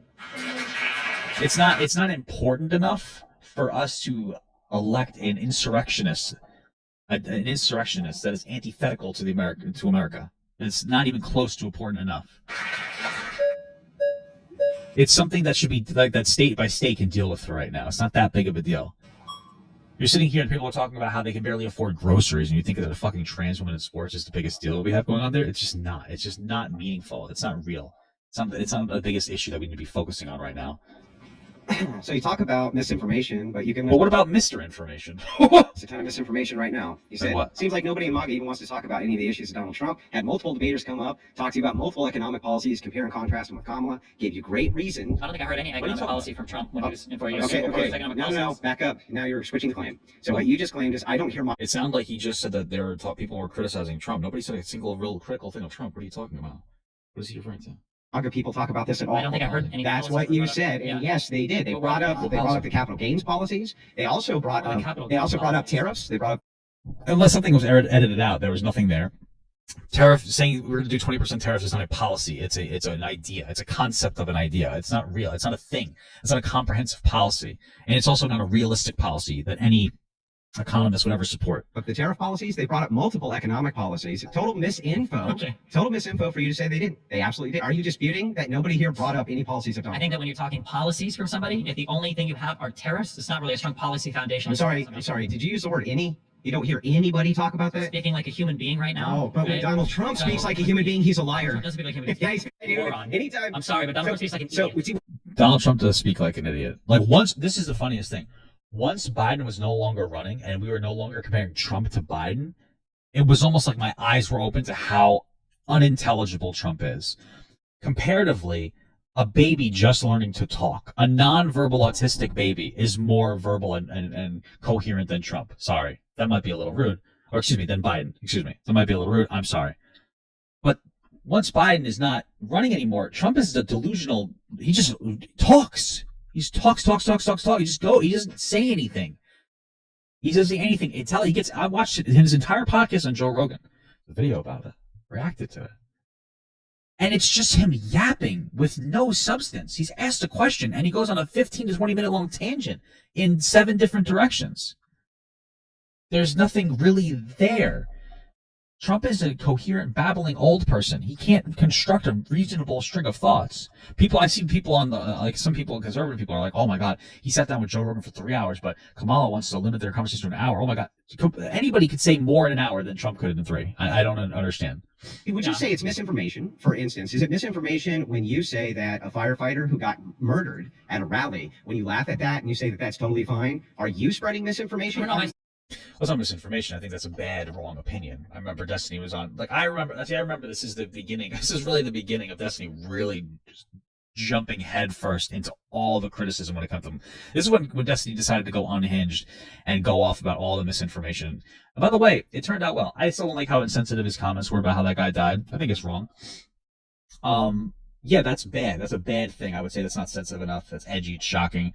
The outcome is great when he's having all these conversations with people, and he's having, I think, a really good positive impact on the conversation.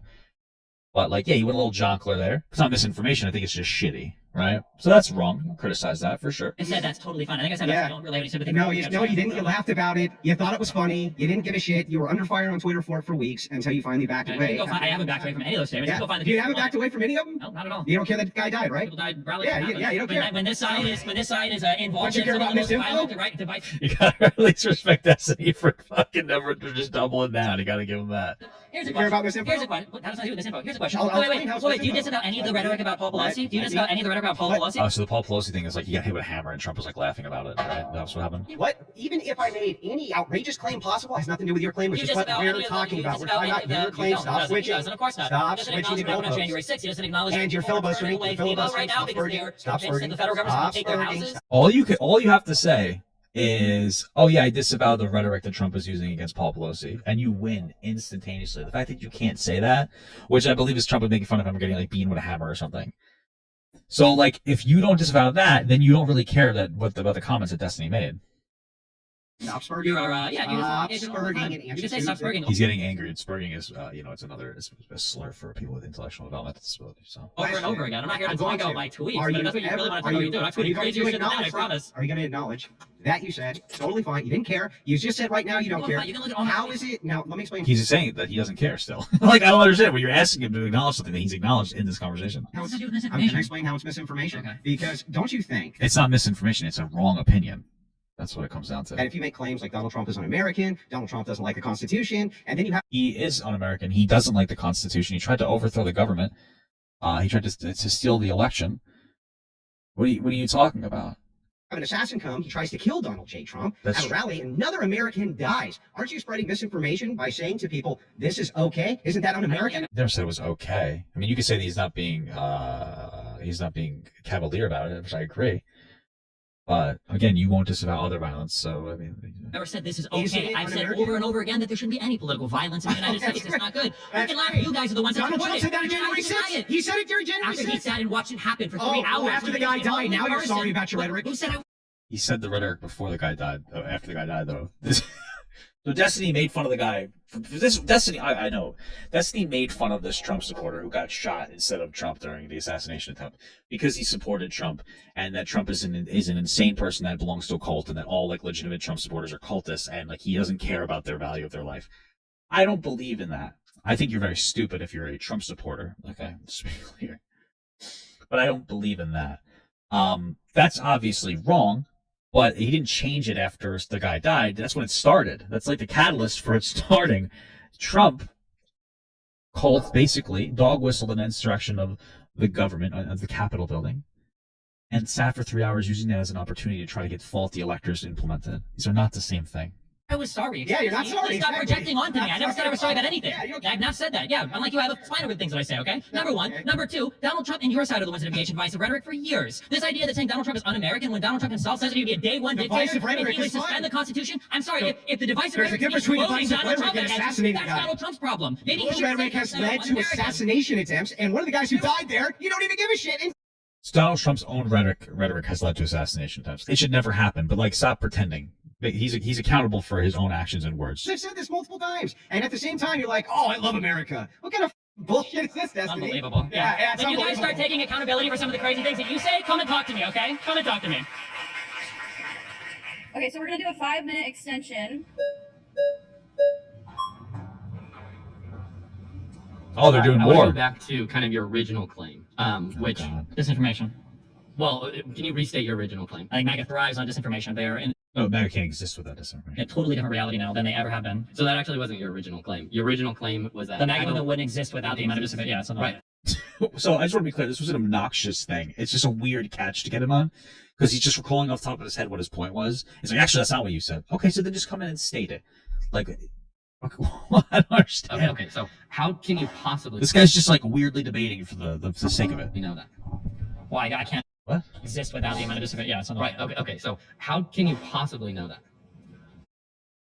I think it's a reasonable assertion considering the massive amounts of disinformation coming from the Trump campaign, especially about him getting the election stolen from him. Well, I can't know all possible worlds if it wouldn't. Right. Exactly. So right off the bat, your initial claim is false.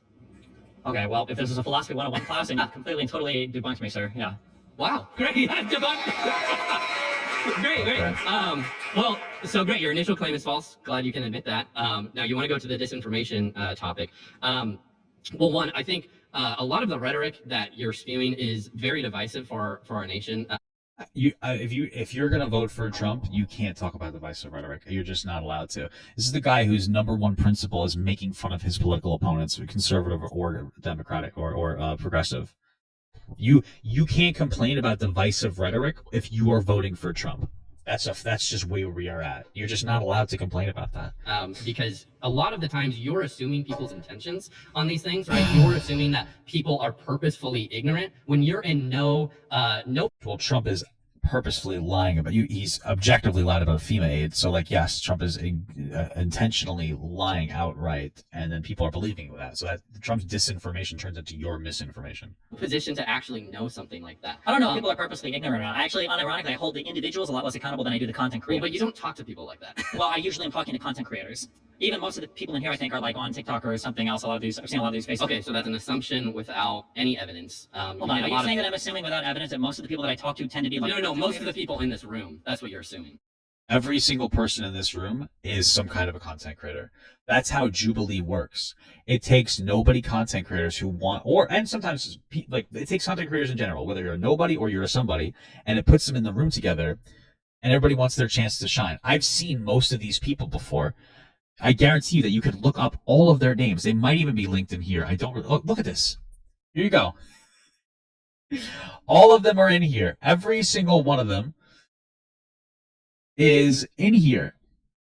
And you can look at their profiles, and we're going to go do this. Look at this. 1, 2, 3, 4, 5, 6, 7, 8, 9, 10, 11, 12, 13, 14, 15, 16, 17, 18, 19, 20, 21, 22, 23. 23 out of the 26 people here are content creators, right? Because there's 26 total, 1 versus 25. There's Destiny. He's a content creator. Here's this guy who wants to be a content creator. That's why he makes a lot of content, even though nobody engages with him. Here's the Crucible. This is that guy, Andrew. He's a content creator. Here's a Twitter page. Oh, look, another person that wants to be a content creator. That's why they're on Jubilee featuring themselves in their own page. Here's Cam Higby. He's a big TikTok content creator. Here's this person. This is another controversial ladyboy from California. Their words. This is another person that wants to be a content creator that also has a TikTok. Okay? They want to be content creators. They're not very successful, but that's why they want to be a content creator. Here's another guy, content creator. You get my point. I look through all these pages, and these are people who want to be content creators. Whether they're successful or not is a different conversation. That is just an objective truth. I don't understand. What is he talking about? Why would you, what? Okay. So anyways, again, you're assuming the intentions of these people, and that's not true. You're assuming that we're part of this MAGA cult. Yes. Which is not true at all. Yes, it is. I mean, the guy here earlier literally said that Trump. Well, okay. Well, maybe some people, right? And I don't believe that Trump can do no wrong, and I think most Republicans believe that, right? So what wrong do you think he's done? I'm disgusted by some of his personal behavior. Like what? I think his stances on abortion. He's way too far left. Even voted out by the majority. You're disgusted by his personal behavior, like his abortion stance being too far left is not meaningful criticism to me. Hey, well, He tried to insurrect the government. your original claim was false, so that's great to hear.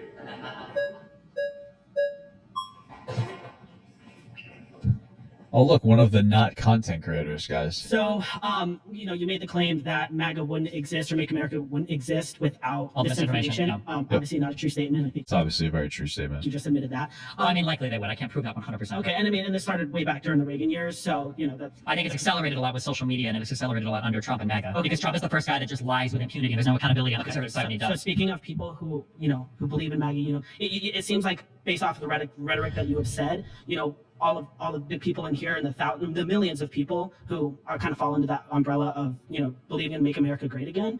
You act like we're some cult and we're some evil people. All of us are human. Every person in this room. I mean, Yeah, you're all human. That's what makes you part of the cult. You're a human that's susceptible to misinformation and disinformation. Like that's what makes you. Everybody in a cult doesn't believe they're in a cult. Like I don't understand what you're talking about. That's the. What do you mean? What?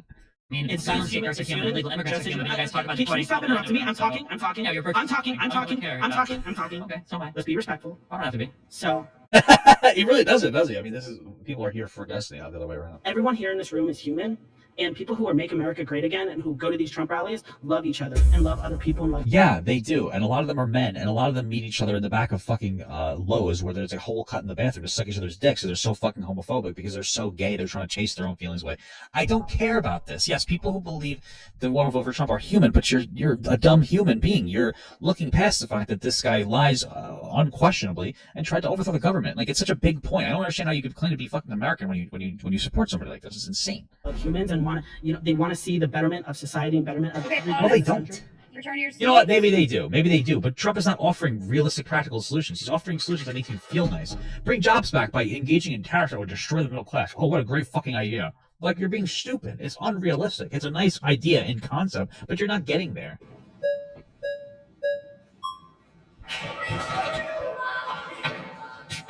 What's up, Steven? Okay. So again, I think that the misinformation is far more rampant on your side. Absolutely not. Sorry, but Kamala Harris. What are like three big misinformation? Okay. Project 2025. Huge misinformation. Not Trump's What's plan. misinformation? Trump's Vance probably supports it. I think Trump broadly Is supports Trump a lot of Trump it. Vance? Vance? Yeah, you can say he supports a lot of He's things. the presidential candidate. Yeah, okay. Can VPs and presidents disagree with each other? I guess depends on him. Disagree quite a bit. Okay, I good. guess. That's fine. Okay, and there have been plenty of examples in the past, like McKinley and Roosevelt disagreed staunchly. Okay, so this is not rare. Project 2025 is Kamala Harris's primary talking point, and it is not Trump's agenda. Trump has his own agenda published on his website, Agenda 47. There are some overlaps there. He agrees with some things in that project, but not all of them. The primary one being, again, Kamala Harris's biggest talking point, which is that Trump is going to institute a national abortion ban, which he has publicly disavowed. Well, I think the problem was for a long time, I don't think he would say no to that, although I think he has said that he said vote on it. Over and over again, he said no. Sure. It's, again, we're talking about like a scare tactic. The reality is that Trump does not care about abortion. He probably is fine with it, but he doesn't care. He's kicking it back to the states so that he can take one step closer to conservatives doing whatever they want, which is trying to ban abortion. Okay, because that is the ultimate goal. They're not kicking back to the states to be reasonable. That's the only next step that they can engage in. Okay, that's why after abortion was overturned, Roe v. Wade was overturned, they tried to overturn the Supreme Court ruling that protected gay marriage. That was the next thing. Ted Cruz was talking about it. Clarence Thomas was talking about it. So they had to codify that, right? If you take steps into the direction, they obviously conservatives want an abortion ban. All of them sit here and they agree that an abortion ban should happen, but they have to take a reasonable, or what they consider reasonable steps towards doing that. So first you go state by state, and then you get somebody that would support an abortion ban. I wouldn't doubt that Trump would support an abortion ban. He's very light-footed on the topic. I wouldn't doubt it at all. Okay. I've heard him go back and forth on it. I guarantee you that if it could get him elected, Trump would be like, yeah, ban abortion. He doesn't care. Trump doesn't care about you. He just wants, this is a bucket list for him. You're a bucket list item for him. You're voting for somebody who doesn't care about you or the country. Personally, I don't like the Project 2025 talking point. I think it's kind of cringe. I don't know if it's misinformation. Would I go as far as to call it misinformation? I'm not sure. But even if I would call it misinformation, because it's written by a conservative think tank. Okay, so what? Well, I might say that even if I were to grant that it's misinformation, it's nowhere near on the level of Haitians are eating cats and dogs. Okay. Yeah, it's nowhere on the level of the election was stolen from me. Do you think that I actually argue totally the opposite, right? Sure, you could argue that this is a level of misinformation applying Project 2025 to Donald Trump. Do I think Trump would support it if it could get him elected? Probably, but it doesn't seem popular enough for it to get him elected. So, like, yeah, sure, this is an idea of misinformation. It's a scare tactic, 100% from Kamala Harris. It's wrong, 100%. It's just as much as like when you hear Kamala Harris being asked questions in interviews, sometimes she'll just overly focus on Trump bad rhetoric. Trump is bad, but start talking about more substance to your stuff. Like, yeah, I know it sets you to a higher standard than it sets Trump to, but like, I want a president with a higher standard. I'm not voting Trump. I want to, you know what I mean? So sure, this is an instance, but again, it's not even close to Donald Trump. And you could even make the argument that it's Kamala. Is it Kamala? I think it's Kamala Harris sinking down to Trump's level to try to like take shots back at him, because Trump has brought politics down to a worse level somehow than it was before. I think that it definitely is on that level, considering she's prescribing Trump's entire policy platform, trying to claim that Trump's entire policy platform is something that it isn't. And there are lots of things that Republicans disagree in that policy Donald platform, Trump, if he wanted, and it's a lie. And if Donald Trump wanted to fight against it, maybe he could just have a policy platform. And he does have a policy platform. Agenda 47. It's on his website. Yeah, I've read it. Yeah, he it's a joke. It's things like we're going to bring down the interest rates. He can't even do that as president. That's Kamala Harris' policy platform. No, she can't bring Her down entire interest section rates. on housing is 4 paragraphs. Yeah, but she can't bring down interest rates. At the very least, there's some solid stuff there. You know, I think it's a little bit too far. But are you saying there's no policy proposals? I'm saying that when Donald Trump speaks, he doesn't talk It's more about fleshed out than her plan. No, I don't think so. Okay. Her entire housing section is 4 paragraphs, and one of them I think hardly Donald has Trump's a paragraph. I think it's 1 All paragraph. right, guys, 4 times. Well, 4 times better. Okay. All right. Next conversation. Let's hear it. Yeah. He will now choose a Trump supporter to debate for 10 minutes on a claim of their choosing. Oh, who are we gonna get? Actually, you know, this one right over here. Oh man, I fucking hate this guy so much. I chose you because you'll break my heart the most. Because you sound somewhat reasonable and intelligent, but you just say the craziest things, and yeah. So now I'm just gonna try to figure out for 10 minutes if you really believe it, or if you're hardcore just carrying water for some political side. So, Stephen, my claim is that President Biden should pardon President Trump. What? No matter who wins the election, President Biden ran on unity when he came and gave that inauguration speech on January 20th, 2021. He wanted to unify the country. The best way for President Biden to leave office is to pardon President Trump and to try to bring the country together. I think as a MAGA movement, 75 million people may look at Biden and say, look, we have our political disagreements with this guy. But the fact that he pardoned Trump, much like Gerald Ford did, much like there's examples in our country of folks reaching across the aisle and doing, at that point, I think you could probably argue that Trump has the authority to pardon himself. Largely, these cases will drop if he doesn't win the election. But I think it would be a very powerful signal for the unity of the country for President Biden to pardon him. Okay. So I think would have been maybe. Excuse me. I think maybe it would have been better if this was Harris should pardon Trump when she gets into office. Hopefully, when she gets into office. As this whole unity thing, because then optically, okay, I get it. It's like a handshake to the other side. Maybe, or maybe Trump is an insurrectionist, a violent insurrectionist that is the antithesis of our governing body and needs to be held accountable for that.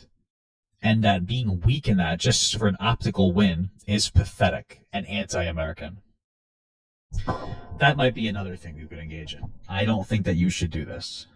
I think there are at least 3 really good reasons why that should absolutely never happen. Okay. So the first one is Donald Trump doesn't need to be pardoned because the Supreme Court's already said that the president can enjoy full and absolute criminal immunity when he's doing his job. So if he's already gotten that carve out from the Supreme Court, well, why should he need any more help to be pardoned for any other types of crimes unless we're saying that he did crimes that weren't even part of the job of being the president? I would say that's the first one. Do you want to do the other two? You want to go first? Okay. The other two, the second one is Don't go just floored him there. I think that Donald Trump has done abhorrent things in the abusive office that I think he absolutely should be accountable for. I think that he should answer for these things. I think it's destructive to lead this idea that you can act above the law and get away with it. And I think for the third point, the idea that Democrats have to be the ones that continue to come to the table and like, okay, we're going to do this, or okay, we're going to try to heal, and okay, we're going to do unity. When you've got Biden up here, you know, saying like, I'm going to be a president for everybody, I'm going to do unity, and then Donald Trump is saying things like immigrants are the poison to the lifeblood of this nation, like crazy stuff like this. Like the back and forth of conservatives being unhinged and Democrats having to like apologize for behavior. I don't like the double standard anymore. I don't think you can exist inside of it. Okay, let's talk about President Biden and the unity claim. You do agree that he ran on the platform of unity. And Absolutely. It was inauguration. Yes. We can both Sure, they did. agree on that, right, Stephen? Yeah. When he called MAGA Republicans a threat to democracy, was that a sign of unity?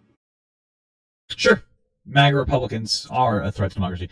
So to be clear, Joe Biden differentiated Republicans from MAGA Americans.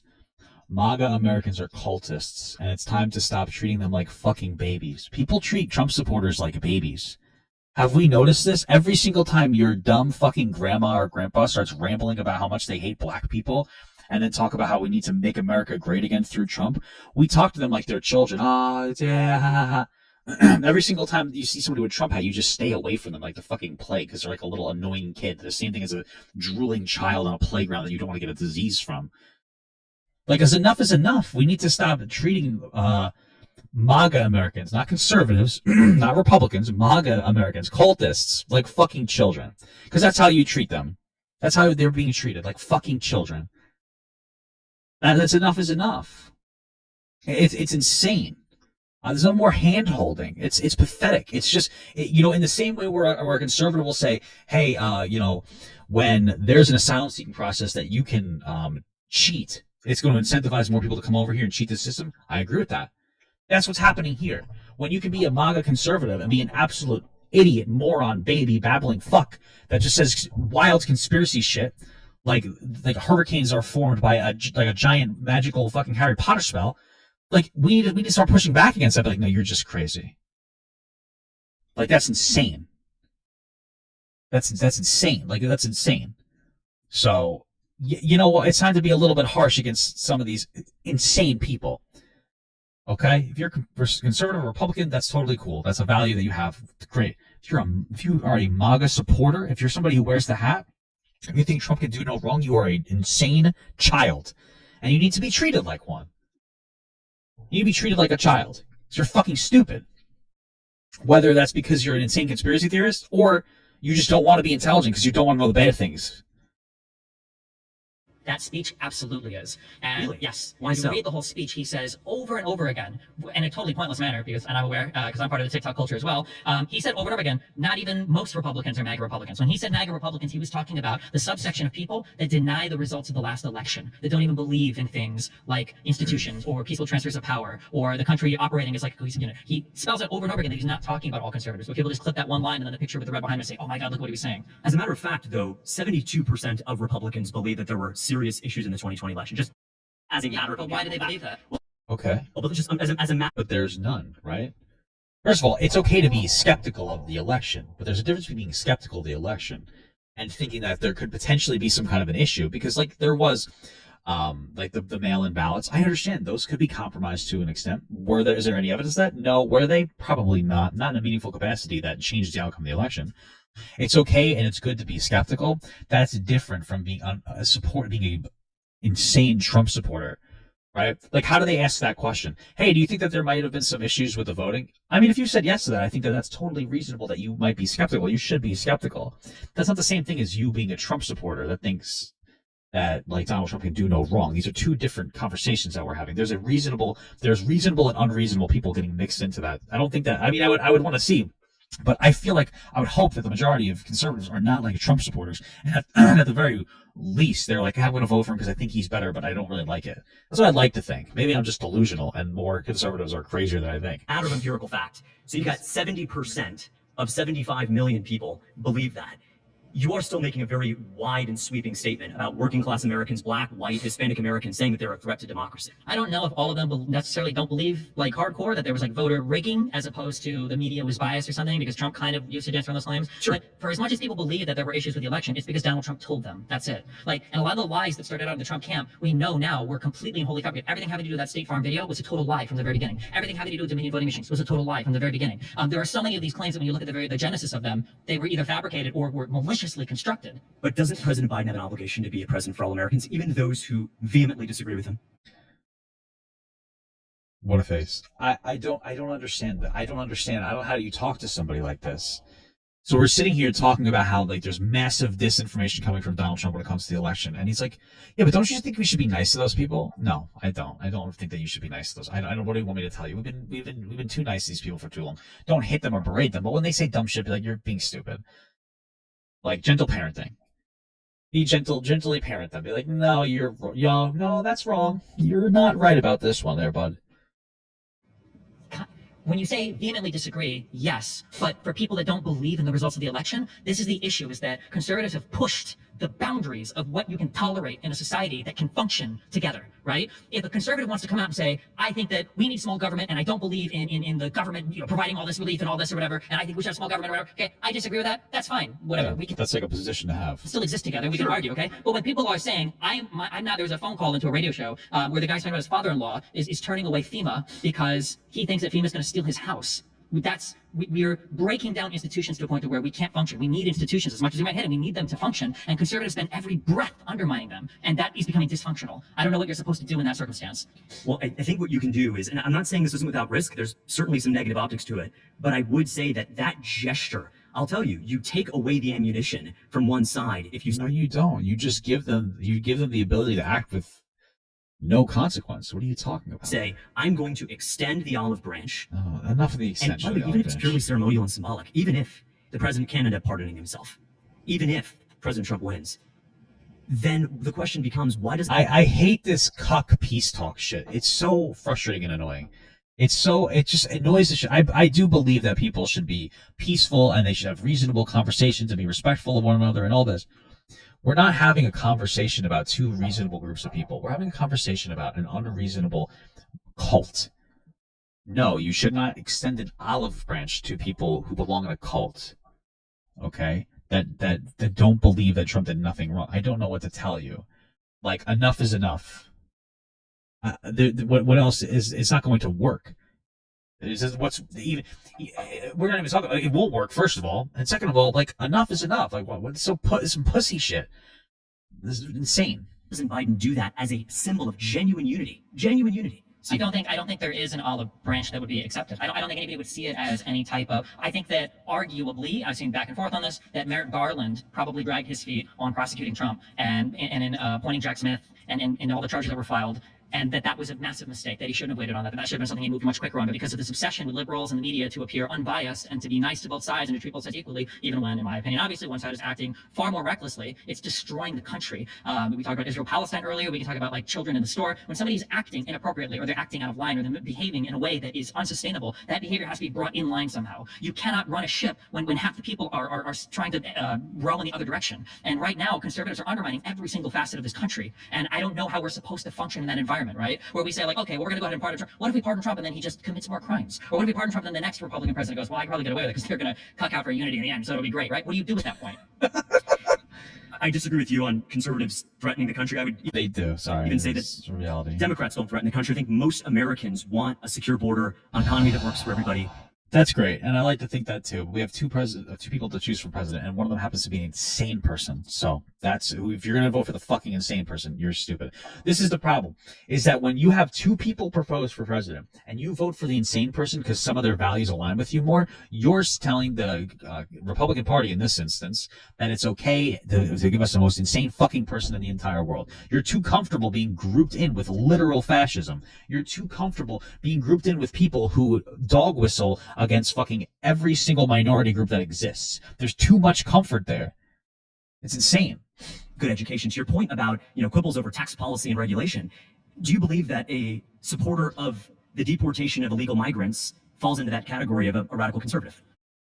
That's not the only policy that he falls onto. And the mass deportation of migrants is probably not a good thing for our economy because we have a level of dependence onto them. I believe in getting people out of here that shouldn't be here as long as it doesn't massively disrupt our economy. I also believe in not incentivizing people to come here unjustifiably. But that's too charitable of an interpretation of who Trump is. I think that's a radical position, but I don't think that's like a beyond the pale position. Okay. I think it's done for a variety of reasons, but no, I don't think it's beyond the pale. Right, and I mean, look, Axios Ipsos found this in April that 55% of Americans, not just conservatives, Americans support the mass deportation of illegal migrants. 46% of Democrats do. Why do you think that is when you look at places? What does mass deportation mean? Does it mean all of them, or does it mean the mass deportation of violent criminals? Those are two very different things. It's like Chicago and New York. Why long-time I think it'd be for a Democrats? variety of reasons, but again, this isn't an issue. It's like the minimum wage. I think that we probably need a minimum wage, but I don't think that agreeing or disagreeing on this makes it un-American. Same thing with like abortion, Right. which is way more charged. I don't think it makes you un-American. Things like immunity for crimes for the president, that's a deeply un-American value, that the president can't be charged with criminal behavior, even in the role of his job. That, in my opinion, that's deeply un-American. The undermining of all the institutions, that America should have no role as like a world leader, that the way that we look at immigrants as enemies, or that we don't want to trade with anybody because you just want that these things are, no, I wouldn't say the trade thing. I would say like the immunity thing are a really big one. The idea of America needing to recede from the world is a big one. The idea of like the weaponizing of all of the DOJ that Trump wants to do. These are things that deeply concern me. Talking about terminating the Constitution and all of these things, yeah. So we can have our disagreements. There's a lot there we could pick up. We've only got a couple minutes left. Yeah, you're good. But you are American. I'm an American. I believe that you love this country. I believe that you want the best for this country, the best for your family. Donald Trump wins on November 5th. Genuinely, what is one piece of advice you give him? Duck, I guess. I mean, I don't know. I'm not trying to be an asshole. If Trump wins, I'm going to be living lavish. I'm going to be making good amounts of money, talking about political shit. But he's so divisive, I think, that like people have already tried 3 times in a row. I mean, I you know, stay safe, brother. I don't know what to tell you. I like, not me. I'm never going to do anything. I'm going to live it up. I'm going to take these 4 years and I'm going to fucking eat it up. I'm going to make money by being a normal, commonsensical person inside of an insane asylum. That's it. But like, you know, he's been spreading insane fucking rhetoric for how long? I mean, this motherfucker is, you know, he's being stupid. I think most people look at Trump and go, oh shit, you know, this is you know, I mean, like my own conservative mother is like, yeah, you know, he's got to stop saying this wild shit. He's going to get himself hurt. I mean, like, I don't know what else to tell you. I mean, you know, be a little more intelligent with your shit, man. Like, get your shit together. Be a little smarter with your talk. Don't be so goddamn crazy and divisive. Actually pass policy because you can't get elected again. Maybe he'll actually do something because he doesn't have something. He can't run again. So maybe he's like, you know what? I'll actually do something to help the government, the economy, and the government, or to help the people. I'll actually pass border wall legislation, you know, instead of knocking in bipartisan bills down. I don't know. So. If Donald Trump wins, what is one piece of advice that you give him? Donald Trump, after he's gone, will have family members that remain in this world, that carry his name through the world. He will have a legacy, he'll have a reputation, and that the way that he acts in his last 4 years as president will be remembered for the rest of history, for as long as America continues to exist, and that he has an opportunity in his second term at least to right some of the wrongs of the first term, or to prove people like me wrong, at least when I said that the United States would become an authoritarian hellhole or whatever else. That he has an opportunity to prove people like me wrong, and I hope that he would take advantage of that. I think that'd be great. I think that would be great for the country, to tell you the truth. Cool. Is there one policy, one position that you agree with Donald Trump on? I don't know. I never honestly thought about it because, you know, again, they tried to insurrect the government. I mean, I believe in being strong on the border. This is the problem, is like, I believe in being strong on the border. I do believe that it'd be nice to bring some jobs back to America in a meaningful capacity. I believe in some of the overall beliefs, maybe, that Trump will say. The problem is that he has no reasonable way to get there. When he says, like, I believe in, dealing with the border, I agree. How are you going to do that? We're going to shut it down. Idiot. I don't know what to tell you. Stupid. Like, this is stupid. When he's like, I want to bring jobs back to America. Great. How are you going to do it? Just massive tax tariffs that are going to destroy the middle class. Great. I mean, what do we do here? Even remotely. The problem is I just don't like his thought process. So there are going to be things that we agree on, but like we're going to agree on them for totally different What's an reasons. example I think. Like in general, I'm not as big on like DEI or affirmative action type stuff. I think for a variety of reasons has a lot of different issues. I think that having a secure border is really important. Arguably one of the most important things about having a country is having a border. I think the Democrats like broadly agree with that as well. I think that. Yeah, I could probably find other things, but like our agreements are going to be very roundabout. We're not getting here the same way. But I think the creation of the Space Force was good. I obviously all the conservatives hate it, but I thought Warp Speed was a tremendous achievement of capitalism, of pharmaceuticals, of the United States and U.S. leadership. Yeah, sorry, go on. Yeah, no, you're right. I mean, I think the big picture though. I still fucking hate this guy here. Can we give him a round of applause? No. No, I can't do this anymore. I'm gonna have to duck because I'm gonna take a go. This is ridiculous. This, by the way, here. Can we just give me a round of applause? No, I'm not gonna pause. What did I say before? Who's gonna be in this guy's DMs? It's gonna be very homophobic, very racist white guys that actually like black cock. And look what he's doing. He's dog whistling that he's gonna jerk you. He's gonna jerk your peanuts right here. He's showing everybody what he's gonna do if you DM him. It's incredible. It's incredible. It's incredible stuff.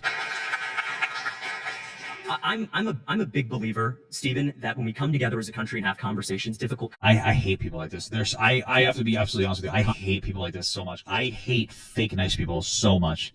They bother me to such an obnoxious degree. It makes me so angry.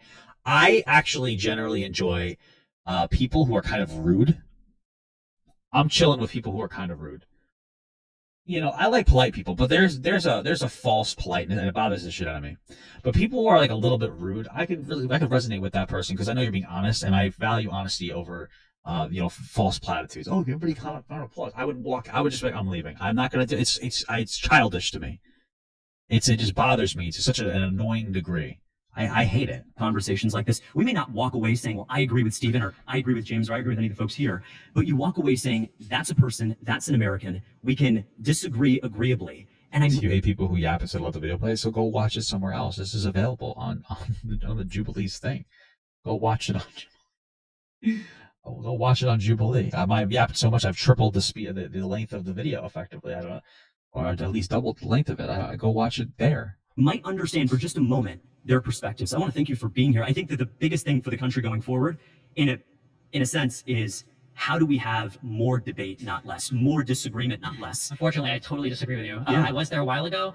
It's not enough to just have conversations anymore. I think we have to start taking steps in an actual direction. I think right now we're talking ourselves off a ledge. And I notice a lot of times when I have challenging conversations with people, I get all these comments that pop up, whether it's me talking to Peterson, Shapiro, Owens, of like, what a great civil conversation. But at the end of the day, nobody's mind comes away changed and everybody still feels the same way. And we're still accelerating off of each other faster than we ever have been before. But at least we're having good conversations on the way down to the base of the cliff, I guess. Well, let me end. Start. Let me end on a bipartisan note, Stephen. Let's not just Conversations are nice, but it's time to give a little bit more meaningful pushback to conservatives. That's really what it comes down to. Make debate great again. Let's build it back better.